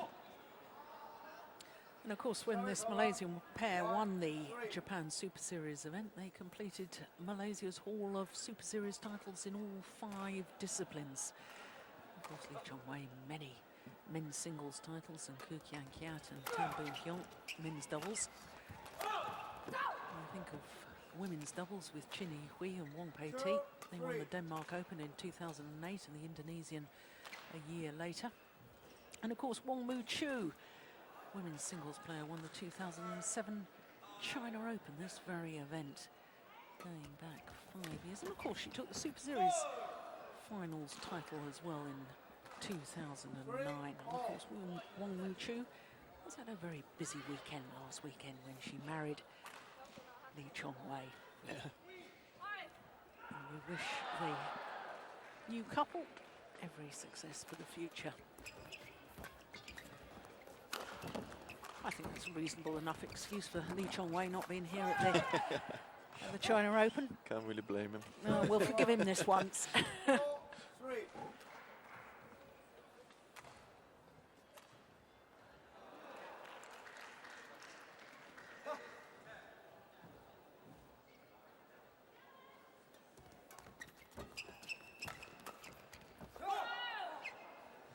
Just long. It is quite an incredible sort of feat, though, as far as Malaysian badminton is concerned, to have had players win Super Series titles in all 5 disciplines. When you think back to, dare I say it, our era of badminton, where women's badminton players, you know, wasn't really encouraged in the same way as it is now within Malaysia. And for that development over a relatively short period of time to get women's singles, women's doubles, and now mixed doubles winning this class of tournament, that really is some feat. It's really fantastic, and you can say it's done on now them winning Japan Open in mixed doubles. It's done in actually in a short, you know, it's not that, as you say in our area, it's not that long ago that you didn't see ladies badminton players from Malaysia, so it's fantastic. Yeah. And they've always had really, really good doubles players in men's doubles, so it's been maybe before that it's been a lot of titles lost because they didn't play mixed double because they've been so skillful. Yeah.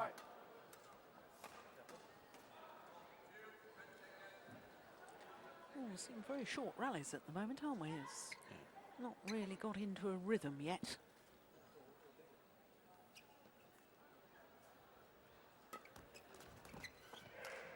Very good flip serve.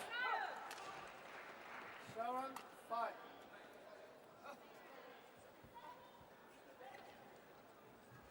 女士们、先生们、观众朋友们，在羽毛球比赛过程中，由于双方运动员的精神高度集中，所以请您协助我们共同保持赛场安静。请您不要使用闪光灯拍照，以免干扰运动员比赛。谢谢您的合作。 Ladies and gentlemen, flash photography is not allowed during the game. Thank you for your cooperation. Just wide. 8-5.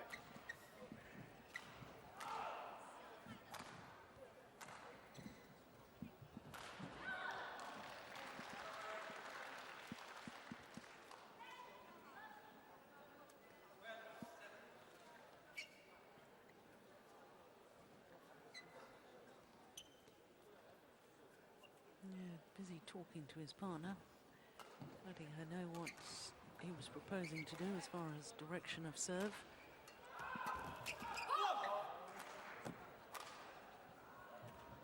Service over. 6-8.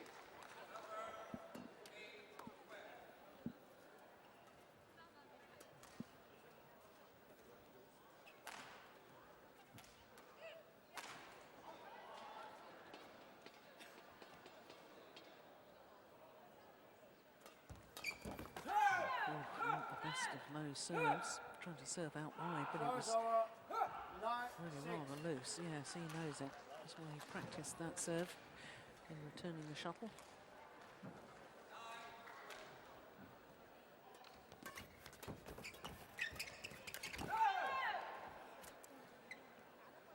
Koreans are playing really well. They're faster than the Malaysian pair right now. They're on top of the net.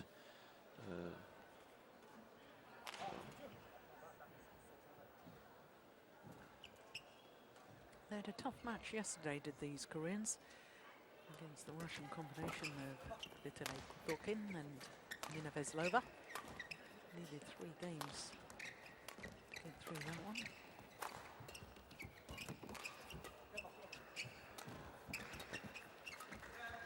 We talked about if that could have an effect. You say maybe Sony was affected about 120 minutes yesterday, but in doubles it's not the same as singles, so this can actually be an advantage today.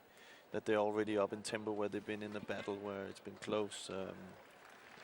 So you just continue where you ended yesterday. So Yes, and they do look very sharp indeed, don't they? 11, 10, 7, interval. And the Malaysians have got a lot of work to do. Crikey, look at that, just 6 minutes. We're already at the mid-game interval. Down again, their coach. There he is, specialises on some of the mixed players.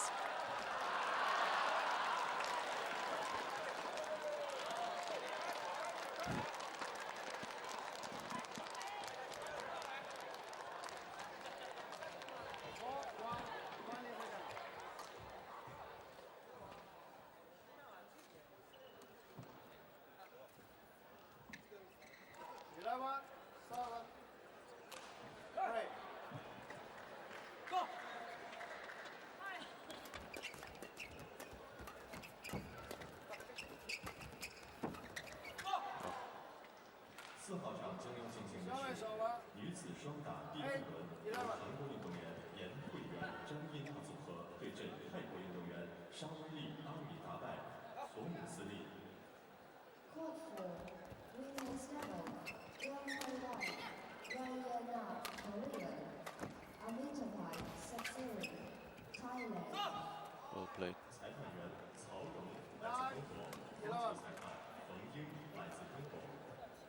Seem to be taking up the pace a little bit now, the Malaysians.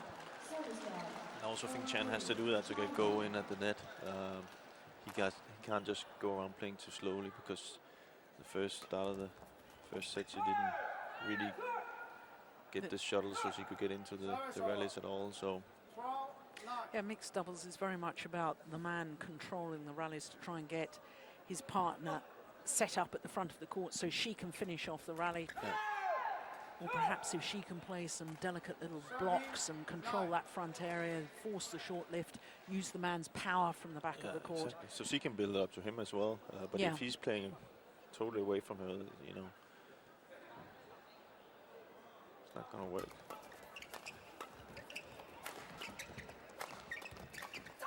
See, exactly like that. Yeah, You know. yeah, because she is a class player at the front of the court, isn't she? It actually takes a lot of discipline to play mixed doubles.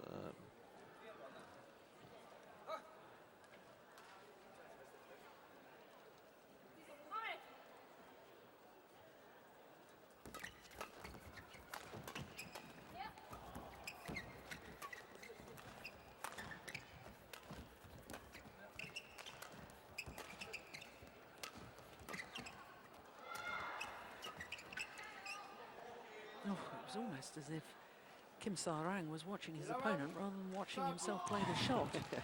I think he was so intent on sort of seeing where the gap was that He forgot to. he forgot to hit the shuttle. Yeah.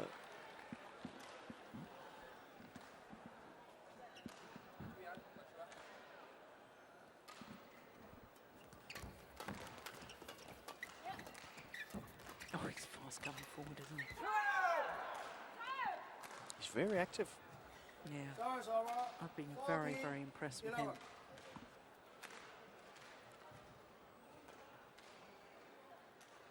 Yeah, everybody's looking very busy, aren't they?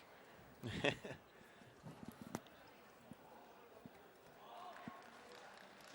control desk here.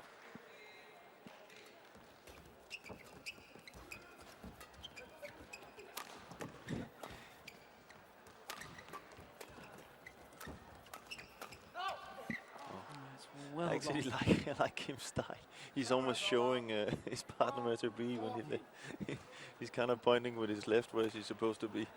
That's a way of communicating. So he's got a lot of things going on when he's playing.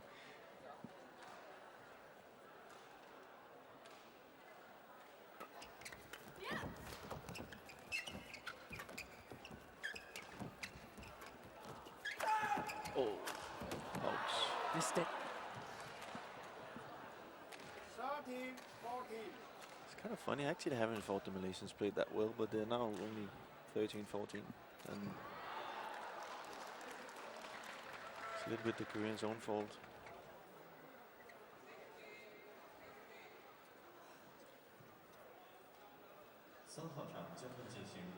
Maybe that's the reason. Playing with a broken racket is probably not the best.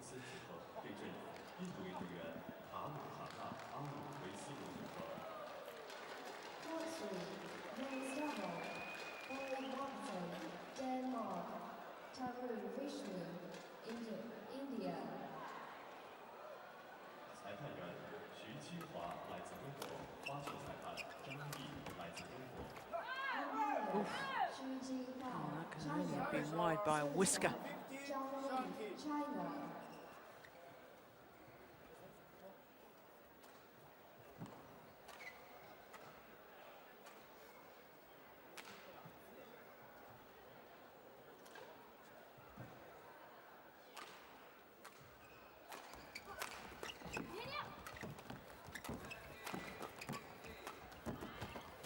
Oh my goodness.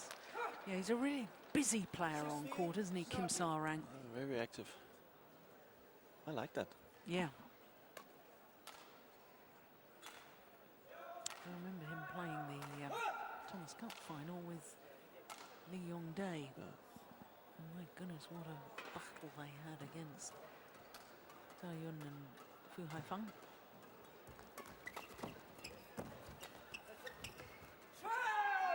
Oh, that's landed in too. 17-13. So he's not standing still at all. He's No. constantly moving, and that's very good. You know, it's a very good thing to have in your game, that you're constantly moving and active.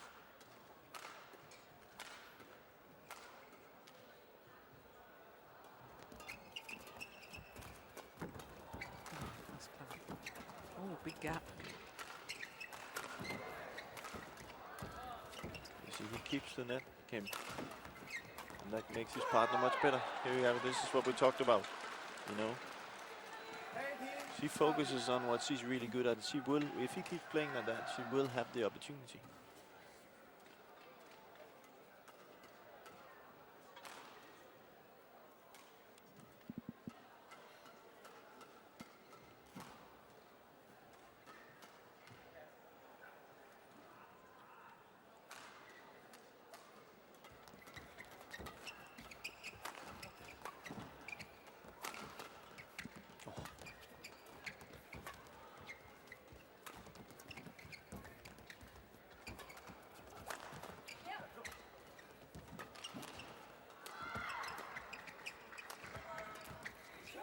Oh, the luck of the net call, but she created her own luck there.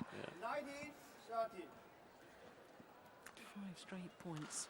What was it you said? It's 13-14. Yeah. Just have to learn to keep my mouth shut. Yeah, but it's amazing because, you know, it did appear as if the Koreans were dominating this opening game, but the Malaysians were only 1 point adrift, and having said that, suddenly 5 straight points, and it seems a chasm between the two pairs now. 19.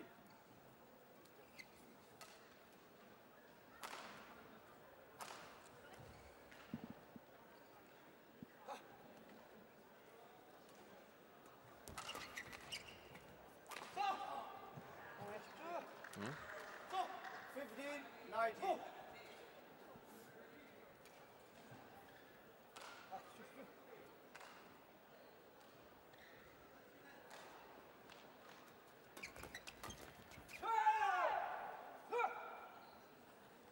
No, 5 game point opportunities 20, game on 15.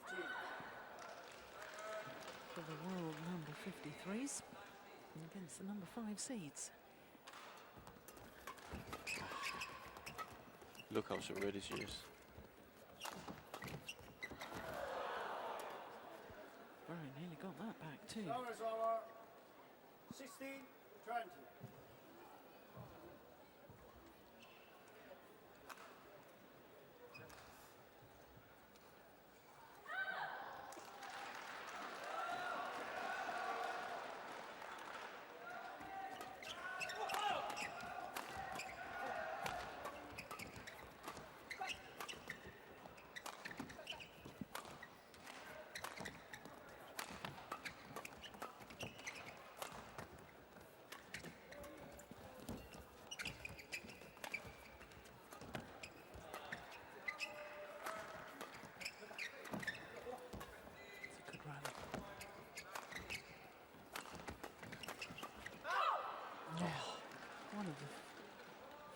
occasions, she's really got involved at the front of the court. Yeah.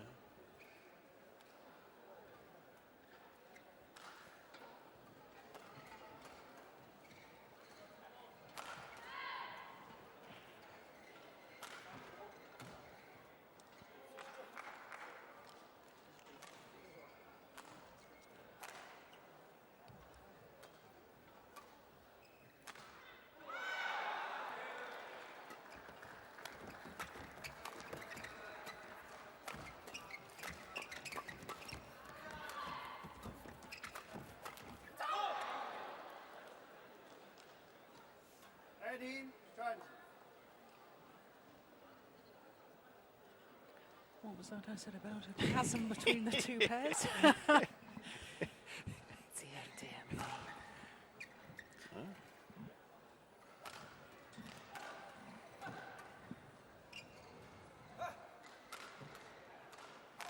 I see the Malaysians been playing really well since you said so. Flat serve. Just 1 point in it. 19, 20.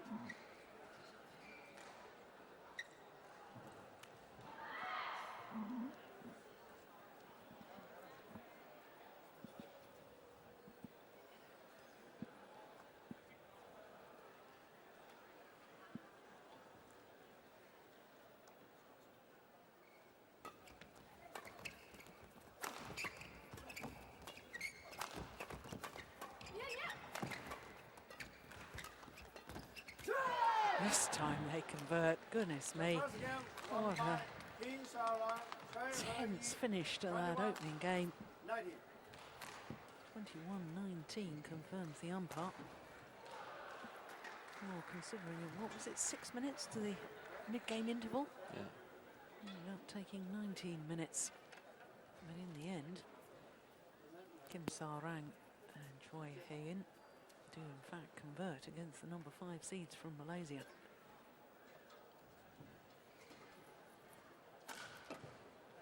You can say the Malaysian has to maybe continue at the end. They played really well at the end. He was much more in control, Chen, and played in to go, where I thought he was all over the place until they were behind 20, 15.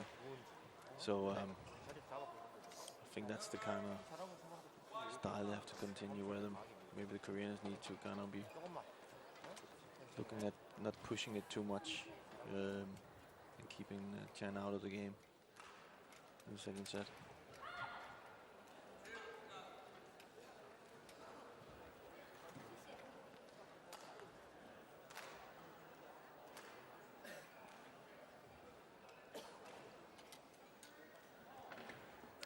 It's interesting that Kang Kyung-jin, the Korean coach, is very much concentrating his advice on Choi Hye-in.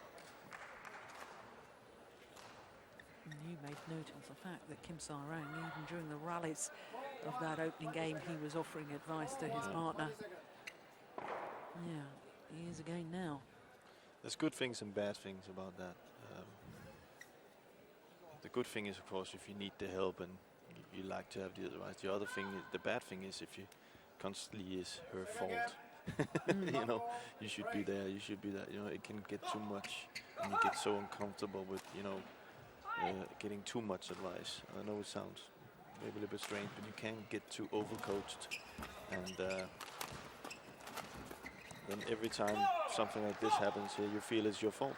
And it might not be your fault. It could be that your partner should have played a different shot. But let's see.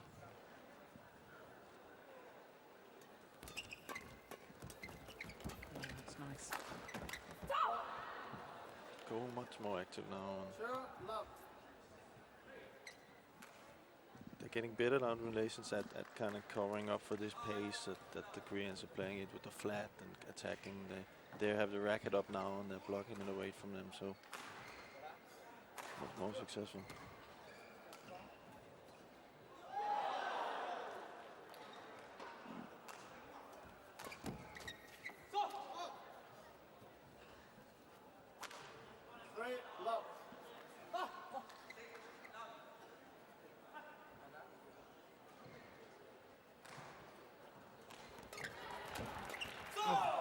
very, very good backhand from Champing soon. 4 love.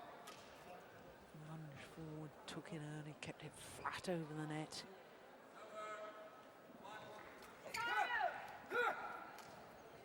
Service over. 1-4.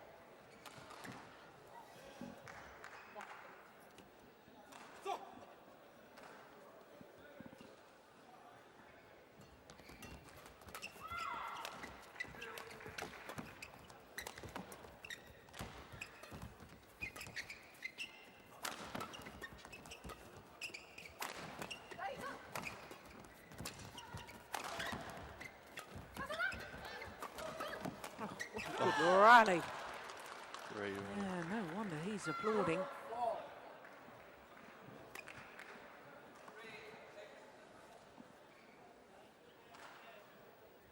Much better rallies now. If they continue this, it won't only be 6 minutes.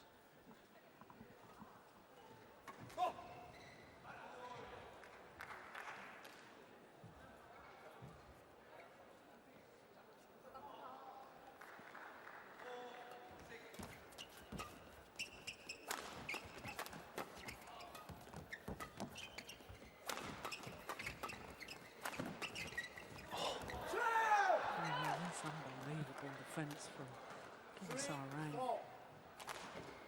Funny to see how Kim, he doesn't really mind giving it, give and go the chances at the net, as long as it's a little bit away from the net. And once he then hits hard, he's already almost going forward and counter hitting. I think the Malaysian needs to maybe try and build up away from Kim over to Choi, because he's too good in that.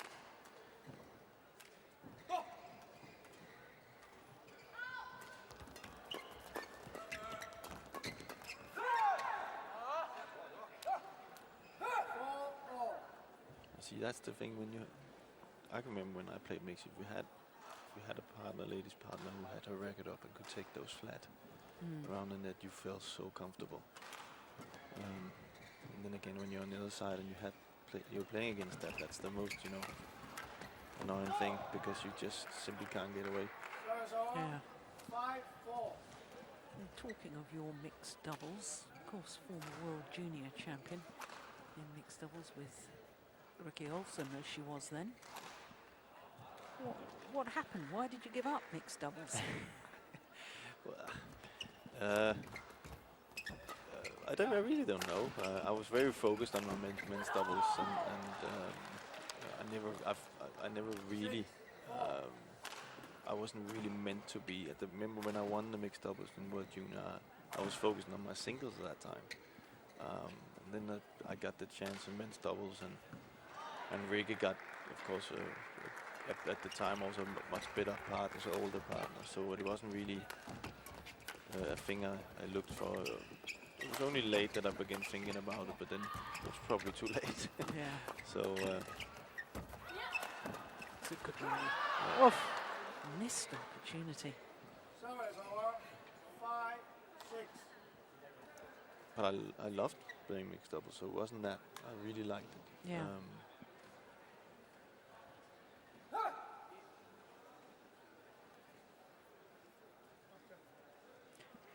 In singles, were you European junior champion in men's singles? Yeah.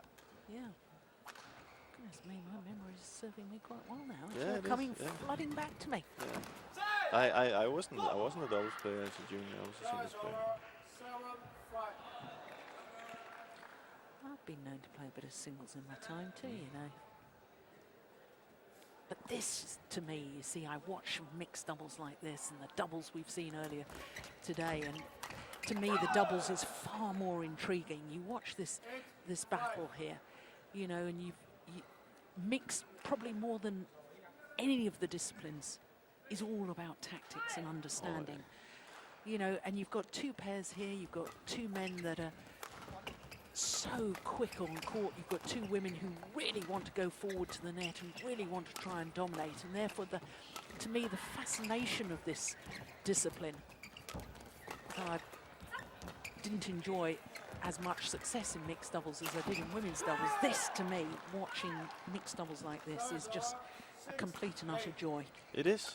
And I must say, when I played it, it was all, you know, it was kind of simple tactic, you know. When I had a chance, I could hit on the lady, and I had a pretty big smash. So that was kind of like the style. Then I must just say they're just so good today. The ladies are getting this, you know, even the hardest smashes back. So you can't just use that opening all the time, because then you will be counted. So there's much more tactic into it today. I think it kind of started with Kim Dong-moon and Rak Yeomin, where you can say Rak Yeomin, she was just, you know, so good in her defense that it wasn't always the For easiest one thing. moment, I thought you were going to say it all started with Steen Fladberg and Juhl Clark. Yeah, but no, she you know, she could do everything. Remember, Ra actually played all 3 events. Yeah. You know, even in her Yuba Cup, she That's right. she was put in. No, sorry, the team, mixed team, well, she played singles also. So. Yeah. Oh, look at that.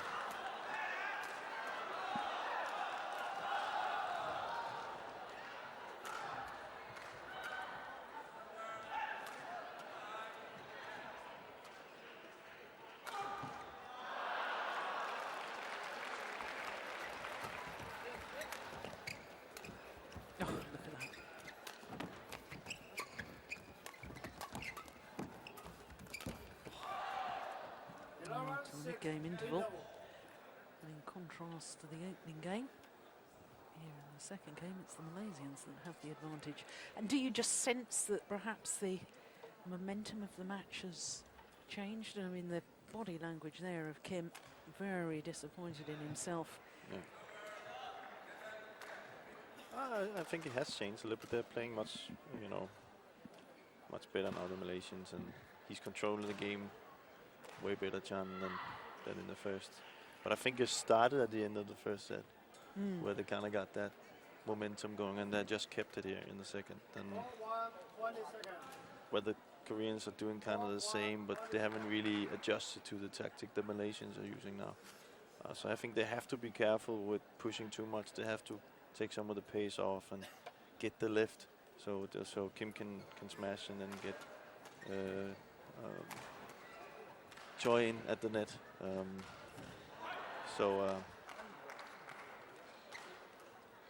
I think he tells it here, like, come forward, let me hit. Yeah. But that's easier said than done.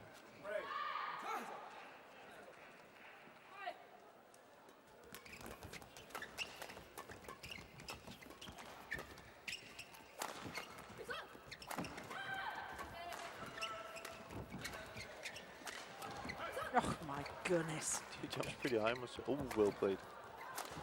Oh, What a good rally. 12-6. That rally just exemplifying my point. So intriguing, so exciting.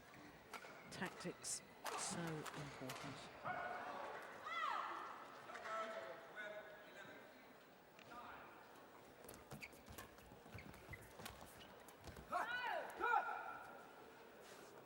Service over.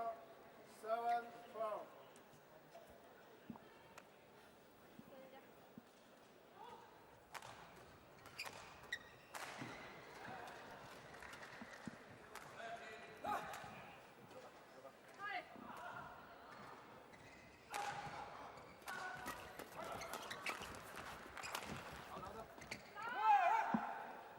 Too long.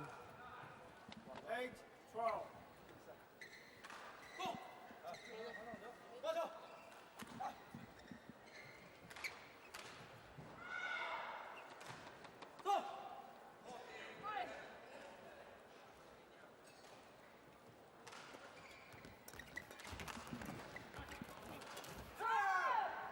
Oh, she's there again in the right place at the right time.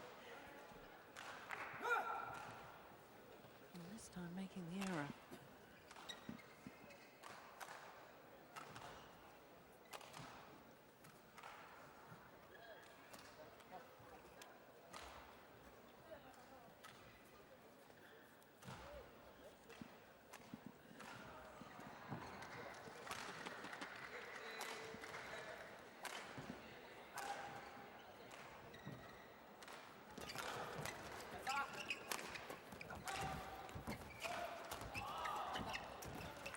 That's good.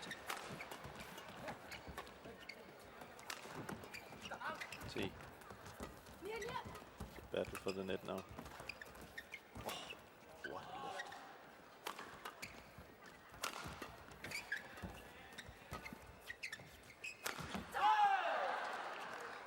What a rally. Service over. 39.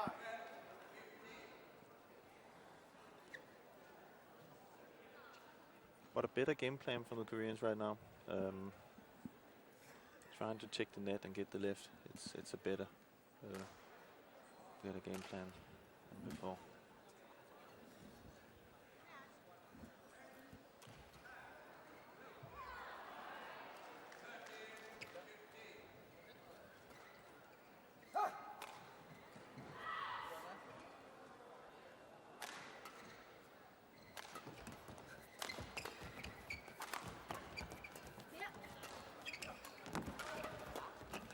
Nice. Oh, that's very, very good. From the 20-year-old. She's not been intimidated by this at all, has she? No. Really stood her ground.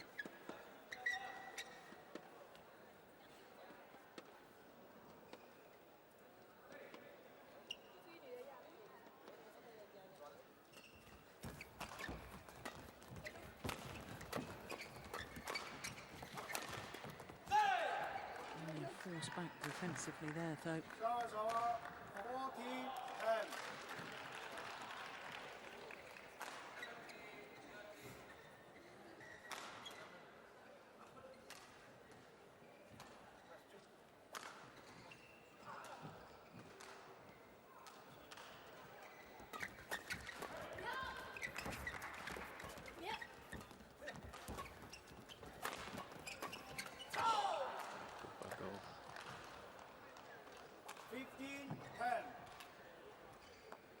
Another thing you can say that is Walden much better today than before is the ability for the girls to hit from the back. They're much sharper and hits much harder, so it they can actually be a danger. Not to take anything away from you, Jill, but they do really hit hard. You know, if you take Kamilla, Yeah, absolutely. It's. But the game has changed, you know, certainly since my day, and I'm a bit older than you, but you know, in every department, the players are hitting it harder. They're quicker. They're much more compact in defensive shots. They read the game better.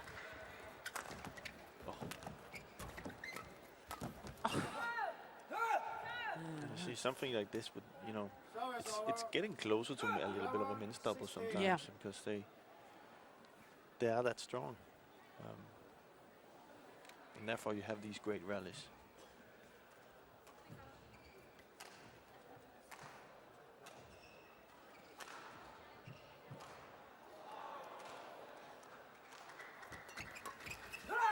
There's great reactions again. 16. But I do think, if I have to say one thing, that's something I think in Europe, I do think that the one edge that, for example, a ladies mixed doubles player can have is to really be in charge of the net, to be a really good net player in mixed double, because then you can play it into the net where you have your advantage, just like, oh, I hope he's not hurt, but just like a go here, you could say. We've had some, I think we've had some Chinese ladies mixed doubles players who were just that fantastic at the net, and I think, you know, if there was a way where right now there could be an edge, it would be up there. 'Cause no matter how tactical you play, it's always best to get the lift. Yeah, I guess you're thinking of Gefei in the mixed doubles, and Gefei is a perfect example. yeah, Gao Ling. Gao Ling, yeah, but there's a few, you know. Yeah. Clever. Playing with Zhang Jun, who was pretty well known for his smash, you know. Yeah. And it wasn't just, you couldn't just play to the net and think, okay, is he good to get, or both of them could just challenge up there. And I think that's, you know, that scenario, I think I would like to see some more of the ladies be even better than they are today. I thought maybe it was just those players that was that good, but I thought they were really good at that. Like this. Yeah. 15, But I think we moved away from that as far as a generalisation is concerned in mixed doubles. It all became a little bit defensive at times, whereas now there's the re-emergence of the total domination, really commanding the game, dictating the pace of the game, and making the difference within the game by the quality of the woman within the partnership. Yeah. But right now I think, you know, Choi is playing really well. Yeah. Oh, what a rally. Oh, it's fantastic. I'm just saying, for mixed doubles players, for a lady to be the best up there, you will always have a favor in a match. That's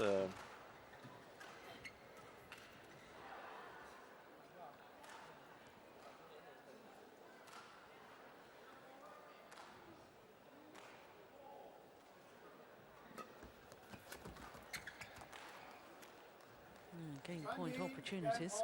15. This match at 1 game apiece.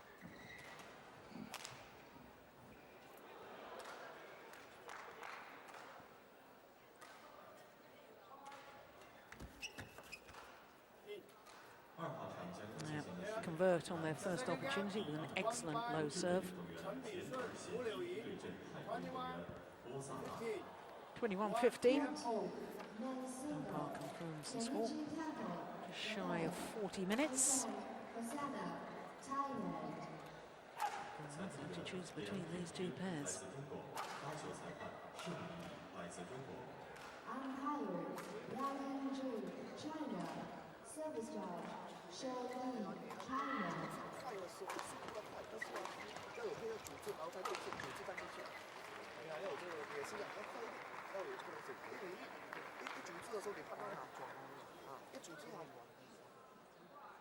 Two very, very exciting young pairs in world badminton in mixed doubles discipline.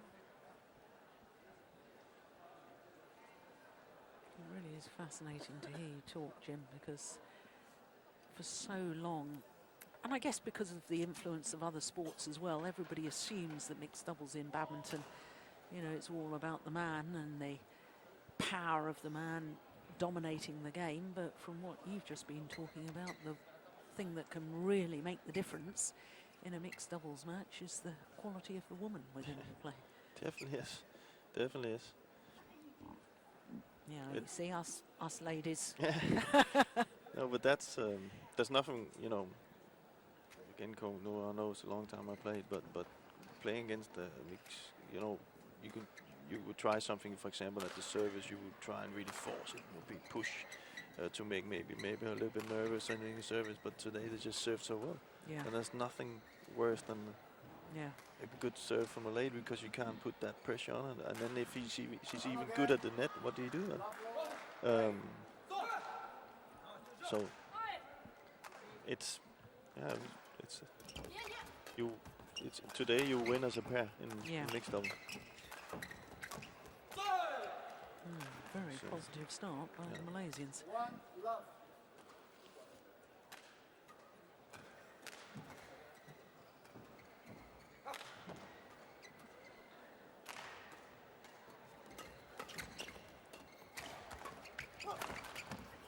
Oh, good defense.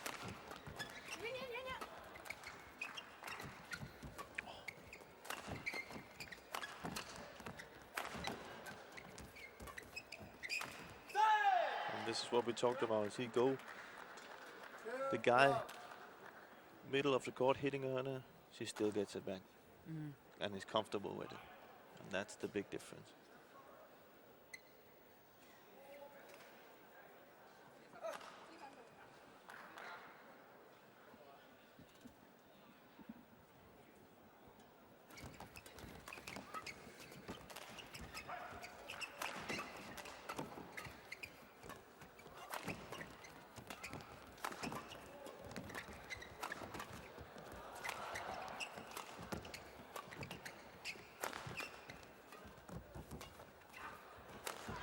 Oh!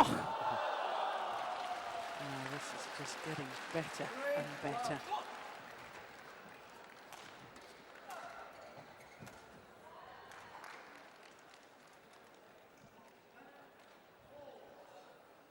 Exciting, dynamic play.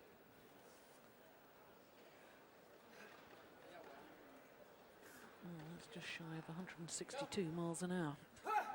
Let's smash from Peng soon.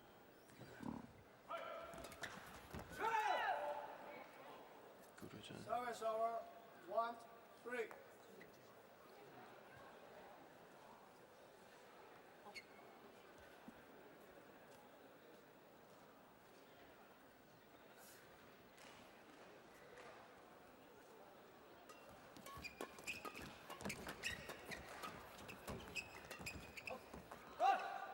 Nice. Service over. 4-1. They look a lot. They look really solid right now. The Malaysian pair finding the gaps in the green. They haven't really come up with something to stop that. And Kim looks way different than in the start of the match. He's not so active, and of course, when you say something like this happened, but he was very much more on his, on his toes and ready. Yeah. How much do you think the fact that he's already played one match earlier today and played and lost in his men's doubles, do you think that when you get into a tough match physically, he looks fine? In that, he's still moving quite quickly and so on, but it's mentally tough. You've already lost one match. This is your last chance in this tournament this year. And perhaps that sort of self-imposed pressure, so desperately wanting to do well. Yeah. It can work both ways, Yeah. You're playing, can you say, on the edge because you don't want to stop the tournament. Brilliant. Utterly brilliant. I don't think he thinks so much about that right now. I think looking at him, it's more like, there can't be that big a difference in your mental state. You can't be really up high, and then when it doesn't go well, you can't be really low. You have to have something in the middle. And of course, the Malaysians see this straight away, that, well, he's not on his toes anymore, and he's not active, and they'll take advantage of it.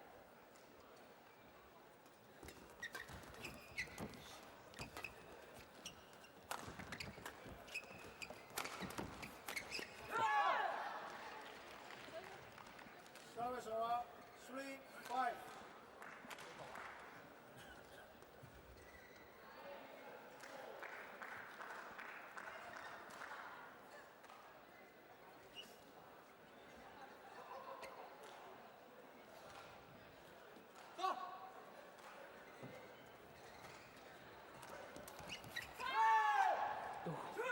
Just wide. 4-5.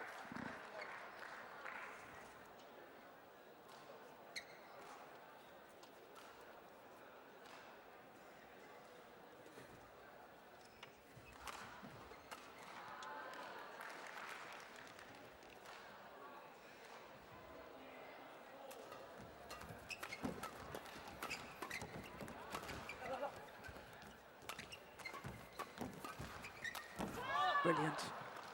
My goodness, he's quick coming forward, isn't he? 5-4.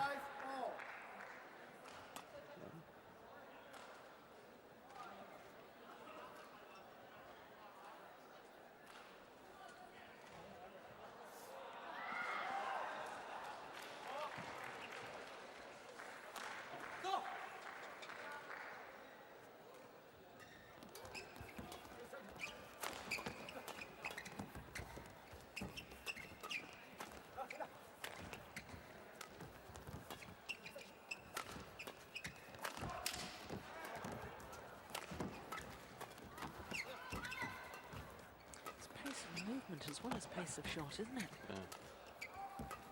It's good qualities mixed up right now. Oh, it's just wide. Service over. 6-5. Wow. Isn't it extraordinary? There was me complaining. After 6 minutes of play, we were already at the mid-game interval of game number 1. And now this is developing into one of the best mixed doubles matches I've seen in a long while.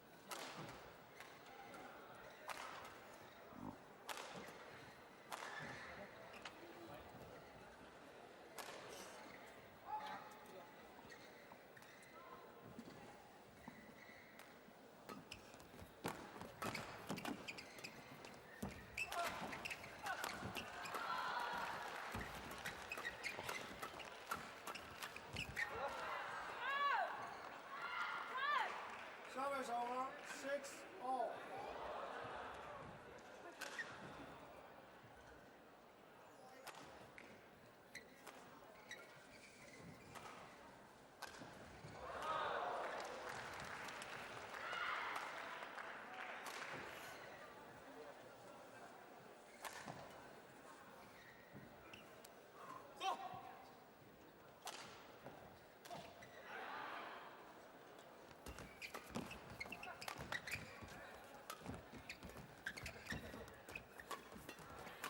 Oh, nice. 7-6.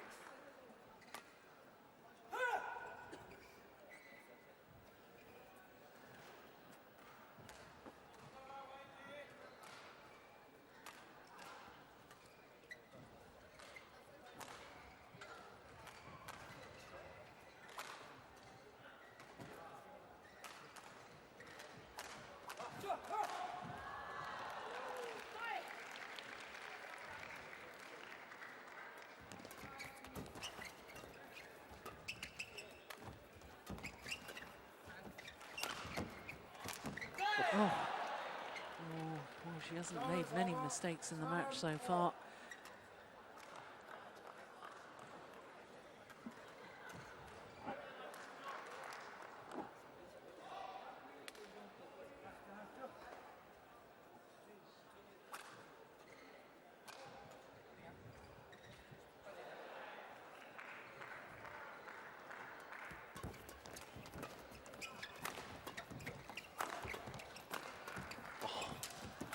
What a defense. Oh, great interception from Go Liu Ying.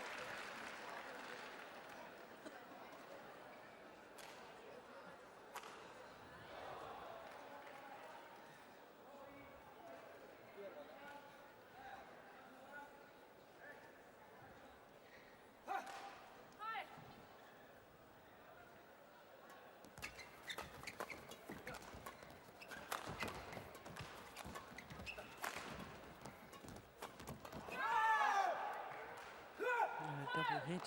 Service over, See, both pairs are playing really well right now, so there's no openings. It's No.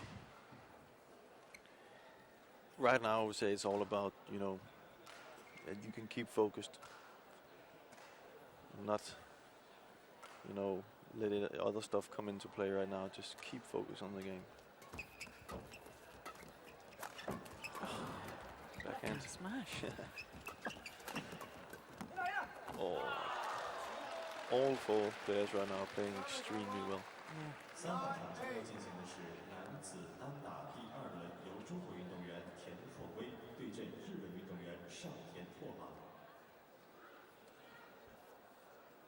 裁判员陆明来自中国，发球裁判刘铁挺来自中国。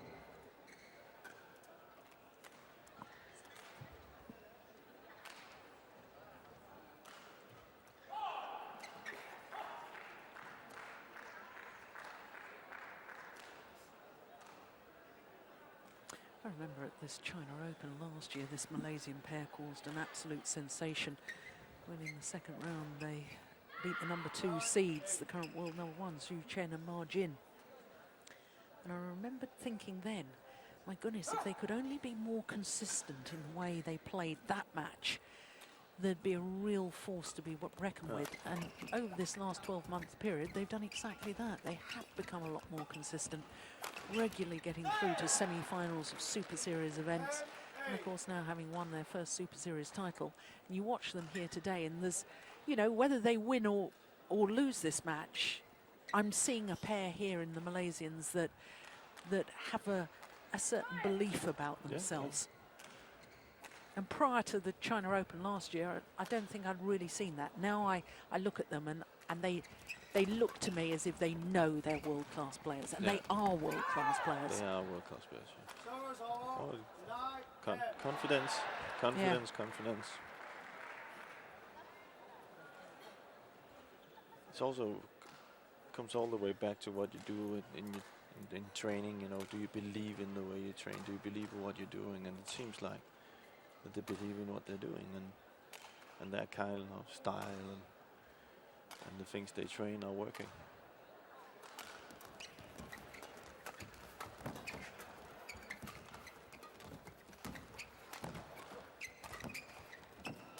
Pushed it wide. You can also see when they started losing the first set here and was a little bit behind and whatever, but they still believe in what they're doing, or else there was no way they were going to come back.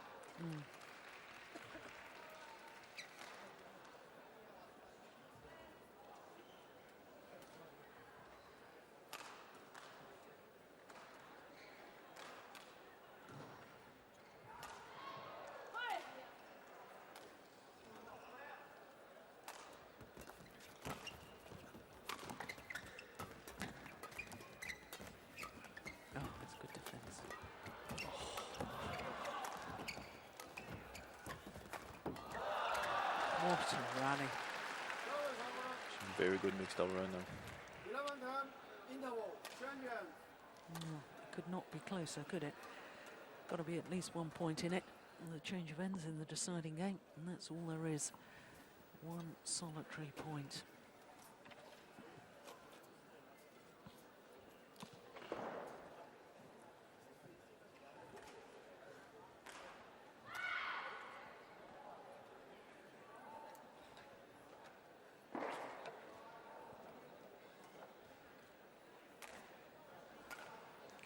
Ying. Once again concentrating his advice towards Choi Hae-in. 4-1, 20 seconds. 4-1, 20 seconds.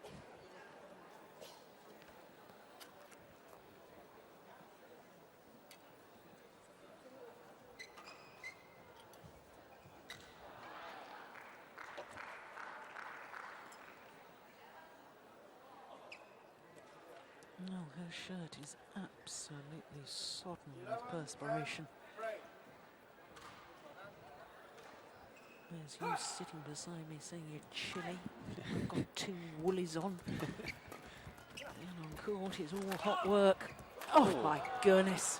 Oh, even the trickery.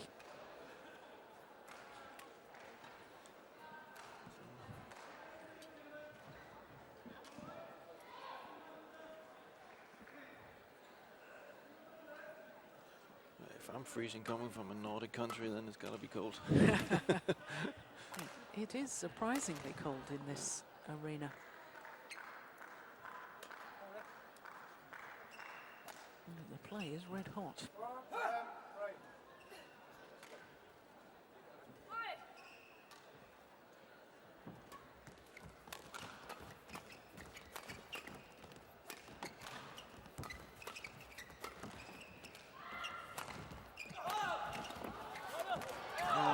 Well worked, my goodness. Fantastic how Zhang keeps the attack even though he's out of balance in the round headshot. Yeah, but his athletic ability, here's the one you're talking about. But look at the positioning of the go there. She moved across, she saw where he had hit the shuttle, she got herself in the right place. And that's that great understanding that's needed within doubles partnerships. Yeah.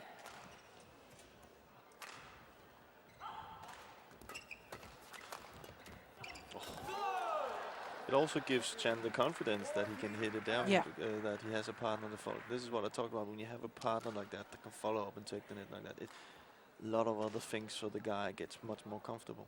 The court is going to be needed to be mopped of the perspiration. the luck of the net cord for the Malaysians.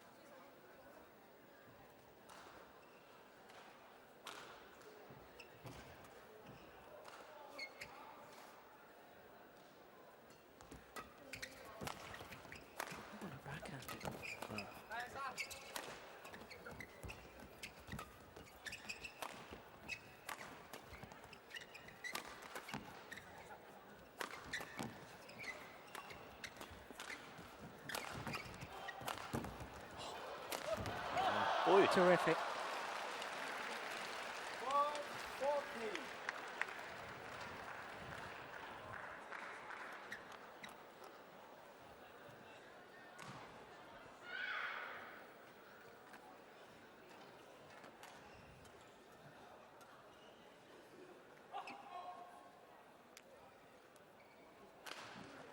Yeah, I think she just lost her balance. Concerned initially, she may have hurt herself. Ow. Use a pillow there.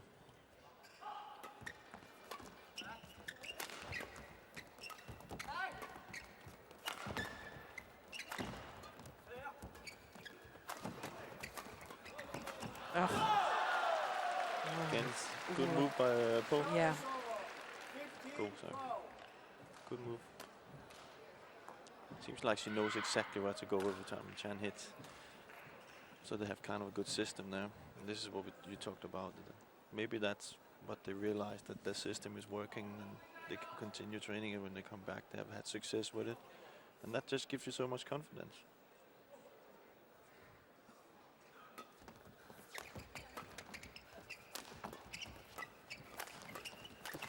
He's broken the strings of his racket. Chan. Yeah. Seen that a few times today.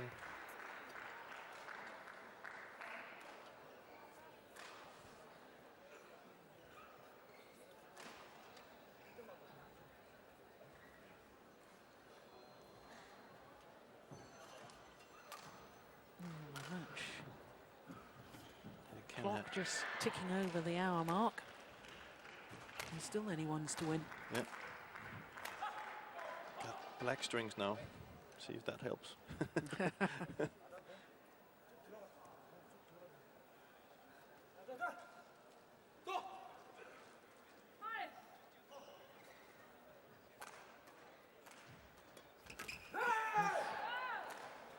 Well, serving out wide wasn't the best of low serves. It was quite loose, but change of direction had the desired effect.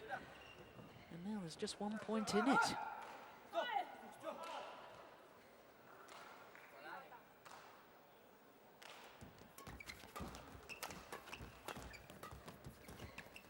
Oh, well played. That's so clever.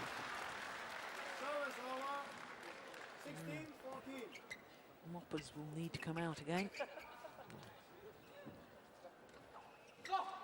I think he's happy with it. Get some warm.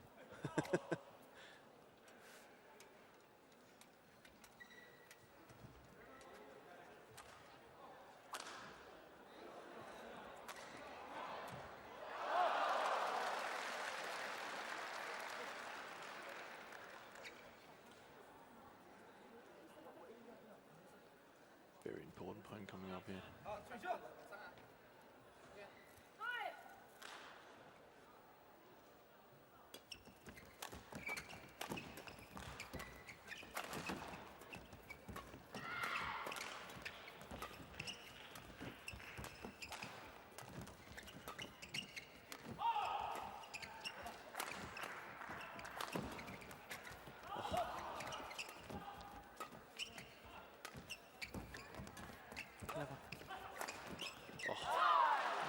playing so well right now. But look at, nothing gets past her, and she's not even overdoing it. She's just, you know, waiting for that chance, just keeping it down, letting Chandra do the work from the back. Very clever play.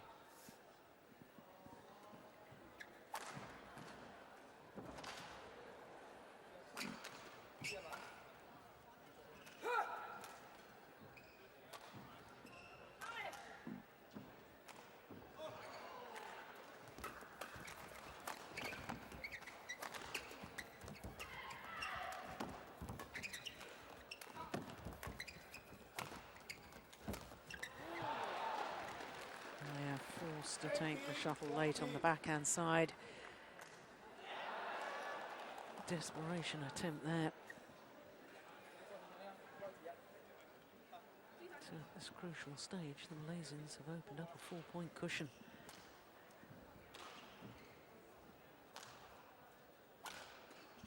Now the Koreans wanted the shuttle changed. Malaysians said no. Umpire agrees with Malaysians.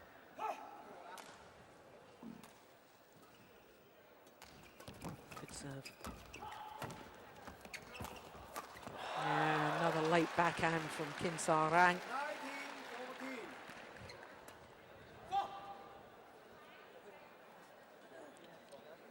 See, that's a true mixed double ladies player, you know, staying forward.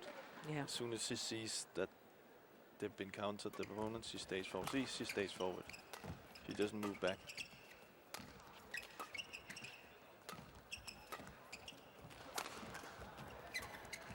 Nice. Again.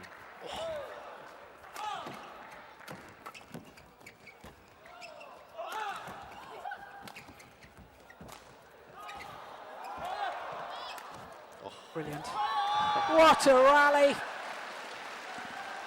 Yeah, and even the Koreans having to smile about that. Pushed and pulled. Go is playing so well right now. You can see Chang gets confidence to hit a clear and everything. It's fantastic. Marvellous badminton. Match point opportunities, 6 of them.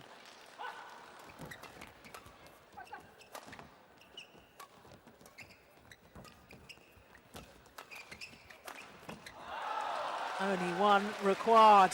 What a great mixed doubles. 21-14 in the deciding game in an hour and 4 minutes. Well, the number 5 seeds had to battle hard. 19, 21, 21, 15, 21, 14. Thank you. Well, it takes 2 pairs to make a great match. And spare a thought for Kuncoro and Choi In. We are going to see a lot more of this young Korean pair, I can assure you of that. But the more established pairing of Peng and Go Ying coming through, as you can see, in a very, very tough match. 19-21, 21-15, 21-14 in the deciding game.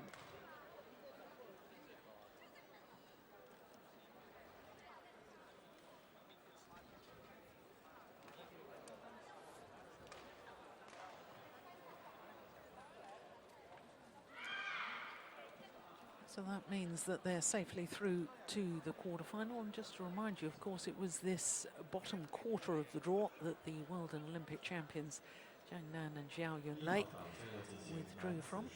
So they will play against Yulianto and Puspita in tomorrow's quarterfinal. So that means that our 5 matches this afternoon have been concluded, all but one going the full distance. Only that men's doubles won in 2 straight games. Oh, what a thrilling day it's been. Women's doubles, the European champions coming through, as indeed did the Olympic champion. All started with women's doubles, as we've just seen with the European champions. Christinna, Pedersen and Kamilla in 3 games, and then Xuerui. My goodness, what a battle she had against the 16-year-old from Thailand. Busanan. 21-12 in the deciding game. But I can tell you, a whole bunch of really talented young players from Thailand. Then the former world junior champion in the men's singles, Wang, making the home fans sing with joy because he overcame Sony Kuncoro of Indonesia in the men's singles. Then it was men's doubles, and once again home fans able to celebrate because Choi, Biao and Zhang coming through in 2 straight games against Alvent, Yulianto and Markis, Kido. And as we've just seen in the mixed doubles, well, what a thriller it was. The number 5 seeds, the current world number 4s, Peng Soon and Ying, coming through in this magnificent battle against Kim Sa-rang and Choi in 3 games, 21-14 in the deciding game. Well, that's it for today's play. Of course, we will have quarterfinals tomorrow. We will be here with quarterfinal action a little bit later tomorrow. That's 1700 local time. That's 0900 GMT. From all of us here, especially from Jim Laugerson and myself, Jill Clark. Hope to see you tomorrow. Bye-bye.